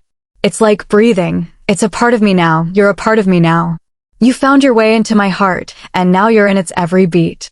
She says, her eyes gleaming with honesty. She was telling the truth. She loved me, not the way I loved her, surely, for she had so much more to love, more to hope, whereas she was my everything. I had no love for myself. That portion of my heart belonged to her. My heart belonged to her completely, as did I, but it wasn't a worthy ownership. How I wished I were better. I'd spend the rest of my existence trying to be better for her, for the angel who resided in the very depths of me, in my every breath, every beat of my heart, every thought of my mind, every word from my mouth. She was everything, but I too was something to her. It was a prestige I didn't deserve, but one I couldn't dare let go of. How was one to live if they'd found the most precious thing in the world only to lose it? I'd found her, and I couldn't let go, but her love was something I hadn't consciously dreamt of even in my wildest fantasies, and now that I had it, I couldn't think of being without it. She made me feel the one thing that made a person mortal, fear, an emotion I hadn't felt for centuries. She made me alive again. I feared losing her, I feared her getting hurt, I feared her being upset, and now I feared losing her love, too. But how long could I hope to keep something I was unworthy of? I could trap the angel, but the angel's heart lay only within the confines of her ribcage, of her mind, and that I couldn't trap. That I didn't wish to trap. I didn't wish to control her, to tame her. I wished to run with her in the wilderness. But I was a hypocrite. I'd kept her with me when she didn't wish to be, something I would eternally mourn, and yet I wouldn't change it. I was a horribly selfish monster, but that's what kept her with me, and that was all that mattered to me. That's what kept her safe, and that was most important, more important than even her being with me. I was selfish, but when it came to her, I was powerless. If it meant her well-being, I'd let her go. I'd let her go in just an instant. She could make me do absolutely anything she wanted. I'd cut myself into pieces if I knew it would please her even in the slightest. But she was far too kind, too good to take pleasure in such things. Knowing you were loved was an addicting feeling, and knowing it was the angel I worshipped who'd fallen in love with me was beyond words. I wished to hear it again and again, for her to never stop saying it, to look into those eyes, those warm chocolate-colored eyes that burned with love when she looked at me. Something would ignite within them when she looked at me. It had been happening for a while now, but I hadn't dared to assume something so seemingly impossible. A monster couldn't dare to dream of the angel falling in love with him. He would only end up getting hurt and becoming more broken than he already was. Perhaps that was my fate, to have earned her love only to lose it when I couldn't bear to live without it, when I'd just begun to understand the feeling, to come crashing down from the euphoric high that her profession had put me in. Just like the many I'd brought crashing down, the many that had so much and I'd taken it all.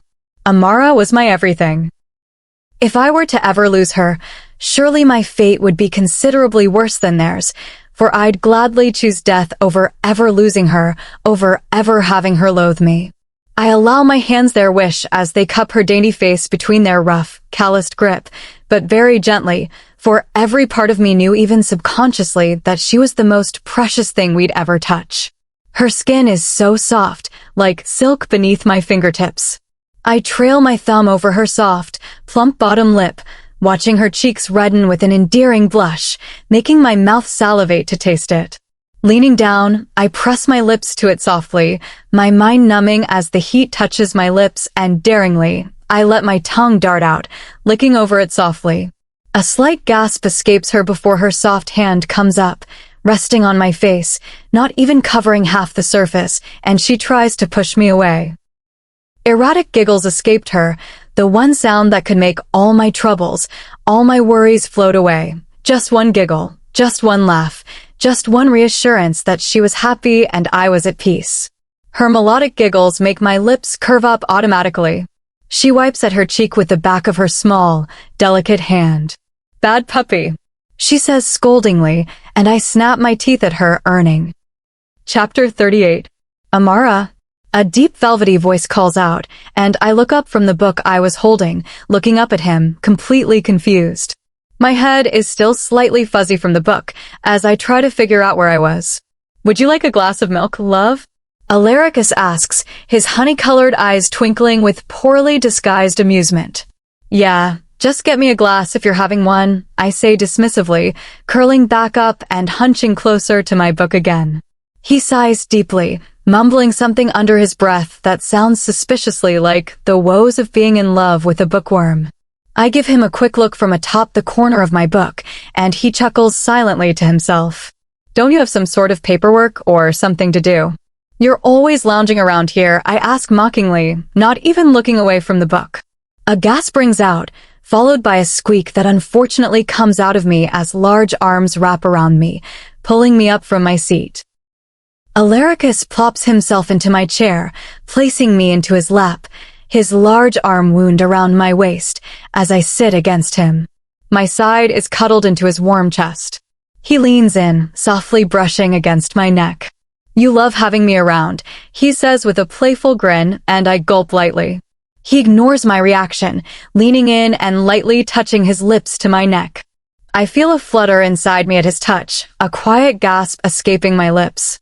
He places a small kiss on the side of my neck, leaving a mark as he moves to soothe it with a gentle brush of his lips, making me shift in his arms.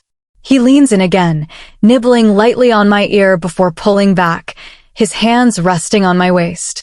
"Don't you have anything else to do?" I ask with a playful edge, trying to push him away, but still feeling warmth from his closeness. "You still want that milk?" he asks softly, and I giggle. "Sure," I say, pecking his lips before getting off his lap so that he can finally get to the kitchen for that glass of milk. He gets up, but I hook my fingers into the loop of his well-fitted pants, stopping him. "Think twice before you call someone a bookworm next time," I say, looking up at him with a teasing smile. His eyes widen at my words, and I smirk before sitting back down in my chair. He opens and closes his mouth soundlessly for a moment before walking out of the room, a bit unsure. I sigh heavily, losing my focus and the novel. I set it down beside me and get up from the armchair. I make my way to the shelves, trailing my fingers over the covers of the historical section. I had always preferred fiction, but history, too, had always intrigued me. I wanted to learn more about Alaricus. There were no significant records of him in most historical books, but surely his library had some. In classes, he wasn't something the teachers liked to discuss, perhaps due to the fact that he didn't live by the average pack lifestyle. Due to his strength, none of the discontented wolves were able to express their concerns. I grabbed one of the older-looking books, the title of which was unfamiliar to me, The Descent of the Primal Era. I took it off the shelf and carefully returned to my armchair, sitting down with the book in my lap. I swiped my palm over the cover to wipe off the dust and opened it carefully, the ancient paper fragile beneath my fingers. I scanned through the chapters, flipping through them distractedly. As I flipped another page, I narrowed my eyes at the frayed remains of pages that had clearly been ripped out. Flattening my lap, I smoothed the torn fragments, blinking in confusion at the pieces with Alaricus' name and other words I couldn't quite make out. "I grabbed you some cookies as well, love. They're a fresh batch. They're training some new chefs," Alaricus says, walking back into the library.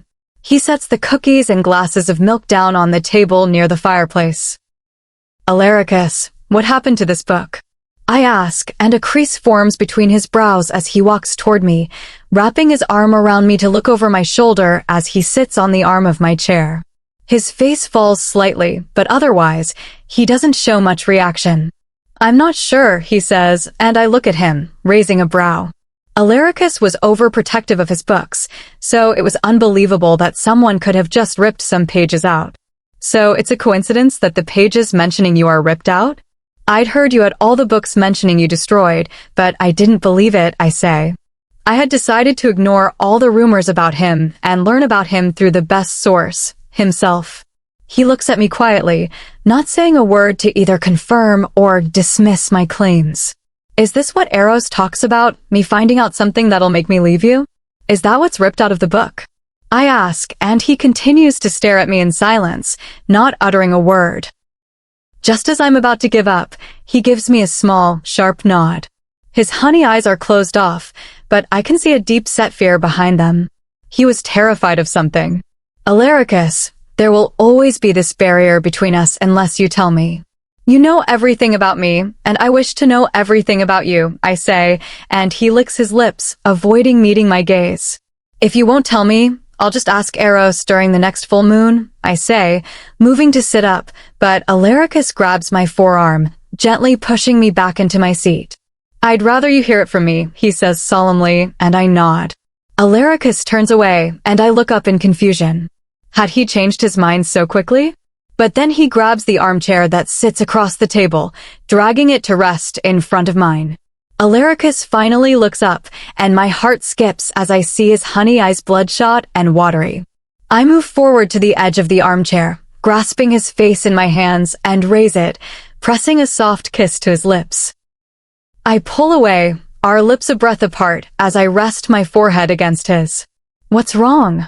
I whisper softly. You're going to leave me once you find out what I've done, he says, his voice cracking. I shake my head. I'm never going to leave you.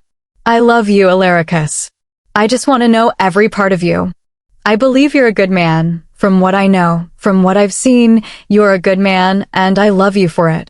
No matter what you tell me, I'll always love you. I know your past is dark, and that's okay. I won't leave you, ever, I tell him, and he looks up, trying to give me a small smile, but his expression is still filled with hopelessness. Centuries ago, werewolves didn't rule. I'm sure you know that, though. But the times I was raised in were before humans ruled, too. Like there is no trace of my beginnings and history, there is also none of these creatures that ruled the earth then. Do you know what Python is? Alaricus asks, and I shake my head. They're supposedly what you'd think of as witches, for lack of a better description. But they were far more powerful and respected. They ruled the very earth, living in tribes, so to speak. I'm not a natural-born werewolf. I was born a human, to a human mother and father. But my mother wasn't the average woman. She was the concubine of the king of our people. To Pythonisms, the power is all in the mind, so unlike werewolves, where men are stronger, the women were stronger. Unlike werewolves, where both genders can be alphas, only female Pythonisms were the rulers. The males didn't have nearly as much power. It had always been that way, Alaricus says, looking at me to ensure I'm following along. The queen was one of the most powerful, but her downfall was the king. She was completely in love with him, and he was infatuated with my mother. All women in our kingdom had light-colored hair and brightly colored eyes, but my mother, the daughter of a Middle Eastern woman and a peasant from our tribe, had gotten her mother's looks and her father's tan skin. She was beautiful, and the king thought so, too. He bought her forcefully from her parents, a dark flower in his garden of light, he'd called her. His eyes darken as he speaks, his anger still present after all these years. I listen intently, entranced by every word he speaks, finally seeing this other part of Alaricus was something I'd always wanted but feared I'd never get. Chapter 39. Alaricus POV. I clench my hands at my sides, remembering the way the king would look at my mother. Her tan-hardened complexion wasn't something most men found favorable at the time, but he had been enamored by it. All too pleased when my lovely younger sister too had inherited the foreign traits. Although she was as kind and sweet as my mother, she was much more fragile. Time had hardened my mother, and she was the strongest person I knew, including the all-powerful Queen Pythonism, but my sister was fragile. A determined mind, but a heart that was much too kind. She was sheltered by both of us. It was as if I could still see her innocent green eyes gazing up at me. At the time, autism was still considered an ailment, a sickness. It was unfortunately misunderstood, and Lilium's childish innocence had been ridiculed. All the more reason for my mother and me to protect her and make her even more sheltered and blind to the cruelty of the world. Keeping those memories locked away in my mind had become a habit, but for Amara, I'd traveled to even the darkest parts of my mind. Although it wasn't me that had the right to look at those memories as a tragic event, for I'd caused them, the culprit shouldn't find solace in pain, but rather in punishment. It had taken place centuries ago, and yet I could still remember every moment, every emotion as if I were reliving it. Waking up had always been difficult for me. Despite the scratchy cot I lay on, my dreams weren't something I liked to leave behind to face reality. But I couldn't ignore the light calls of Lilium. As soft as her voice was, her calls to awaken me were persistent. "Wake up, Alaricus. I made breakfast." She whined, and I smiled under the cover of my thin blanket, reaching out to grab her little hand and tugging her so she'd fall onto the cot. She let out a little giggle as she fell, looking at me with her big green eyes. For a 14-year-old girl, Lilium looked to be younger, but perhaps that was only part of what made her appear so fragile. "And what did you make, little Lilium?" I ask her, and she twists her nose to the side at my words. In her mind, she was a warrior and in no way little. "Oatmeal," she says, and I nod. It was the one breakfast item Mother and I had taught her, but Lilium was a brilliant little chef. She'd always use the little we had in the home to put her own twist on the oatmeal. At times, resorting to going to the royal home to get ingredients. However, I had strictly warned her not to do so. We didn't need their food. Her tan skin and dark hair made her look like a younger version of my mother. Her green eyes came from our grandfather. Her looks won her the favor of the king. Although he didn't particularly like admitting we were his children, as no respectable king liked admitting he had children with his concubine, or perhaps it was the queen that stopped him from doing so. I thought it was unmistakably his son, our resemblance so uncanny that some foreign royal visitors would think I was the prince. But it was his infatuation with my mother that made him dote on my younger sister. For perhaps in his twisted mind, in a way, she was a result of his ownership of my mother. However, she was nothing like him. She was everything good, while he was the human embodiment of evil, a malicious old man.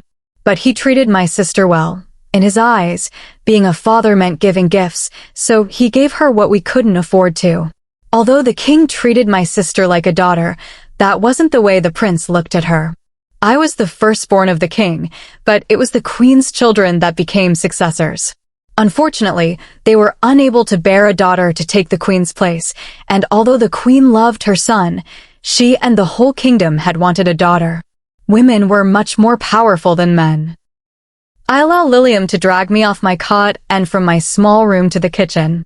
She stares at me proudly as I stand over the fire, pouring a bowl for myself from the small pot of oatmeal.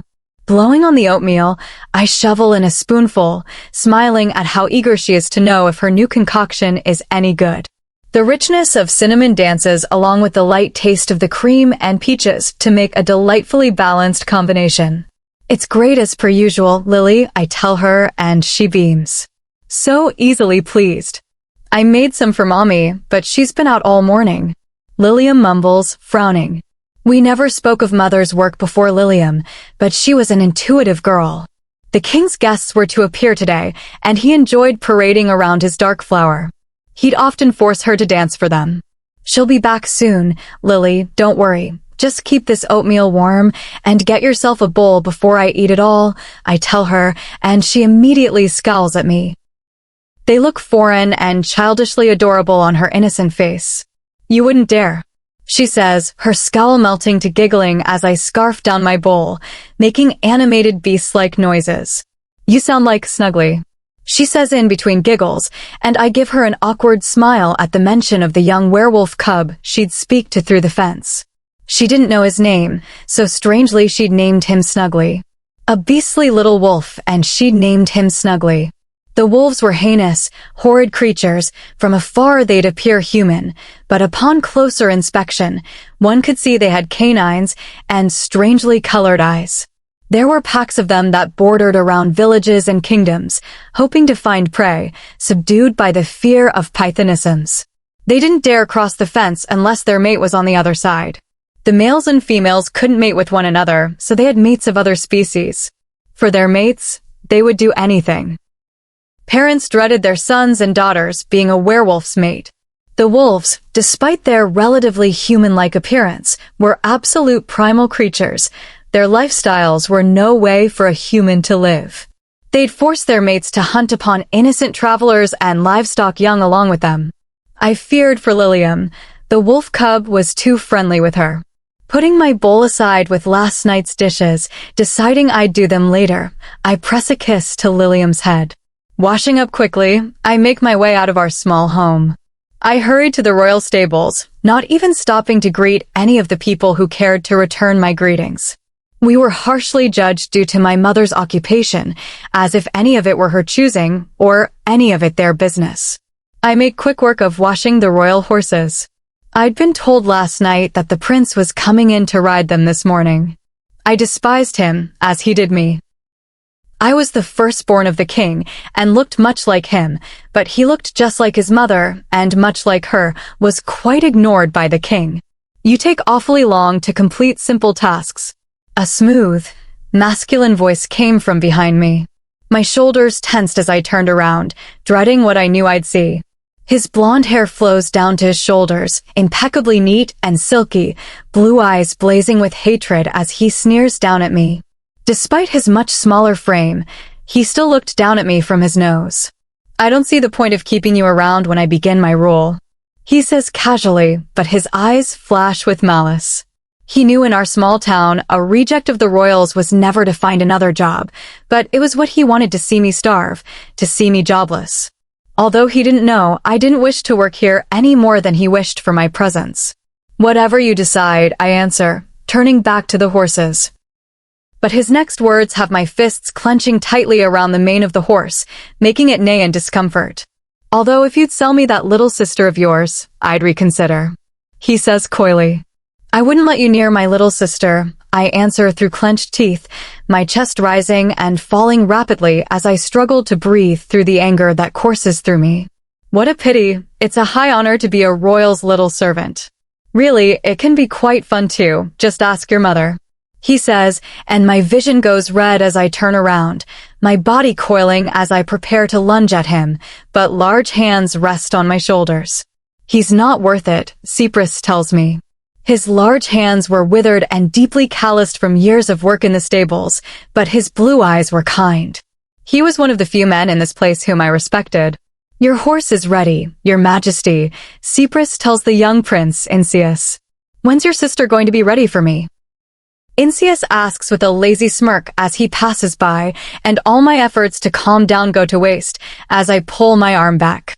Clenching my large hand in a fist, I let it meet the smirking face of the prince with a loud snap. An anguished yell escapes the prince as Cypress gasps. "I'm not going to do anything to you, but I swear to you, I will make you watch as I take your sister. The little freak won't know what's coming at her. I'll force you to listen as she struggles to escape from me," he says to me, holding the side of his face, and my chest rumbles in anger. The thought of his filthy hands on my fragile, pure little sister, leaving an acid-like taste in my mouth, and anger burning in my chest. But it's the hopelessness that is the worst of them all. Knowing he could follow through with that all, and I'd be able to do nothing about it. "Go home, Alaricus, take a day off. I'll man the stables for today," Cypress says, and I turn away, my fists clenched at my sides as I make my way from the stables. I rub at the back of my neck as I make my way back into our little home. My mother's deep onyx eyes meet my own, her arched brows furrowing in confusion. "What are you doing home, Alaricus?" she asks softly. "I had a little quarrel with the prince," I say, and she sighs. "He's a nasty piece of work, but we must be careful, son. The king won't rule forever," she says, and I nod. "Let me cook. You look exhausted," I say, and she raises a brow at me in mock offense. "Oh, Alaricus, Have I taught you nothing? Never tell a lady she looks anything less than beautiful. My mom says, making Lilium giggle. My eyes dart to her, not having noticed her as she sits in the corner near the fire, knitting a dress for her doll. The remaining anger fades as she beams up at me, and I have to rub at my eyes to keep from crying. Those big green eyes could lose their shine, just because her brother was incapable of protecting her. As beautiful as my mother's eyes were, as black and limitless as the night sky, they were also sad. The gaze of a hopeless woman, fallen in her own eyes. I never wished to see that in my sister's eyes. You always look beautiful, the most beautiful woman in the world. And there's the one little turnip, I say, grinning toothily at my sister, and she gasps. Getting up from where she's hunched on her knees, she rushes towards me. Her little fists connect with my chest, and I grab her up from her underarms, holding her away from me so she couldn't reach. I'm not a turnip, you're squash, she says defensively. In her mind, that was a grave insult. She'd most probably apologize for it days later. She was incapable of hurting anyone, and it tormented her if she thought she had.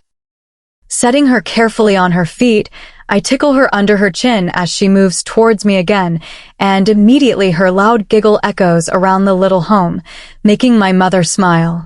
If that smile would reach her eyes, one day it would. I'd ensure it. I'd get us all away from this mess of a monarchy. Away from the brutish royal family to a place where my mother could be happy, and my sister could live her life in peace, unaffected by royalty. Fall in love with whomever both would please. I'll finish making dinner, Alaricus, but could you fetch us some firewood? We're nearly out. My mother says as Lilium goes back to her knitting. Of course, I'll be right back, I tell her, leaning forward to press a soft kiss to her forehead, and making my way to kiss the top of my sister's head as well.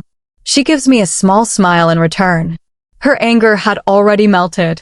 The wolves were quite afraid of the queen, who'd created a barricade to keep them out. But sometimes rogue werewolves, knowing nothing of the pack and not subjected to the spell, would venture in. However, the prince was no less than a rabid wolf either. I'd always give kisses to my mother and sister before leaving home, just in case I never came back. I walked along the fence, choosing rather to hear the growled words of the wolves than to receive the dirty glances of the villagers. But the wolves were sly creatures. It was why we were taught to avoid going too close to the fence as children. Son of the king, you look tense. A growled deep voice came from across the fence, inhumanely greenish-yellow eyes glinting at me through the fence. I frowned, noticing how large the wolf was, quite possibly one of the high ranks, perhaps the son of the alpha. I chose not to answer, turning myself so that I was facing away from him as I walked. Artemis can help, tell Artemis. The wolf growls primally. The wolves were able to speak, but it was very little that they spoke, in their strange manner. Artemis hears the son of the king has problems with his brother. Dirty brother, looks at sister weird. The wolf says, wrinkling his nose in disgust, and I tense. Even a rabid wolf was better than the prince. I had been literally correct. Artemis can kill a prince. The wolf says, and my body freezes as I turn to look at the wolf, a predatory grin spreading on its face. The wolf beckons me forward, and I take a cautious step towards the fence. How? I asked the wolf. If you leave a hole in the fence, Artemis can come and kill the prince. Human villagers can cut the fence. Humans are not part of the spell. He tells me, and I bite my lip, shaking my head. It wouldn't be right to trust a wolf. We were taught not to. No, I say, shaking my head, and the wolf shrugs. Well then, the other brother will take the sister. He says casually, and I tap my foot impatiently before turning to leave. I'd just walk through the village. A dead prince is a good distraction. The wolf grumbles quietly, and I halt in my escape.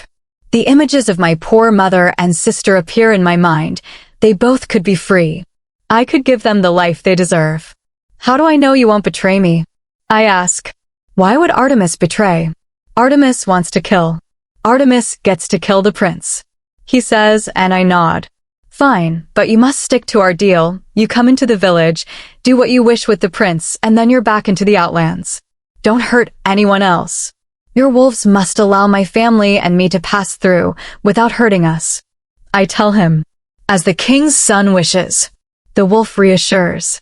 Breathing in deeply, I utter out the next words, ignoring the unease I feel. I'll have a cut large enough for you in the fence by sunset, I tell the wolf, and he grins at me, his tongue darting out to lick over his canines. Furrowing my brows at him, I give him a quick nod before walking away, making quick work of getting to the forest. Moving aside some branches of a large bush, I find the axe I always kept here. I didn't want Lilium finding it when she was younger, and although she was old enough now to know better, it had just become a habit to leave the axe in the forest. My arms began to ache as I tried to hurry to chop the firewood before hiding my axe once more. Tying together the logs, I hoisted them over my shoulder, beginning my walk back home. My mother stood in the doorway, her onyx eyes filled with worry until she'd caught sight of me. "Alaricus, you're home," she mumbled, getting up on the tops of her toes, and yet she was still too small, so I leaned down to allow her to press a kiss to my forehead. Dropping the logs, I ushered my mother back to the house. "Mom, get your stuff and Lilium's packed up. We're going to leave tonight," I tell her, and she frowns in confusion. We discuss leaving often, so this wouldn't be too surprising. "I've made arrangements, but we must hurry. Stay packed, only what we can carry," I say, and my mother nods. Her eyes brighten a bit before dimming. "But I don't understand what arrangements. Do you have any idea what could happen if we're caught, or worse, preyed on by the wolves?" My mother says, and both of us turn to look at Lilium as she lets out a sniffle. "Mom, please trust me, I've taken care of it. Just be packed, please." I plead with her, and she nods. I crouch down in front of Lilium, opening my arms to her, and she crawls in. Resting gently against me, her newly dressed doll pressed against my chest. "Listen, Lily, we're going to go far away to a better place, where the other kids won't be mean to you. Mommy will be happy there, and so will you," I tell her, and she looks up at me through those big green eyes of hers. "What about you? Will you be happy?" she asks innocently, bringing a small smile to my face despite my nerves, and I nod at her. "I'll be very happy, my little turnip," I say, and she smiles, ignoring the name. "Okay, then we'll go," she says, and I laugh softly. "I'm glad I've got Fairy Turnip's consent," I say, and she bows her head. Roy. Chapter 40. My lips part, my mouth feeling parched as I stare at Alaricus, but he refuses to look up at me. He keeps his gaze down, looking at the floor instead of me, but his lower lip trembles as we sit in silence. After that, I was nothing. There was nothing left for me. I was a beast, a horrid beast, who was the reason my beautiful mother and sister had died. They died in the misery I'd promised to take them away from, he says, his deep voice shaky. The Eros you know is nothing like the Eros I knew. He was made from the darkest parts of me, and in those moments, I was so far gone into the dark that no light penetrated through. I was enraged, so miserable, and so very lonely. I tried hiding out, I tried killing myself, but the curse was unmovable. I was stuck living. I was stuck with every dreaded breath, unable to stop them. After years, I became so angry, I began hunting pythons, he says, and I blink away the tears that trail silently down my pale cheeks. She was right, I was stronger than her, but not her curse. I hunted pythonisms into extinction. Every creature on Earth that was even rumored to be related to witchcraft I ended. I hunted down the lines of the families, killing even their young that hadn't shown any signs of magic. There was a very low chance that an offspring might develop it later on. I wanted to ruin them for ruining me. And I did. They no longer exist. They haven't for centuries. But I saved her for last. His voice grows deeper as he speaks, something fractionally more primal. It was nearly a century later that I found her. She was the last one. I'd even removed the very evidence that pythons existed from the face of the earth.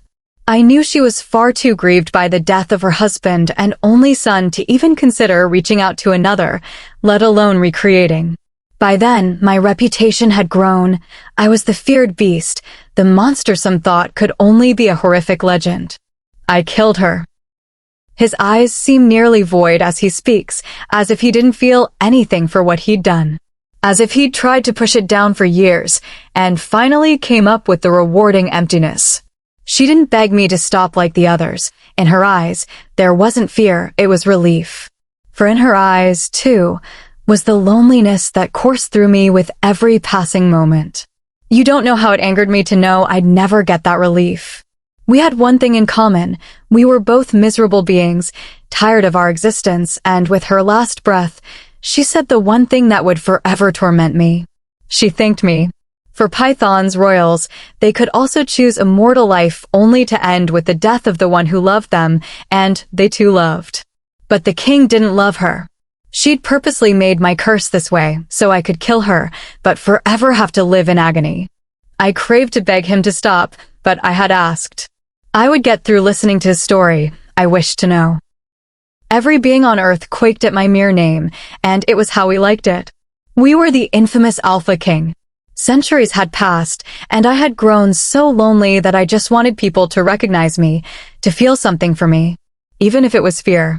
By then, I'd gone insane. I craved chaos and the misery of others. I was despicable. I can't even remember some of it. It's all a blur to me now. There was nothing left for me, but it was one night. I was an insomniac, still was until very recently. His eyes threatened to flicker up to me, but instead, they go back to their position, gazing at his feet on the floor.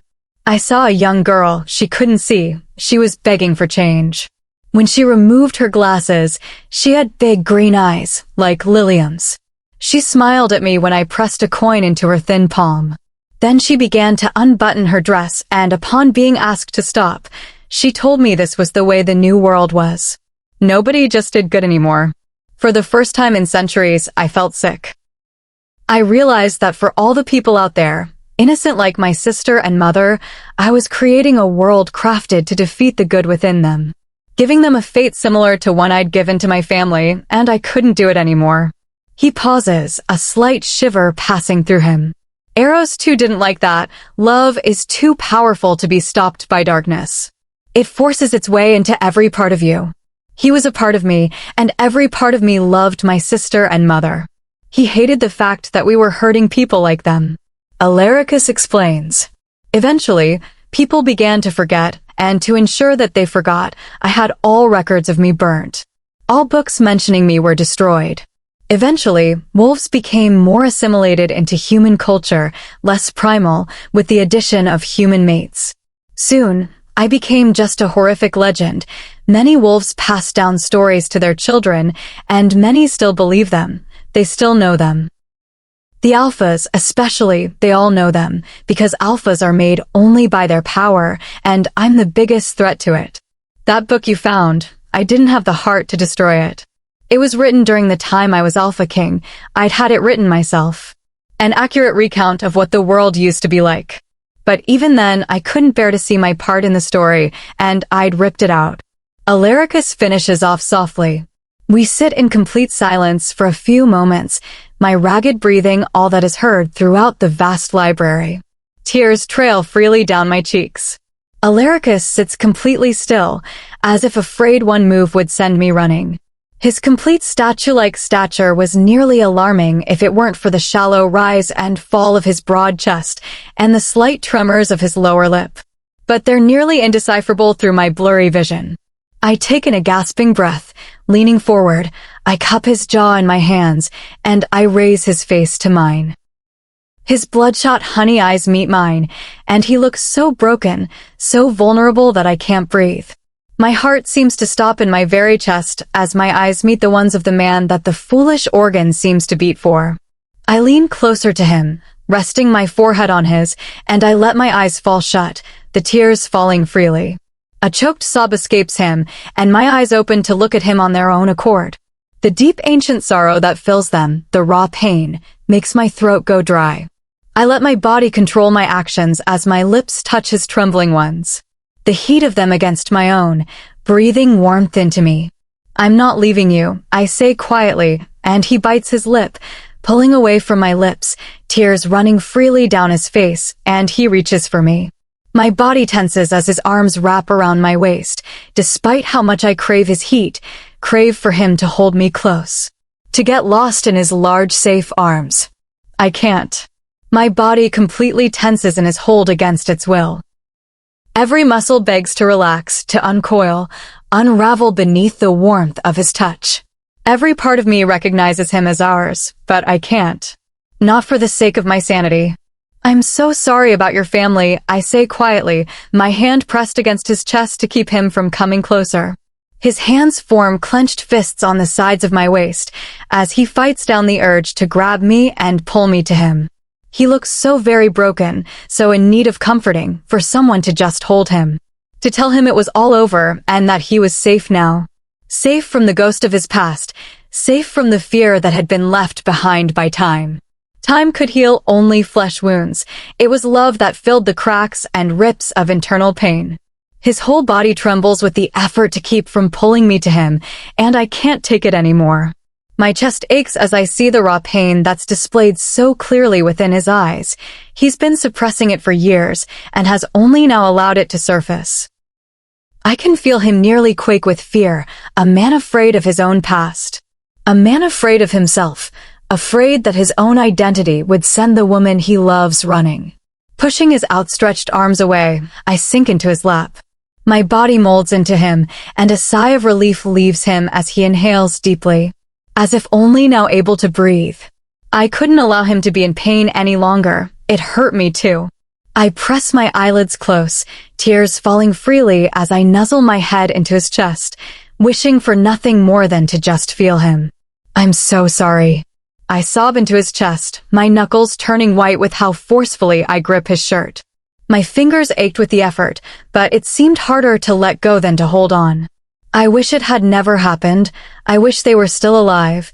I wish you weren't in so much pain. I wish you hadn't been so alone all those years. I whisper to him, my chest rising as I nearly gasp for breath. Wrapping his arms tightly around me, Alaricus lowers his head into the crook of my neck, holding me so close as if I were the only thing keeping him grounded. He holds me tighter than he ever has before, and yet there's no pain. Perhaps it wasn't possible for the one to love you to hurt you. My lips part as I feel the deep breath that he releases onto the bare skin of my throat, my eyes threatening to fall shut as he nuzzles his head into me. My body was struggling to keep up with my mind. Every fiber of me ached to love him so much he'd forget his sorrows, but my mind plagued me with the horrors of his past. What you did to those Pythonisms was wrong, Alaricus, I tell him, and he stays silent, simply holding me to him. You couldn't possibly disagree, I say after a moment of waiting for him to speak. The man I knew couldn't possibly have hunted a whole species into extinction and not regret it. Do not be drowned by guilt. I didn't wish for him to hurt, but I wished for him to prove to me that he really was the man I thought he was, a good man. Alaricus, say something, please, I beg, lifting my chin to look into his eyes, which are clenched shut, but they shoot open as I gently touch the skin of his sharp jaw. His eyes seem conflicted, but they melt at the uncertainty in my own. I've spent years hating myself for what I did. I don't regret the deaths of that father or son, and a part of me doesn't regret the Queen's either. A part of me wished to blame it all on her. But it's not her fault, you see, Eros, it's me. He's made of the darkest parts of me, thoughts and feelings that I don't dare dwell on. His bloodlust, truthfully, is mine. My monster is me. I'm the man who became the monster. I'm the man who killed hundreds of thousands. I killed children, Amara. I hate myself to an extent that is incomprehensible to someone as pure as you. But I've learned to push it down. I have no means to release this hatred. Every time I've tried, only others have gotten hurt. Alaricus says, my hand falling from where it touches him, his eyes following it, but he continues to speak. I was wrong, Amara, and my misdoings have affected many lives. There's a reason that I am feared, hated even, and rightfully so. A beast is meant only for hatred. I earned your love, only to lose it. For nobody could learn to love the beast. He says, his velvety voice dripping with venom, but his eyes displaying a raw hurt, a pain so deep delving that it robs the breath from my chest with just a glance. You haven't lost my love. I fell in love with you for the man you are now, for the man I've known you to be, I say, but he shakes his head. It's not possible, Angel. If I hate myself so, someone as pure as you is sure to shudder at my very existence, Alaricus says quietly. Don't say that. I retort. Love can't be changed. Your past is horrific. What happened to you is horrible. But I've never gone through it, so I don't know what I would have done. I'm not familiar with the darkness that lurks underneath the miseries of being so unbearably lonely. Darkness stems from horrors and innocence from shelter. Compared to you, I've been sheltered all my life. I have no right to judge you. I've never faced your pain. But despite not having an inkling of an idea as to how much you've hurt, I love you, Alaricus, and regardless of what happens, I always will. I tell him softly. Pulling away from my throat, Alaricus looks deeply into my eyes as I speak. His beautiful honey eyes darkened and glistened with gold, but somehow looked softer as they filled with tears. He bites into his bottom lip harshly, a pained whimper escaping his lips. The sound was causing my heart to lurch painfully within my chest, so vulnerable, so pain-filled, so in need of comfort and reassurance. His arms tighten around my waist, and he tugs me closer into his firm, broad chest. I love you so much. So much that it makes me forget my own pains. The way I've felt for you makes me forget the hatred I harbor for myself. The love for you overcomes it. For if I'm capable of loving someone like you, then maybe there's something within me that's not completely evil. That love I have for you is pure. Something pure within my deranged, twisted form. You're more than just the woman I love. You're the woman who saved me. Gave me something to hold on to hold on for. I can't repay that, but I'll spend eternity trying. He promises solemnly, making my heart tighten, the tears beginning to flow rapidly. Closing my eyes, I rest quietly against his chest, and he pats down my hair softly with one large hand, the other arm wrapped tightly around me. Holding me tenderly close to his chest, and I don't have to look at him to know that a few tears trail down his face every once in a while. I press a soft kiss to the warm, smooth tan skin of his chest exposed atop his shirt. I have a few questions, I say, and Alaricus looks down into my eyes, nodding his head immediately. Anything. He promises. You said that the queen cursed you to live a life without love, to a mateless wolf. Then how am I I ask, trailing off. There's no definite answer to that question. I had destroyed all records of witchcraft, although I don't believe such an occurrence has happened before. Though after meeting you, I looked into it. It would seem that not even magic can defy the absolutes of nature. We're complete opposites, my love, but that is what brought us together. Two people so different could only balance each other. Two people so different had to be together. They belonged with each other, balancing each other out. Although, unfortunately for you, you were meant to put up with everything bad, while I was sent an angel. Alaricus says, his honey eyes glistening with tears, but filling with a soft adoration that brightens them. How can Eros do all those things, when he's just so different with me? I ask, struggling for words. I didn't want him to feel worse, but I did want to know. I needed to understand him. Like I said, love isn't stopped by darkness. Eros is the darkest part of me, but every part of my miserable being loves you. Despite what you've done or what you wish to, you can't hurt the one you love. It's incomprehensible to be able to cause them any pain. Eros can't hurt you, he's me. Neither of us could hurt you. It's why I trust him with you. I love you too deeply to ever even be able to contemplate hurting you. The thought of you in pain kills me. However, I didn't expect Eros to act in that way with you. But I suppose he's the most primal form of me, and deep down, all I ever wanted was for you to love me. He admits quietly. His gaze was darting to me, eyes taking me in as if he believed he would never see me again. Is that why you refused to take an official role in the werewolves? I ask. Amara, I don't do well with power. Misery doesn't mix well with power. After what I'd done for years, the people I killed, the lives I ruined, I can't ever allow myself to hold any more power than I already do for being what I am. My very being is a curse, one that shouldn't be bestowed on anyone but me. I'm so sorry you have to suffer the repercussions of what I did, of what I am. I just can't bear to let you go. I told you I wasn't a good man. I'm selfish, but that's what's kept you with me. Alaricus says, his honey eyes darkened and stormy, his self-loathing so clear in his gaze that it sent a pang of pain to my heart. But you deserve better, Angel, and I love you far more than I care for myself. What do you want? Do you wish to be free of the beast that's plagued you for far too long? Alaricus asks, his jaw clenching tightly as he gazes down at me apprehensively, trying his best to hide the pain that's so clearly visible in his eyes. The fear of my answer, as if he had anything to fear. I love you, Alaricus, for the man you are now, for the man who knows the names of every single one of his staff. The man who looks at me, and suddenly I don't feel as if I'm just ordinary anymore. The man who looks at me as if I'm the answer to every unanswered question, as if I'm a miracle. The man who cooks so diligently and gets along so well with children. The man who is, at times, seemingly a child himself. The man who holds me so tenderly and kisses me so deeply.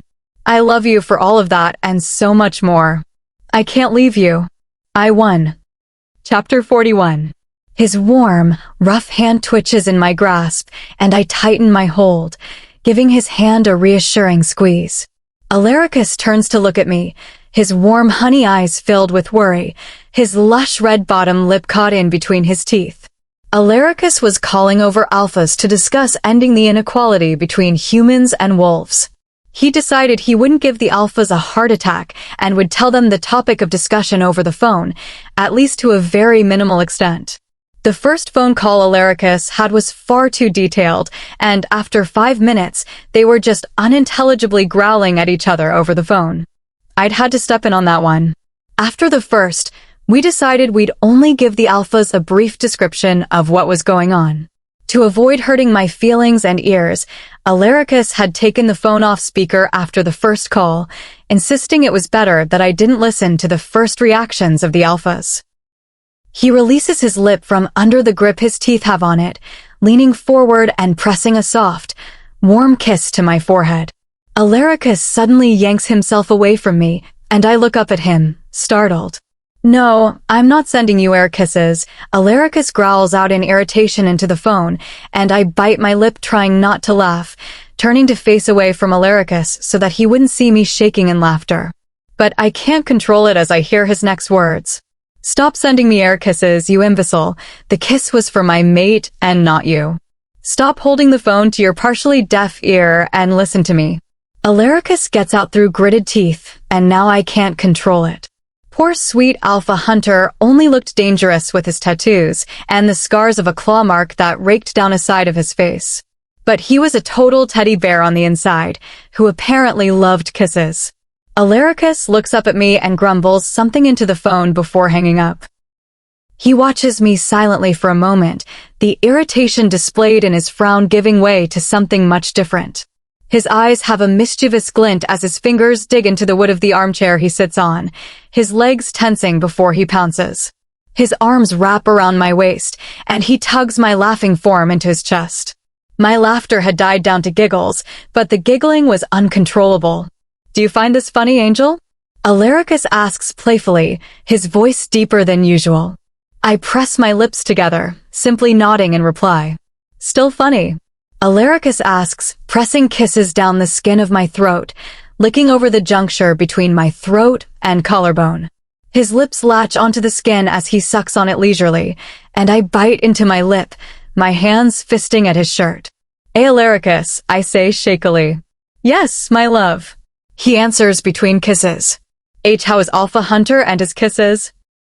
I ask, looking up at him with doe eyes, until he looks up at me confused, the arousal in his eyes melting to give way to bemusement.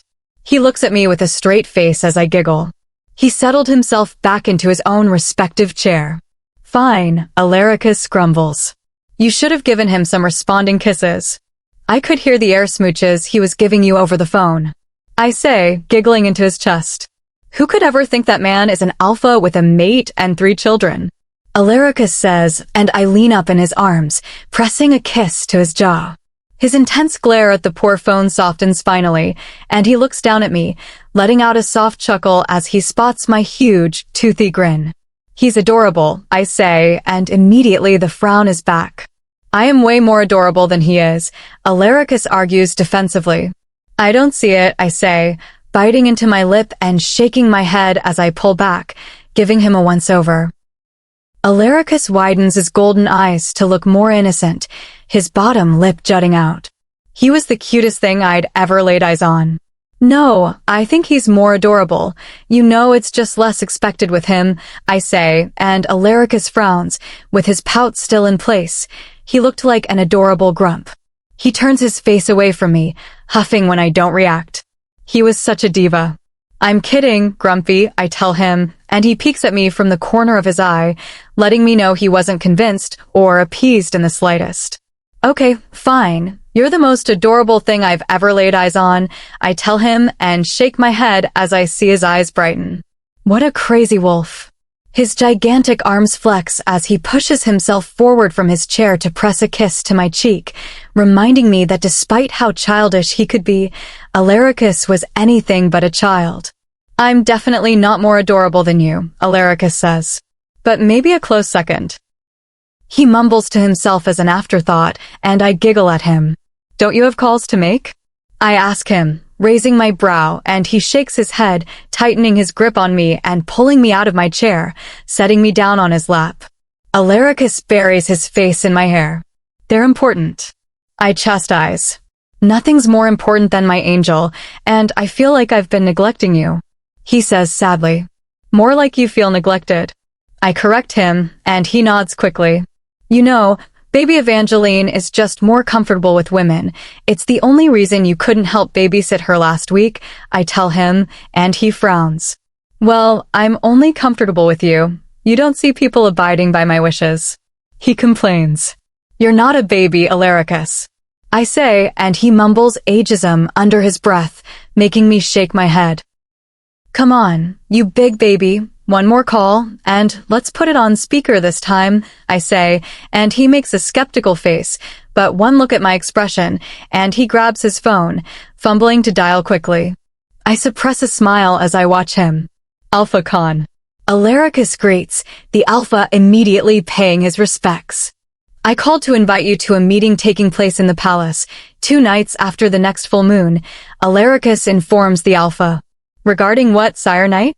The Alpha's deep voice asks. A few adjustments to the human laws. They aren't pack animals, the way we wolves are. They need not be forced into our packs or forced into matings. Alaricus says, getting cut off by a loud growl as he speaks of matings. Alpha Khan and his Luna story was quite famous. His mate had been a young human female, who'd on more than just a few occasions expressed her views on their mating. She'd even run off a few times, but of course, it was always the threats to loved ones that kept humans chained to their alphas. It was rumored she had been betrothed, and the alpha had killed the young man for holding his mate's affections. Although it was possible he had gone off into the free lands, a body was never found. After meeting Alaricus, I'd begun to grow more skeptical of all the rumors about higher-class wolves. But Alpha Khan had reason to be thankful to the mating laws. Otherwise, his mate would surely be rid of him as she'd desired. They'd been together for years, and yet she still hated him. That was quite uncommon in human and wolf pairs. The level of devotion was quite difficult to ignore. The humans don't need nor deserve more freedom. Many of them are our family, and our family must belong in our packs. You, of all, should be supporting the mating law, Sire Knight. Your little human would have run away from you as soon as she laid eyes on you, if it weren't for that law. Alpha Khan mumbles, a taunting smirk audible in his voice. I wrap my arms around Alaricus' neck, cuddling closer to him, in hopes of calming him down. His eyes were beginning to turn gold, barely restrained growls emitting from his chest. Look at me. I mouth to Alaricus, and he looks into my eyes, his own beginning to turn back to the soft honey as I press kisses to his jaw. It's okay, I whisper quietly into his ear, and he wraps his arms tightly around my waist, holding me close to his chest. Don't speak of my mate Khan. You know what she is to you and your wolf by rightful position, don't you? I may not claim my position. I may not claim the power, but it remains mine, dormant but present. You do understand what that makes my mate, something a mere alpha like you has no right to disrespect. Someone nobody has a right to disrespect. Alaricus threatens, and I stay quiet, knowing Alaricus was inconsolable when it came to somebody even mentioning me in a manner he didn't deem appropriate. She's but a human. Does she know of your immortality? What will become of her while you stay youthful and healthy? Don't change the laws for a girl who is a guest in your world for a mere century, if that. The Alpha says, and I press my lips together. Now he'd done it. You insolent mutt. How dare you address her that way? I would behead you myself if your pack didn't depend on you. You have no right to speak of our relationship, to speak of my Amara. With what she means to me, I consider her higher in rank than I am. Now tell me, Alpha, do you still have an issue with my mate? Alaricus asks, eerily calm for someone who'd been growling mere moments before. And no. The Alpha stutters, and I hear a snort from his side of the line, so his mate was listening in on the phone call. Forgive me, Sire Knight. We will discuss this further in the meeting. My mate and I will be there. Alpha Khan says, and I barely contain my giggle as I hear his mate tell him to speak for himself. I had a feeling I would like her. Alaricus cuts the call, still angry, and I snap out of my daydream, turning around in his lap so that both my knees are on the sides of his hips. His large hands come to rest on my hips, and I lightly massage his temples. A small smile grows on his face, and he leans forward to press a kiss to my forehead. Thank you, baby. He mumbles against my skin. So, Alpha, I'm a higher rank than you are, I say teasingly. Of course, Angel, I'm your slave. I'd do anything for you at a simple command. Doesn't that make you a higher rank? He asks rhetorically. Love is all about equality, I tell him, and he nods, but a small smirk grows on his face. But then again, one kiss from you, and I'd do absolutely anything. He tells me, and my cheeks turn red at the look in his honey eyes. I rest my head onto his chest, fiddling with the top button of his shirt. I perk up as I remember something that blithering idiot had said. Alaricus, about what Alpha Khan was saying, what will happen when I get old? You won't like me anymore.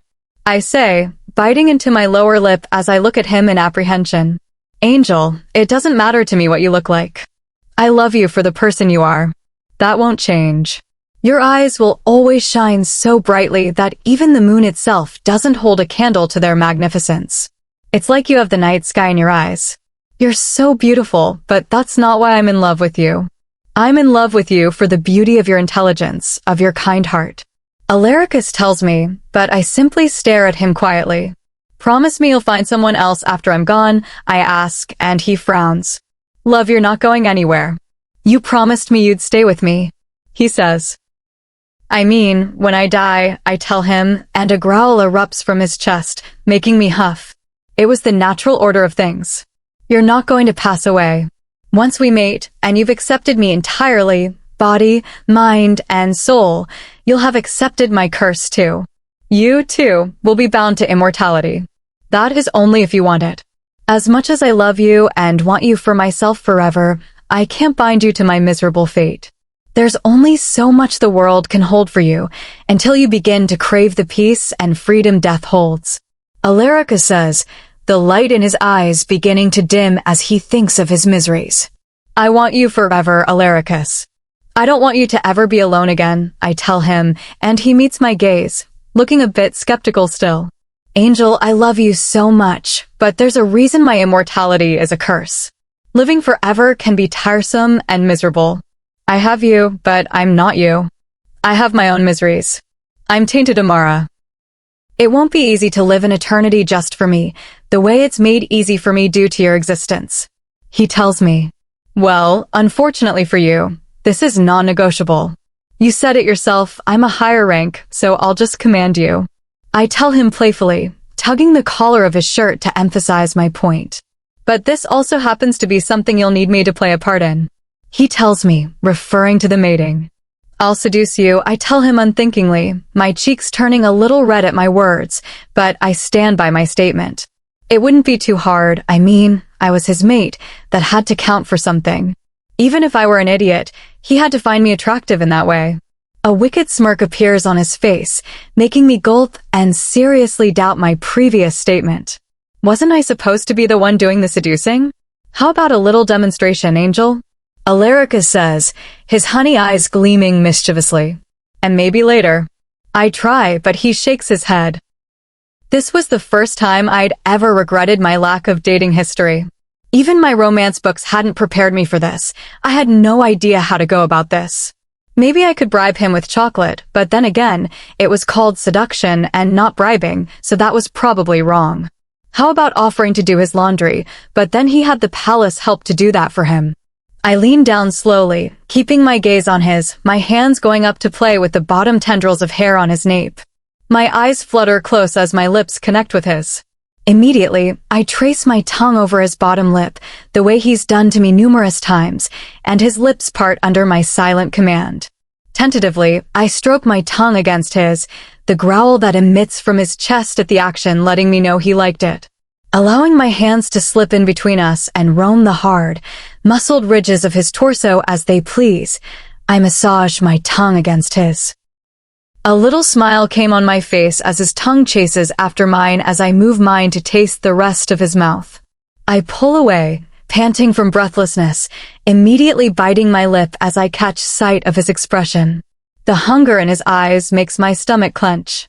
Holding his gaze, I let my fingers travel to the buttons of his dress shirt, popping them open with ease.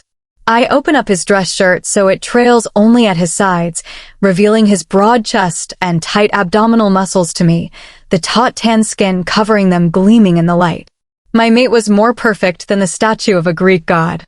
Leaning closer to him after I've gotten an eyeful of him, teasingly, I flick my tongue over the tick of his jaw, and he lets out a quiet hiss at my actions. I press kisses down his skin until I reach the muscles of his chest, pressing a kiss to each side, before one in between. I look up to meet his gaze to see him panting, making me smirk. I maintain his gaze as I let my tongue dart out to lick over his brownish-pink nipple. A growled moan rips through him, shaking me to my core, and unthinkingly, I bite into his pectoral. He lets out another pleasurable growl, watching me closely as I trail down his torso to get to his abdominal muscles. Pressing kisses to each one, before licking up the two muscled lines they create. His breath catches in his throat as I let my fingers trail delicately over the rim of his pants, licking along the part of his V-line visible above his now low-hanging dress pants. My eyes widen as I see the gigantic bulge that strains against the dark material of his pants. I gulp. Wasn't that abnormally large, but that was a problem for another time. Mission successful. I rest my hands on his shoulders, pulling myself up so that I'm face to face with him. Alaricus, I mutter softly, and he replies in a breathy moan. You're seduced, I say, and settle myself comfortably in his lap. My eyes grow wide into the size of saucers as he instinctively rocks his hips upwards. Do you need a moment? I can dash. I start going to pull away from him, but Alaricus yanks me to his chest. The desire-drenched breaths that leave his parted lips hit my own. Just give me a moment, my little vixen. You can't just expect to get away after what you've done to me. God, your scent is killing me. Alaricus whispers hoarsely. His hands flex as they rest on my hips, but even in this state, he's careful not to hurt me. I love you, I mumble to him, resting my head on his chest, near his heartbeat.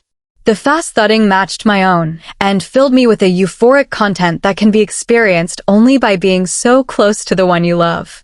I love you, too, my little seductress, Alaricus says, making me giggle.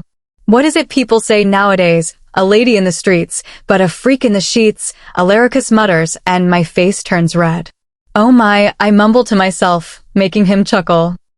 Chapter 42. Twirling around, I arched my back trying to get a good look to ensure the dress didn't have any embarrassing wrinkles, or, God forbid, rips in the back. The dress had been hanging in the closet for a while, and since I refused to allow Alaricus to get me another, while I had countless I hadn't worn yet, I needed to ensure there was nothing wrong with it. The last thing a human mate like me needed was to go out in front of many alphas who'd look down at her while misdressed. Turning back around, I smoothed the dress down from my waist, my fingers slipping over the soft satin of the dress, and I reveled in the smoothness of it. I hoped my bold choice of a rich red-colored gown was appropriate. You look beautiful. His warm, velvety voice sounded from the door. I looked up at him through the reflection of the mirror. My heart rate picked up in my chest, and I whirled around to get a better look. Alaricus looked like a true king, dressed in an all-black three-piece suit, tailored so finely it seemed to be stitched well on him. His raven hair was styled back neatly, but absolutely no gel appeared to be present, just the way I liked it.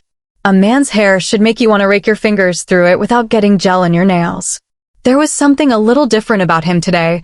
I could sense it even with the distance between us. Something almost darker, more powerful. Typically, Alaricus was very genuine and affectionate, but there was nothing casual about the man who stood in my door. Grabbing the rose flower head from my dresser, I made my way towards him. As I got on my tiptoes, I placed my hand on his chest to steady myself. A small smile came to my lips as I heard his breath hitch, looking up to find his honey eyes gazing down at me intensely. I placed my palm flat towards the right of his broad chest, feeling his heart pump rapidly under my touch, quicker than the soothing rhythm to which I fell asleep every night. I tucked the flower into his pocket, carefully keeping my gaze locked on his, satisfied that we now matched at least a little. "You truly look like an angel," Alaricus whispers softly. "And you look like my king," I say, making that adorable dimple appear on his cheek as he grins at me, his honey eyes glinting possessively as he wraps his arm around my waist, pulling me to him tightly. Alaricus's eyes fell to my red-painted lips, making my breathing labored as he leaned down slowly, capturing my mouth with his own. There was an inevitable domination, a possessiveness to his kiss, but nothing was suffocating about it. The way he kissed me was exhilarating. A king's desire for his queen rises to the surface. My toes curled against the hardwood of the floor as I melted into his embrace, matching his passion with my own. I moved my lips against his, nudging my nose against his playfully as I felt his hands clench onto my waist, but even in his passion, he's careful not to hurt me. The kiss was getting too deep, and we didn't have time at the moment. Curling my hand into the nape of his hair, I hold his head steady as I move my mouth away from his, my subconsciously closed eyes opening to see him jutting out his lips, looking for mine. I peck them lightly before tapping his hands that are on my waist. Our guests have surely started arriving, and it's time we go down to receive them, I say to Alaricus, and he frowns but nods, making a strand of his hair fall out of place and onto his forehead. Reaching up, I tuck it back into place, fixing his hair with my fingers, and he leans into my touch. "Stand straight." I scold him, making him smile. "I think my suit's a little crumpled too," Alaricus says, and I run my hands over his blazer surface, straightening it out for him, tugging at the ends of it to make it sit right again. "My face?" Alaricus says, leaning down towards me, and I narrow my eyes at him. "You just want me to touch you, don't you?" I ask, and he nods with a childish grin, making me laugh. Leaning up, I press a soft kiss to his stubble-covered cheek. "Perfect," I whisper against his skin, hearing him swallow thickly. "Are you all right?" I ask him, absent-mindedly smoothing out his already perfectly smooth collar. Alaricus wraps both arms around my waist tightly, holding me closely to his chest. "Just stay by my side tonight. Eros is more restless than usual, and we can't stop thinking of the last time we were in power. But you keep me grounded, Angel, so I'm going to need you tonight." Alaricus says to me, "It probably won't come to you needing to accept your position as king. Many of them are related to humans by mating bonds. They'll understand," I say. "Your optimism is admirable, but I know those alphas well. I know the world I've created well. I hope it won't come to that. I fear what you will hear and see, but if this is what you want, you will have it. There's nothing I wouldn't do for my angel." Alaricus mutters darkly. There was a time when his love frightened me, when this passion suffocated me, but now it lit me up from the inside. It gave my own heart a reason to keep beating. "Thank you. I know you're doing this for me despite how much you don't want to, and I want you to know I'm very grateful," I tell him, and Alaricus nods solemnly. "How are you doing?" Alaricus asks me, one of his hands tenderly playing with the dark chocolate curls that fall down my back. "I'm fine, I promise," I tell him, and he presses a soft kiss to my forehead, making my eyes fall shut. "Let's go. Alpha Khan and his mate have arrived. I know you were looking forward to meeting her," Alaricus says, and I nod. "After you." He mumbles chivalrously, bowing slightly as he allows me to walk past him. "My shoes," I mumble, turning around immediately, hitting straight into Alaricus' chest. I rub my nose, pouting as he looks down at me in bewilderment. Resting my other hand on his chest, his eyes fly down to it immediately, a soft smirk coming on his face that makes me mentally face palm. Are you trying to make me change my mind about this meeting, Angel? Alaricus asks, draping his arm over my shoulders to keep me pressed against his chest. No, I forgot my shoes, I tell him, and he shakes his head as he looks down to see my bare feet, looking dejected. I'll grab your heels for you, Alaricus says, darting into my room and coming out just a moment later, my heels hanging off the tips of his long fingers. Bending down on one knee, Alaricus holds one of them before my foot. Placing my hand on his shoulder, I slip my foot into the heel before doing the same with the other. Alaricus grabs a hold of my hand, pressing a soft kiss to the palm of it, inhaling it deeply, startling me, but I stay quiet as he stands back up. We walk down the stairs, Alaricus' arm wrapped around my waist, and he holds me close to him, his relaxed stance stiffening as we reach the bottom of the foyer. The palace staff had shown the alphas and their mates into the grand ballroom they'd decorated just for the occasion. But I could make out the noise of their chatter even with my human senses from here. We walked towards the ballroom, silence enveloping the large room as we stepped in. Welcome to our home. Thank you for joining us on such short notice. I hope your travels were comfortable. My mate and I are honored to have you all here. Alaricus says stiffly, his voice resonating in the silence. If you all would take your seats, Alaricus and I wish for you to dine with us before we begin the meeting, I say, receiving a few smiles from alphas and a few waves from the mates I'd spoken to during the last meeting. After careful contemplation, we decided to adopt a help-yourself dining style to keep the atmosphere calmer and comfortable. The last thing we wanted was the alpha couples to be in a stern mood. We'd rather they loosen up and think this to be a more casual meeting. Of course, the serving style wouldn't fool the alphas, but the little details would help. Alaricus grabs onto my hand, leading me to our place at the head of the table. The long table had assigned seating, and as I look at the large, brooding man who sits a seat down from me, I know immediately that it is Alpha Khan. He grips the hand of the tall, tan woman seated between us, who tries to get her hand out of his grip, but to no avail. She digs her nail into his palm, and he reluctantly lets go of her hands, sulking. There's a thick tension between the couple that suggests they haven't gotten over a fight, or, from what I've heard of the couple, they haven't gotten a moment of peace from all the fighting. Surely knowing I wished to meet her, Alaricus had purposely placed her beside me. Beside Alaricus sits Alpha Lily and her mate, a slim, green-eyed boy with whom I'd gotten along well during the last meeting. Like me, he was quite young, only 2 years older than me, unlike the other mates who were at least in their late 20s. We haven't met.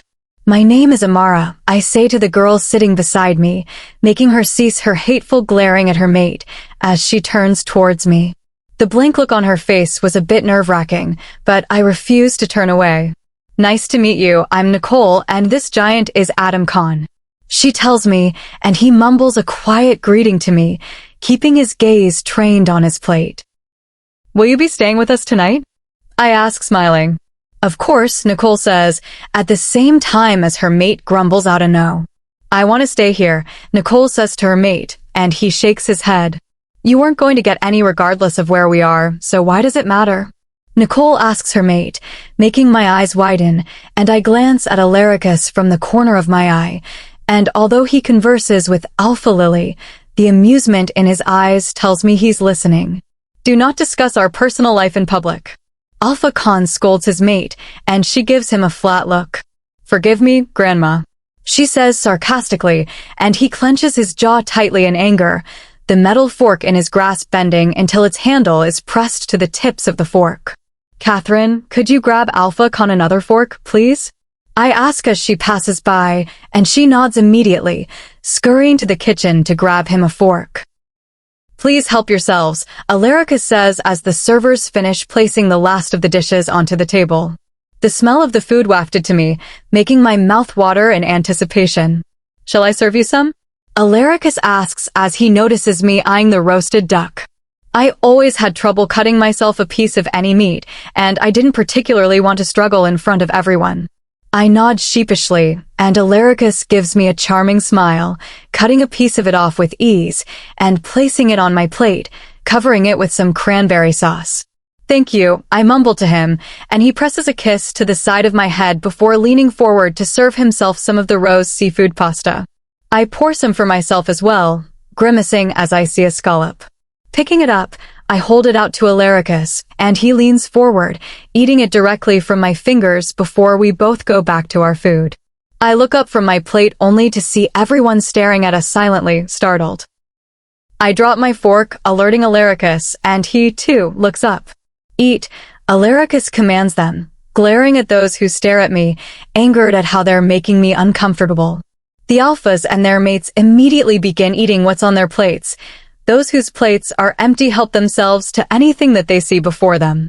Amara, it's so good to see you again, Nathan says to me gently, and I smile at him. You as well. How's your sister doing? I ask him. Last time we'd met, he'd told me about his sister who had been in an accident, but was to undergo a surgical procedure. She's much better now. She was honored to hear of your concern, Nathan says, making my cheeks color. No wonder Sire Knight adores you. You're adorable. Nicole mumbles from beside me. She is, isn't she? She reminds me so of my sister. Nathan says, smiling at me. There are a few things that don't remind you of your sister. Did you not point to a flower on your way here and say that it reminded you of your sister? Alpha Lily chimes in. Sisters are very special, Alaricus adds, with a faraway look in his eye. Surely, he was remembering his little sister. Of course, I'd never seen them together, but the way he spoke of her told me she had meant the world to him. Placing my hand over his, I squeeze it reassuringly, and he turns to face me, all traces of amusement having left his face. To others, he'd seem blank, closed off, but I can see the sorrow in his eyes in the way they've darkened. My sister loves seafood pasta, Nathan says, not having noticed Alaricus's mood. I'll have some packed for you to take to her, I tell him. No, please, I couldn't, Nathan says immediately. I insist. It's for your sister. You can't refuse what's not for you, I tell him, and he chuckles, nodding. Alpha Lily leans towards him, pressing a tender kiss to his cheek, her blue eyes softening in adoration as she looks at her happy mate. Alpha Lily drapes her arm around her mate's chair protectively, as if physically attempting to contain his happiness inside of him. Alpha Lily was a cold, intimidating, beautiful woman, but it was very clear how much she loved her mate. Could you pass me a roll? Alpha Khan asks his mate, clearly longing for some affection after seeing the couples around him being affectionate with one another. It's in the middle between us. Grab it yourself. Nicole tells him to concentrate on her steak to pay her seething mate any mind. I'll cut your steak for you. He immediately grabs her knife from her, and she closes her eyes in annoyance, but holds her tongue. Seeing her reaction, the alpha cuts a bit too aggressively, cutting straight through the plate in his anger, and it breaks beneath his force. A small piece of the ceramic was flying past his mate's hand, leaving a minor scrape on the side of it. Hissing, Nicole stands up, pulling away roughly when Alpha Khan reaches out for her. Don't touch me. She seethes angrily, marching out of the ballroom. Getting up, I press my hand to Alaricus' shoulder to alert him I'm leaving before I make my way after her. Nicole, I call, and she whirls around to face me, her shoulders relaxing as she sees it's me. Come, I'll get you a Band-Aid, I say, grabbing a hold of her other wrist and leading her to the nearest washroom.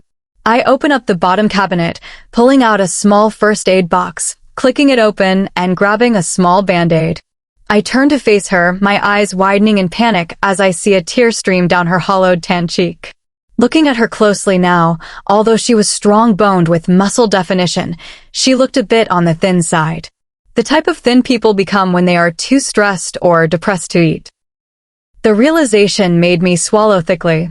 In the beginning, I'd begun to sink into a depression, but soon after getting to know Alaricus and beginning to fall in love with him, I'd begun to recover. Soon, the palace began to feel like home, and I was no longer depressed, but quite satisfied with how things were going. I couldn't imagine what it was like to be living like that for years. That short period at the beginning of our relationship had been hell. Alaricus was easy to comfort because my presence calmed him, but when it came to others, I was horrible at comforting them. What's wrong? I stutter out. Surely it wasn't the cut. She definitely looked like someone with a high pain tolerance. It was the way she held herself, like a warrior, always on the defensive. I can't believe I'm crying in front of you. I just met you. I'm not usually like this, I'm sorry, she says, swiping his hand over her cheeks, only for more tears to trail down. I just can't take it anymore.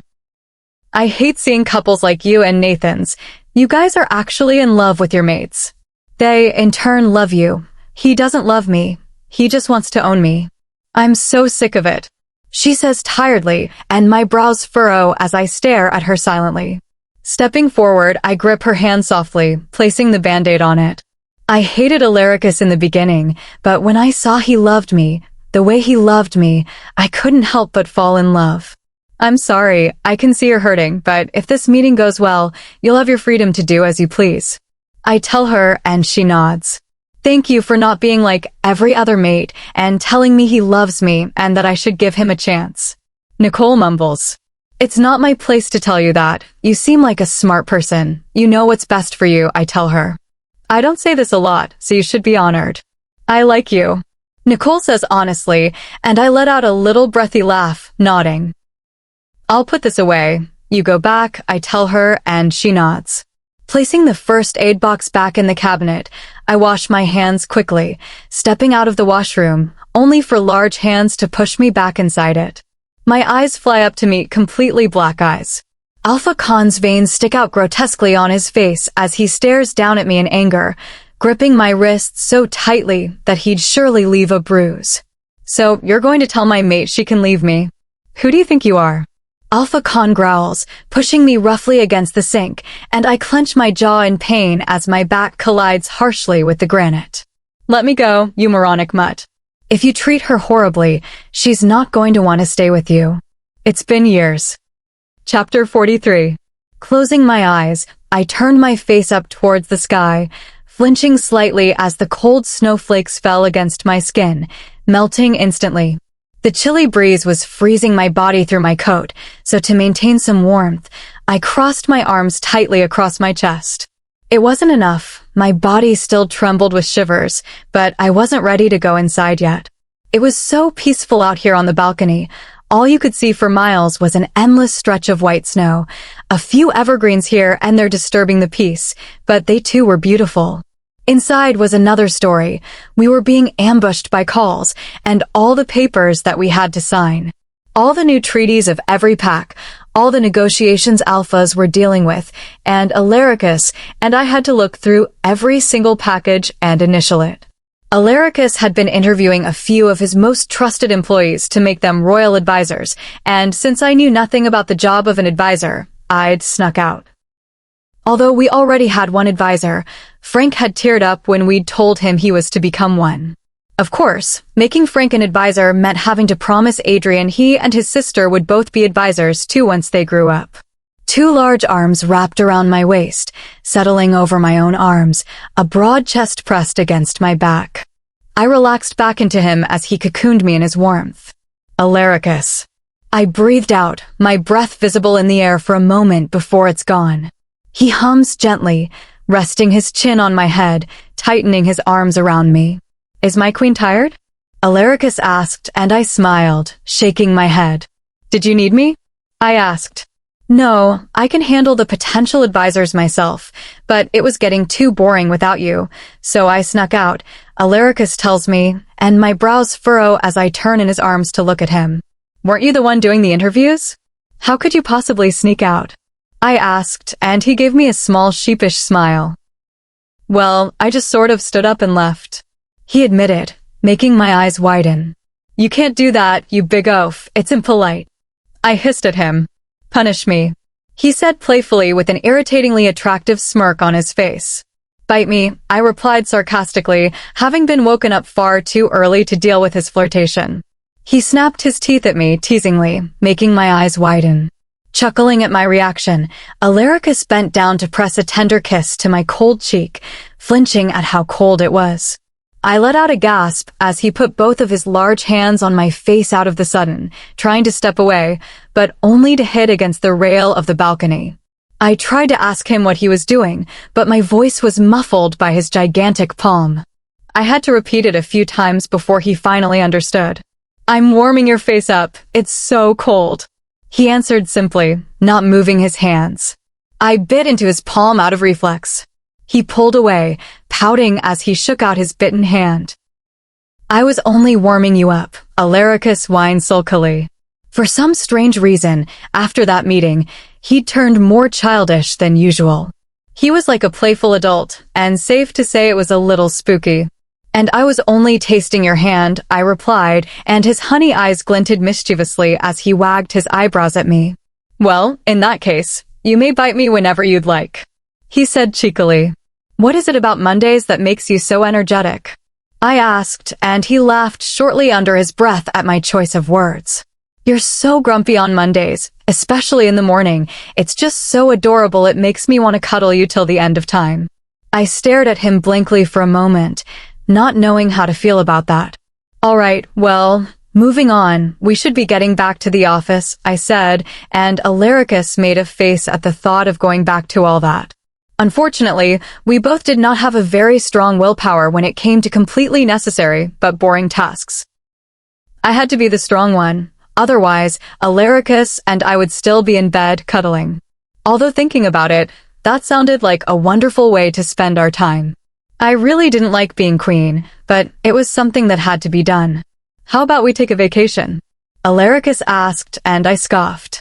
"We've barely been working for a week, and you already need a vacation? My grandmother has better stamina than you, and it's been years since she passed." I muttered grumpily. "Actually, I have quite the stamina, love," Alaricus said suggestively, and I would bet my fuzziest socks the man was laughing at his own little joke right now. "That's enough. We'll see how excited you are when you have to get back to all those treaties. The treaties of all the larger packs are yet to be read." I reminded him, and I heard him sigh sadly behind me. "All right, let's go. There is no way we are going to cut into bedtime for this, so might as well get to it now," Alaricus mutters, letting go of my waist and stepping back. "Did you know there are actually people out there who don't like cuddling?" Alaricus asked, and I looked up at him to see his eyes wide. He seemed positively terrified at the idea. "The horror," I said shortly, and he nodded immediately. Eros must be quite close to the surface for Alaricus to be unable to pick up on sarcasm. As we got to our office, Alaricus rushed ahead to hold open the door for me, and I nodded my gratitude as I walked past him. Going into his office, I settled down on one of the large leather chairs. Alaricus sat on the identical chair across from mine, passing me one of the thick booklets to look over as he started reading one. Alaricus had guided me through a few, just so I knew the look-fors and possible loopholes that the alphas may cleverly incorporate, but once I got the hang of it, it was more efficient for both of us to do them separately and then initial it. I tried to keep myself from zoning out as I read through the 30-plus page treaty, and to do so, Alaricus and I were mouthing the words to ourselves silently. But even then, I had to read some paragraphs a few times over just to ensure I had actually interpreted what I was reading. Signing off on the treaty, a small smile came to my face as I saw the initials of Alpha Lily and her mate. No wonder the treaty had been written with so little bias. A werewolf and her human mate had written it together. I passed it over to Alaricus for him to initial it too. The treaty he had picked had unfortunately not been as smooth or read. He was circling things and making notes feverishly. That one would be sent back to the Alpha unsigned, along with a phone call. "Which pack wrote that one?" I ask, and Alaricus looks up, the cap of his pen held between his lips, strands of his hair having dropped into his forehead as he wrote. The pen dropped from between his lips as he opened his mouth to respond, and he jumped a little as it clattered to the ground. The Alpha King was the cutest little munchkin in the world. "Alpha Khan," Alaricus muttered, and my nose scrunched in distaste at the mention of him. Why couldn't the man be more like his cousin? Alpha Ibrahim's treaty had been the first one I'd read on my own, and it had been a delightfully smooth 28 pages to read. "It's as though he wasn't present at the meeting," Alaricus mumbled. "He was quite injured for most of it," I said, and a little smile blossomed on Alaricus' face, a faraway look in his eyes as though he were remembering confronting Khan. It was a bit alarming, but I wasn't the man's biggest fan myself, so for all I cared, Alaricus could giggle at his discomfort. "We should call as we go," I grudgingly said to Alaricus. It wasn't going to be a pleasant conversation. The man hadn't been a very lovely person as it was, but now that Nicole, his mate, had left him, he was probably even worse. I personally had been quite happy when I'd heard the news, but surely Alpha Khan did not share that sentiment. Alaricus rummaged through the drawers of his desk before coming up with a little black leather book. I didn't know they still made phone books. Everyone else just saved numbers in their phones. He flipped through the pages quickly, before stopping on one, and whipped his cell phone out, dialing the digits quickly. I raised a brow at him, looking pointedly at the black book, and his cheeks turned a little red as he mouthed for me to hush up. He put it on speaker, and we waited in silence until Khan finally picked up. "Alpha Khan speaking," he said shortly, making Alaricus and me roll our eyes simultaneously. "Khan, it's Alaricus and Amara. We looked over your treaty, and there are quite a few revisions that need to be done." I couldn't help but feel proud of him, despite the fact that Alaricus passionately hated Alpha Khan. He spoke to him the way he would any other Alpha. "Well, who doesn't just send it right back, and I'll look it over for you, your majesties," Alpha Khan said, but there was something oddly biting about his tone, almost as if he were being sarcastic. Alaricus and I made eye contact, looking at each other confusedly for a moment. "By the way, I'm sorry about your window in advance," Alpha Khan said right before the line went dead. Both of us stared at the phone in confusion for a moment. Had the man finally gone completely insane? My heart skipped a beat in my chest as I realized what that meant. "We're under attack," I whispered to Alaricus. Dropping to my knees, I crawled over to his intercom system in a hurry, pressing the talk button so that my voice would be heard throughout the entire castle. "Everyone, wherever you are, drop to your knees and get away from the windows. I repeat, get away from the windows." I screamed, barely even pressing the button to end the message before Alaricus was on top of me, curling us both up into a ball, with him completely covering my body with his. Seconds later, a loud crash resonated from the floor below us. That mud had broken the glass wall of the greenhouse.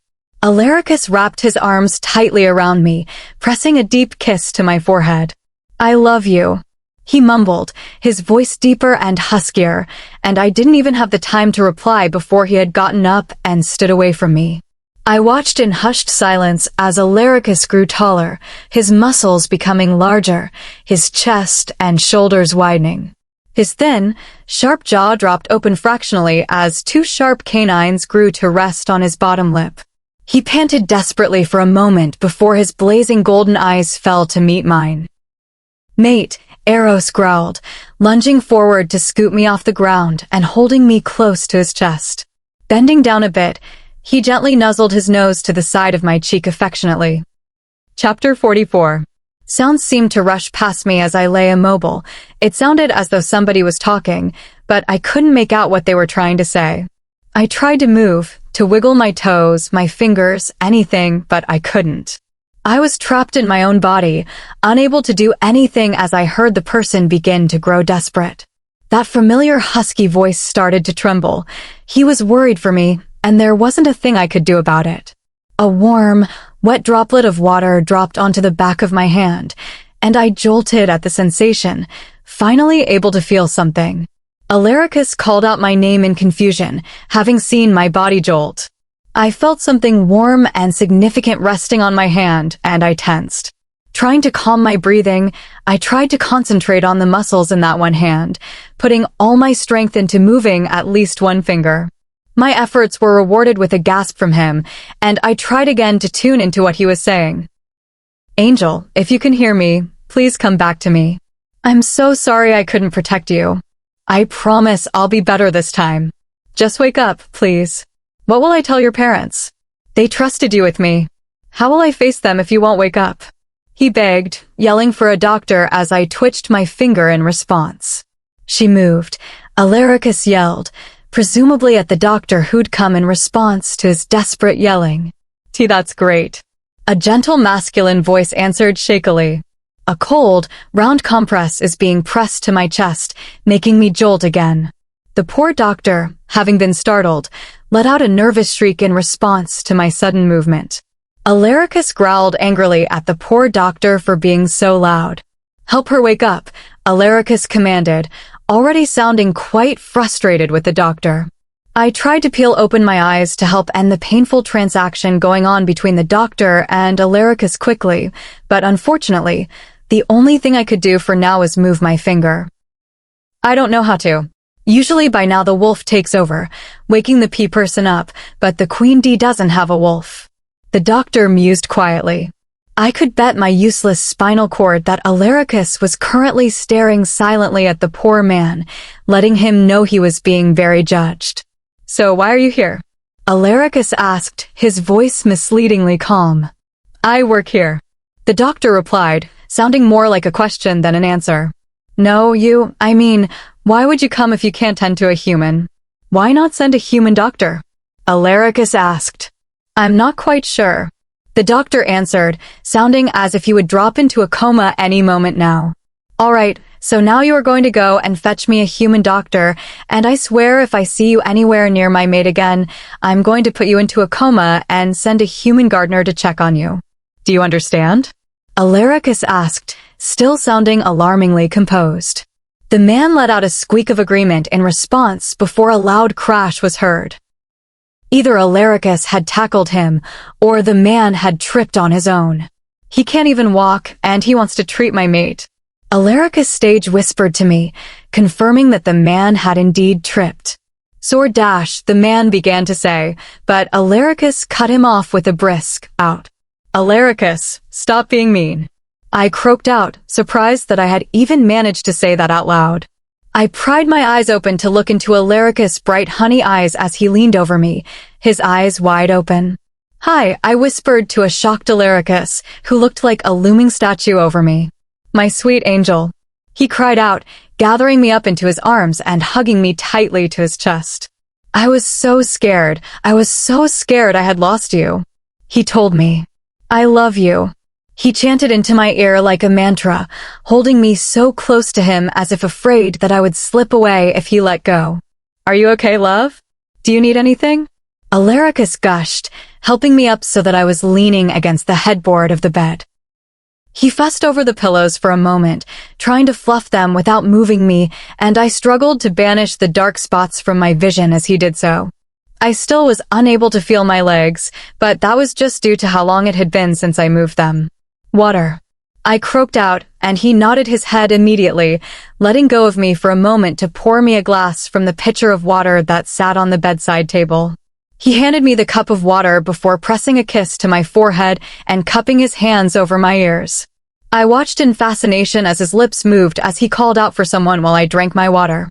"I'm fine," I told him, my voice still very scratchy, and now that I no longer felt parched, I could feel that my throat still ached terribly. A knock sounded at the door, and I looked away from Alaricus to see who was at the door. A young man with curly dark brown hair and warm mocha skin stood there, holding a big briefcase, wearing a white coat over clothes. I beckoned him in with a hand since Alaricus is absolutely useless right now, unable to stop staring at me. "Good evening, Your Majesties," the man said smoothly, bowing down lightly before us, and I made a face, making Alaricus let out a breathy little chuckle that sounded more like he was just relieved I was alive than amused. Alaricus pressed another kiss to my cheek before reluctantly moving away so the doctor could check on me. "How's Her Majesty feeling?" the man asked, setting his briefcase down on the bed beside me. I put up a thumbs up, not in the mood to hurt my throat by talking again. The man smiled warmly in response. "All right, well, I do apologize, but I will have to touch Her Majesty to check on your throat. According to what Dr. Dinger told me, that is where the injury is," the doctor said, and Alaricus scoffed, whispering about what a fitting name that was for the other doctor.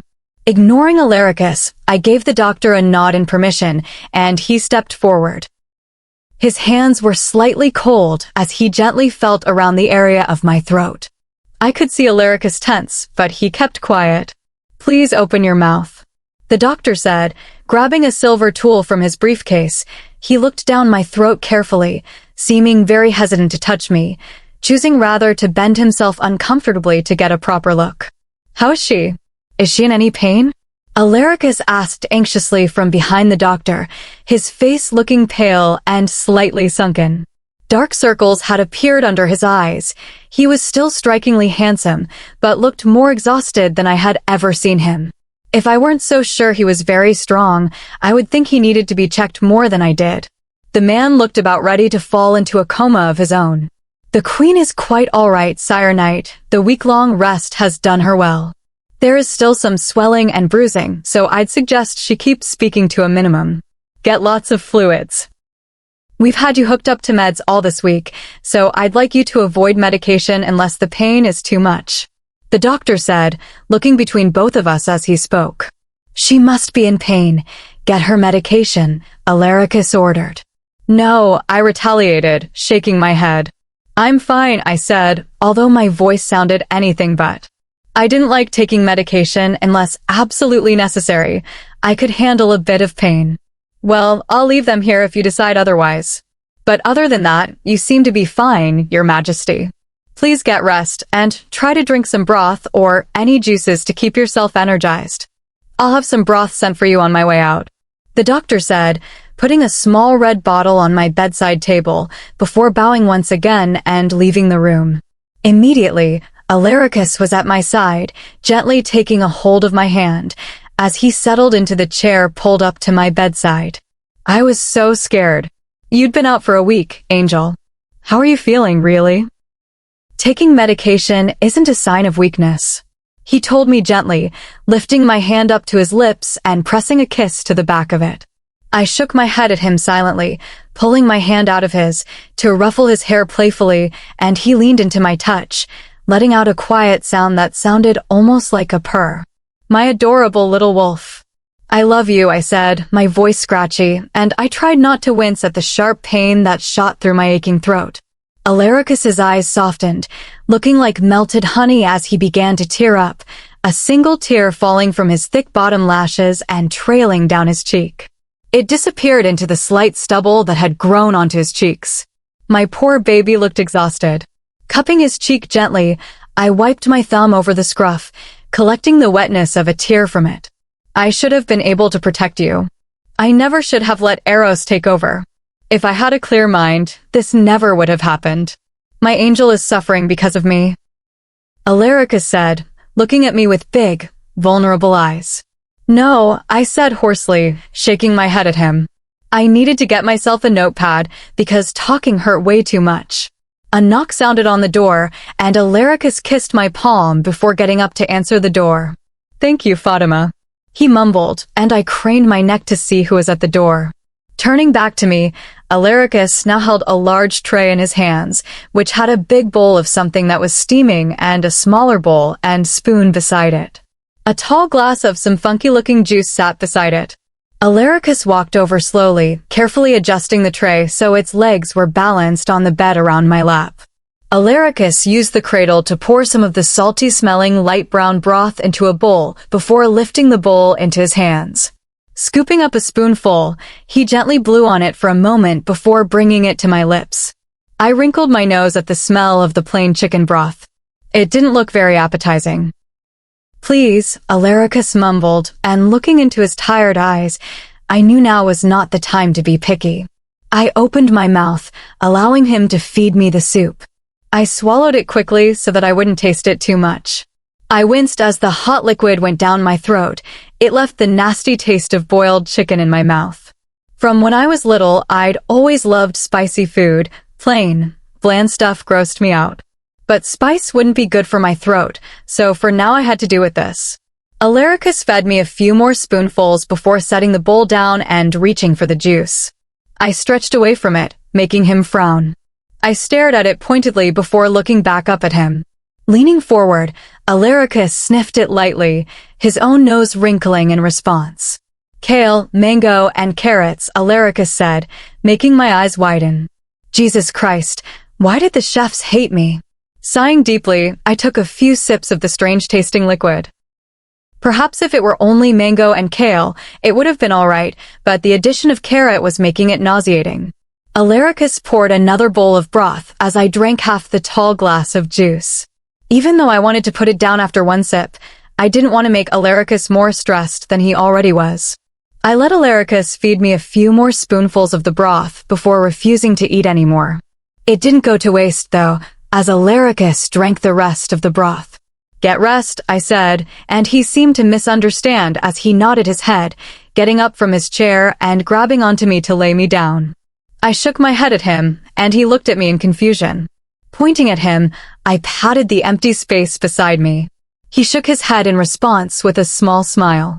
"I'm fine, Angel," Alaricus said, and I pursed my lips, grabbing onto his arm, pulling him, making his eyes widen.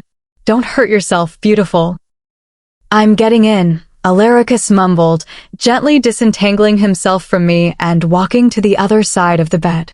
He crawled in beside me, immediately wrapping himself around me, his arm on my waist, legs tangled with my own, head resting next to mine, making my heart warm. Turning to face him, I gently rubbed his under eyes with my fingertips, frowning at him. "You know I can't sleep without you," Alaricus mumbled, grabbing onto my hand and intertwining my fingers with his own. He brought our hands to rest above his heart. The rhythmic pumping against the back of my hand makes me feel at peace. "Khan?" I asked, struggling to swallow to soothe my throat. "The troops took him. You don't know how many calls from alphas I've been getting an apology for them not being there to help or checking up on Khan earlier. I didn't receive them, but they've been leaving messages for both of us," Alaricus told me. "You also have a visitor who wants to see you when you're feeling better," he said, and I arched my brow in confusion. As much as I wished it were, it couldn't be my parents, perhaps Marina. I hadn't spoken to her for over a year, though, so I was doubtful. "You need to rest first. We'll let it be a surprise for later," Alaricus said, and I pouted in frustration, making him smile. Alaricus pressed a gentle kiss to my lips, tenderly wrapping his arms around me. He rolled me onto him, cradling me close to him. "I missed you so damn much," Alaricus mumbled against my lips, and I rested my forehead against his, letting my eyes fall shut. "They told me you would be alright, but you just weren't waking up. I was so scared I'd lose you, the one good thing in my life. You're so young, it terrifies me. If something had happened to you, you still have so much to experience. So much to do. For the first time, I wished you weren't my mate. I wished I had never met you." Alaricus says, and I pushed away from him, tears coming to my own eyes as I turn over, scrunching up into a ball at the corner of the bed. It wasn't my fault that I was weak, that I was young, or just a human. I couldn't change any of that. I'd always thought he was okay with all that, but apparently not. It made my heart ache far worse than my throat to hear him say that to me. I wasn't the ideal mate for someone like Alaricus, but I'd been trying my best. "Angel, you've misunderstood," Alaricus said, trying gently to roll me over, but I shied away from his touch. I knew I wasn't queen material, but I never knew he thought that too. "What I mean is, if you had never met me, you wouldn't get hurt. Your life wouldn't be in jeopardy. You would live out your life happily and be safe away from any kind of danger. I know you came out just to stop Eros from killing Khan. You ended up getting hurt while trying to protect me. You're the best thing to ever happen to me. I'm the one who's unworthy of such a blessing. I wish I weren't your mate so that you could be happy. I have no hope of being happy without you, but you could have been." Alaricus explains, and I turn back to face him. Leaning forward, I dug my teeth into the smooth, soft skin of his throat. "Mine," I mumbled, but it sounded much more like a growl due to my hoarse voice. I couldn't explain to him verbally that I only wanted him, that he was worth every bit of trouble I went through, so biting him, marking him, although the mark wouldn't stay, was the more convenient way to do so. "Yours, only yours." Alaricus breathed out, peppering kisses all over my face, removing any trace of tears with his sweet affection. "I'm so sorry, I didn't mean to hurt you," Alaricus whispered to me, holding me tenderly to his chest, nuzzling his face into my hair. He inhaled deeply, and my eyes widened. I probably smelled rancid. How was he holding me? I leaned away from him, pointing to myself and then holding my nose. You smell delightful. Victoria came and bathed you daily. I washed your hair and brushed your teeth. I wasn't sure if you'd be comfortable with me seeing you undressed, but I needed to take care of you, so I just washed your hair. You were dressed every time I did. Alaricus clarified, his cheeks reddening. I don't mind, I whispered back, making his cheeks heat up further, and he leaned down to dig his face into my neck to hide from me. I started coughing lightly, and he was off the bed in a flash, pouring me a cup of water, before helping me up to drink it. When I'd had enough, I lay down on my back and opened up my arms to him. Setting everything back in its place, he crawled in, keeping his legs off of me so that all his weight wasn't on me, but rested his head on my chest, wrapping his arms around my waist. I ran my fingers through his hair, and in just a few moments, he was asleep. A light laugh escaped me as I looked down to see his mouth open as he slept. Despite what he'd been through, he looked almost childish when he slept. It was endearing. Amara. He mumbled, and for a moment I thought he had woken up, but he only tightened his hold on me, nuzzling his face into my chest, mumbling my name once more. His eyes were still gently shut, and his breathing even. My wolf was still asleep. Somehow, while watching him sleep, I'd fallen asleep myself. How I was capable of sleeping again after an entire week of doing just that was beyond me. A knock sounded on the door, and I was jolted awake. Alaricus let out a sleepy growl. Chapter 45.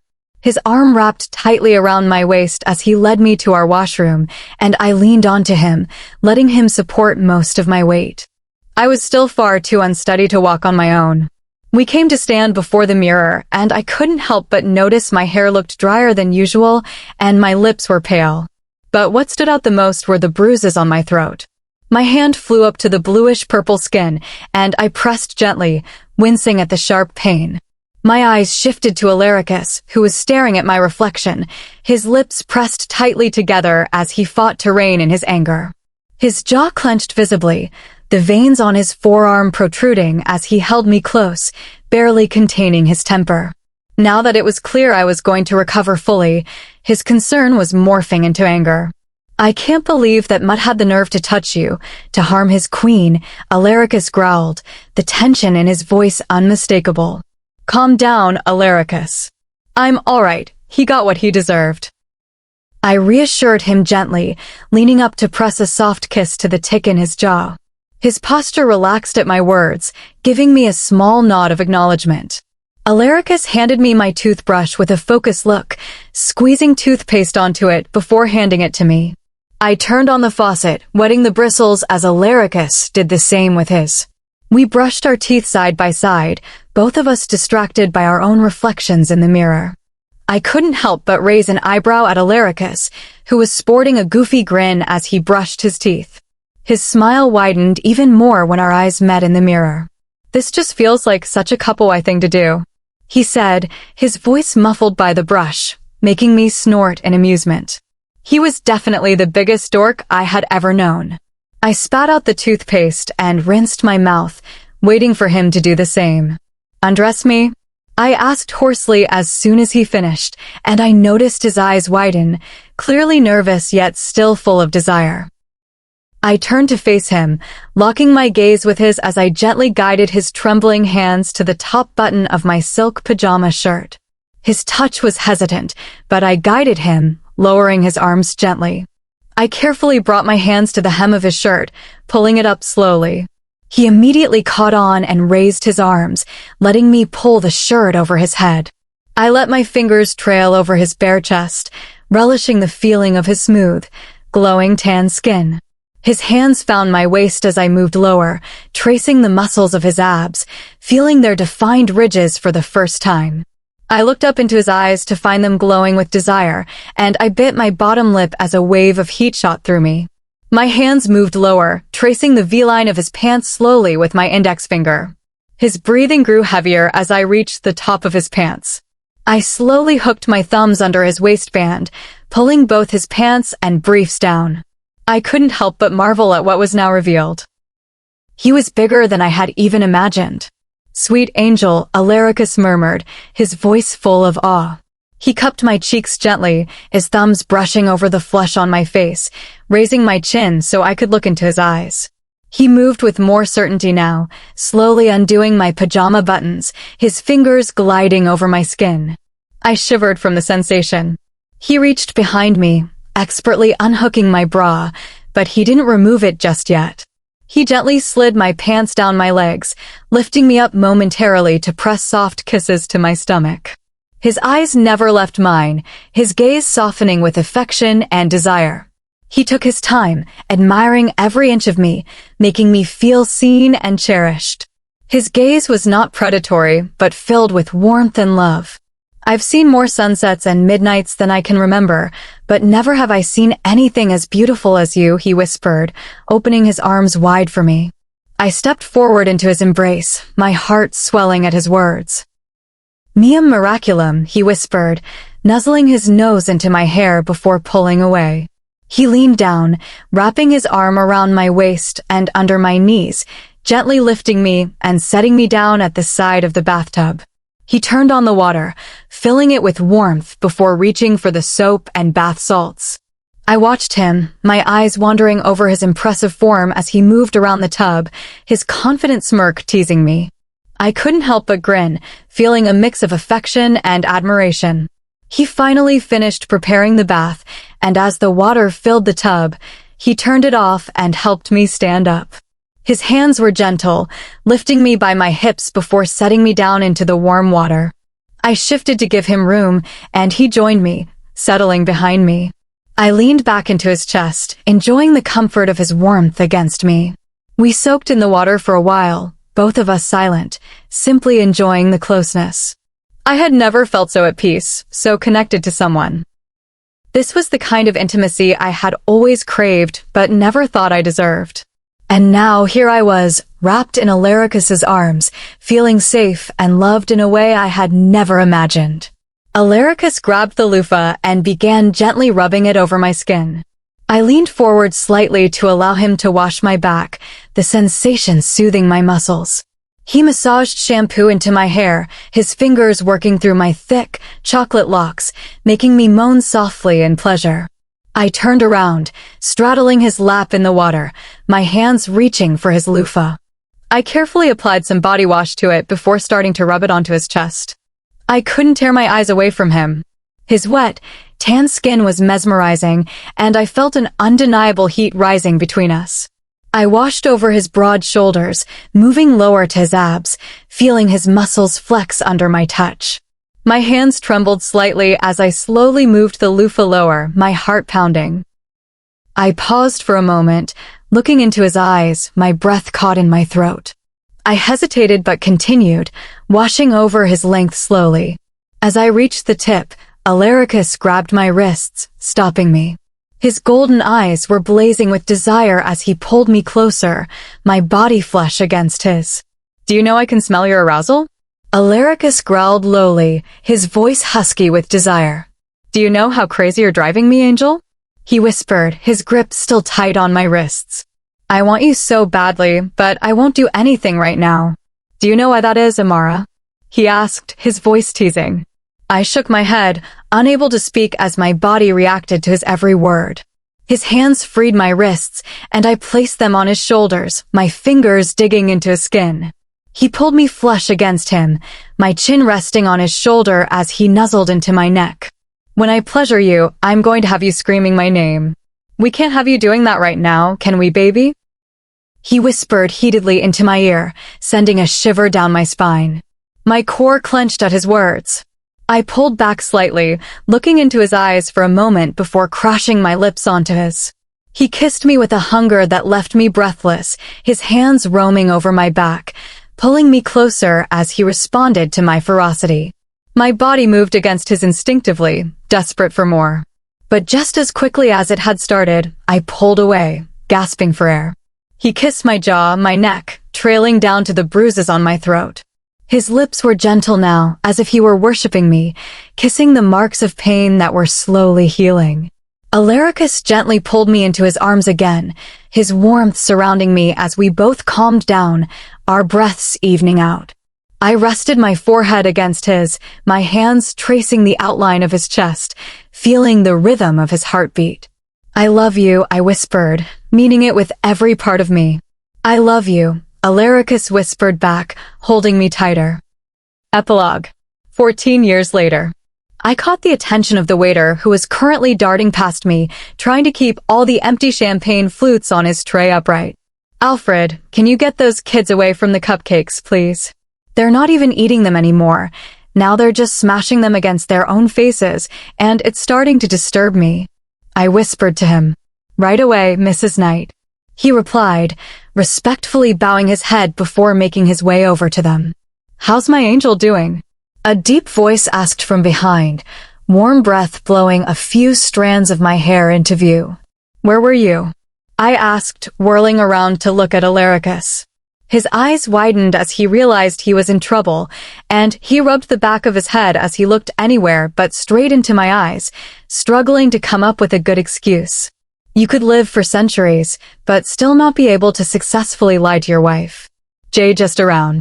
He stuttered, failing miserably at sounding casual. "You got them a bouncy castle, didn't you?" I asked, shaking my head when all I got in response was a sheepish grin. "They really wanted one, and I've never been in one before," Alaricus whined, pouting to convince me. "Wait, not only were my children in there, but my husband was in there too?" I asked sharply, and his eyes widened as he shook his head rapidly. "I'm sorry, you know I can't say no to her. Her birthday is next month," Alaricus argued as though that validated him, allowing our children to get into a potentially dangerous situation. "That does not make it okay, but come midnight, if I can get a turn, then I might think of forgiving you," I said, making a huge grin spread across his face, and he leaned forward to peck my lips. "That's my wife," he mumbled against my lips. A little body crashed into my legs, and I looked down to see the chocolate-colored hair of my son. His little arms wrapped tightly around my legs as he buried his face into my dress. I ran my fingers through the messy array of waves on his head, causing him to look up with a smile spread on his round face. He looked so cute in his little black tuxedo. I bent down, and he let me go, pressing a deep kiss to his chubby cheek.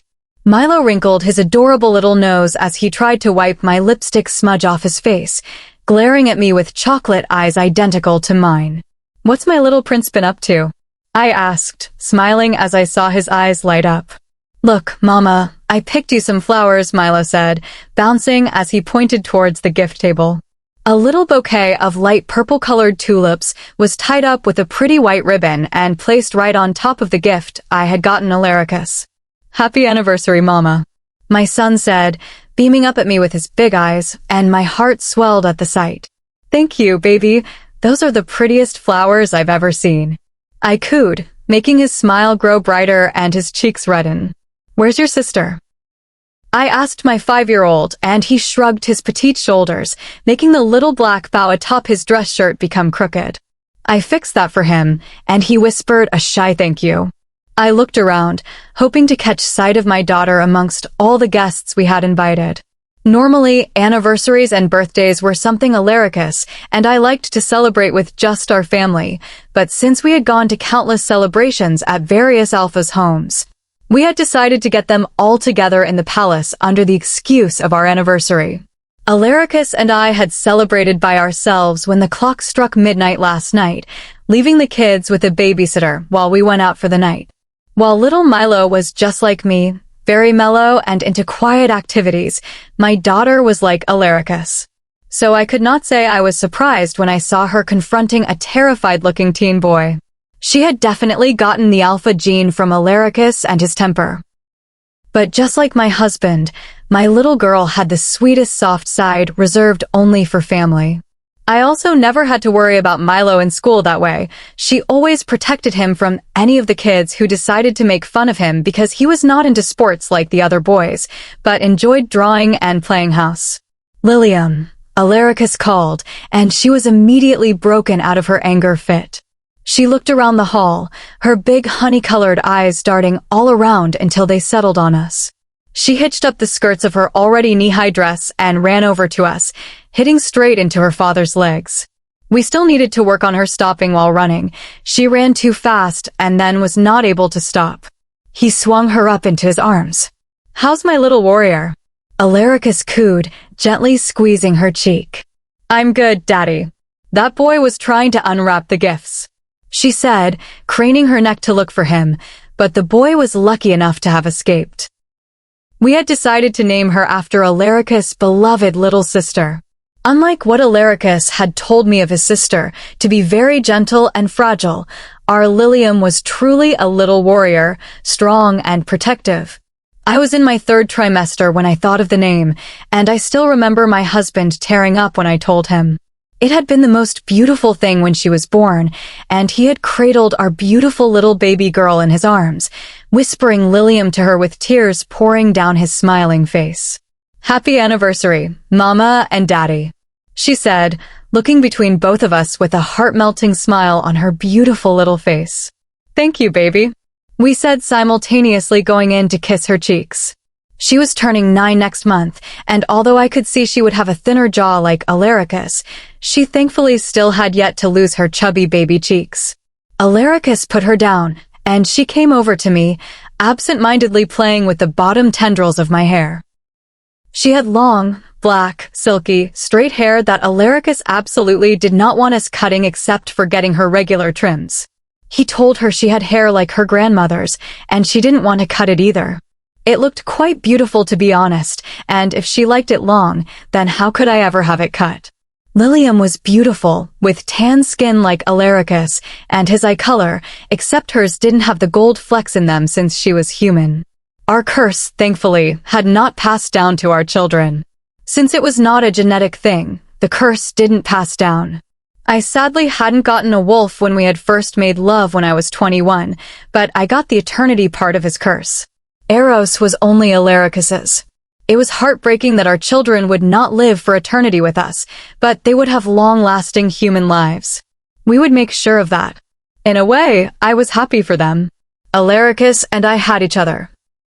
If they lived eternally, my little munchkins would have to endure the pain of losing the love of their lives. As much as I wanted them around for eternity, it really was a curse. Had it not been for Alaricus, I would never have chosen this for myself. Both of us had been devastated for weeks when Lilium was born, and we realized her genes weren't altered the way the curse had altered ours, but eventually, we had come to terms with it. I would much rather face the pain of living without them than see my children lose their soulmates. "I'm hungry," Lilium said, and Alaricus grabbed her small hand, tugging her towards him gently. "Let's get some food in that little monster belly," Alaricus said, tickling her tummy, making her giggle loudly. There was just something about your child's laugh that you could never get tired of hearing. Milo and Lilium's laughs were my favorite sounds in the world. "You hungry, my little prince?" Alaricus asked Milo, crouching down to his height, but Milo shook his head. Alaricus pressed a kiss to Milo's soft cheek, smiling warmly at me before the father and daughter were off. Both my children had inherited my sweet tooth, and judging by his purple tongue, Milo had found the cupcakes. "Bring us macaroons," I called after the father and daughter. They both turned around, giving me a thumbs up each, making little Milo giggle. "How many cupcakes has my Milo monster had?" I asked him, crouching to be level with him. His eyes widened in response, and just like his father, he looked everywhere but me as he held up 3 little fingers. I raised a brow at him, and magically, 2 more fingers went up as he hung his head in shame. I had to smother my grin. It actually took a lot of effort to keep a straight face when scolding children. "It's okay only for today, but tomorrow you are having fruit instead of dessert," I told Milo, and he pouted but nodded his head. "Can I get you anything, Your Majesty?" a male voice said, and I tensed, startled, having been lost in my own thoughts. Before I could reply, I heard the weirdest little sound come from my son, and I frowned, wondering if the cupcakes had somehow broken him. It was what I imagined the sound of a kitten stuck in a car's engine would sound like. The poor waiter looked just as startled as I was, and I leaned down to look at my son, my eyes widening as I realized what that was. Judging by the way his little button nose was scrunched up, the rosy-cheeked cherub had just attempted to growl at the waiter. He was standing in front of me protectively in all his 3.5-foot glory. I was going to have to talk with Alaricus about this behavior. I'm all right, Anthony. Thank you, and I'm really sorry about Milo. Milo apologized. I commanded my son, and he mumbled a tense apology. The poor, confused waiter just nodded, scurrying away, mumbling to himself. Did Daddy put you up to this? I asked, and Milo shook his head, not making eye contact again. We both know that's not true, Milo. Now I am going to wait until you tell me what's really going on. That was very rude of you. You should not be disrespecting anyone. I said to him, my heart melting as he looked up at me with his lips in a trembling pout, his big eyes shiny with tears. I'm sorry, Mama, he said to me, his little body jolting with a hiccup. Daddy said Lilium, and I have to protect Mama when he's not there. Mama is very beautiful, so bad men will come and try to talk to you. Milo admitted to me. I'm going to have a talk with your father. I'm not mad at you, baby. Don't be upset, little one. It's just never okay to be mean to anyone unless they're mean to you first. I said, and his face brightened a bit upon hearing I wasn't mad at him. Then we kick there, but Milo said, and I giggled but nodded, getting down on my knees to brush my nose affectionately against my son's.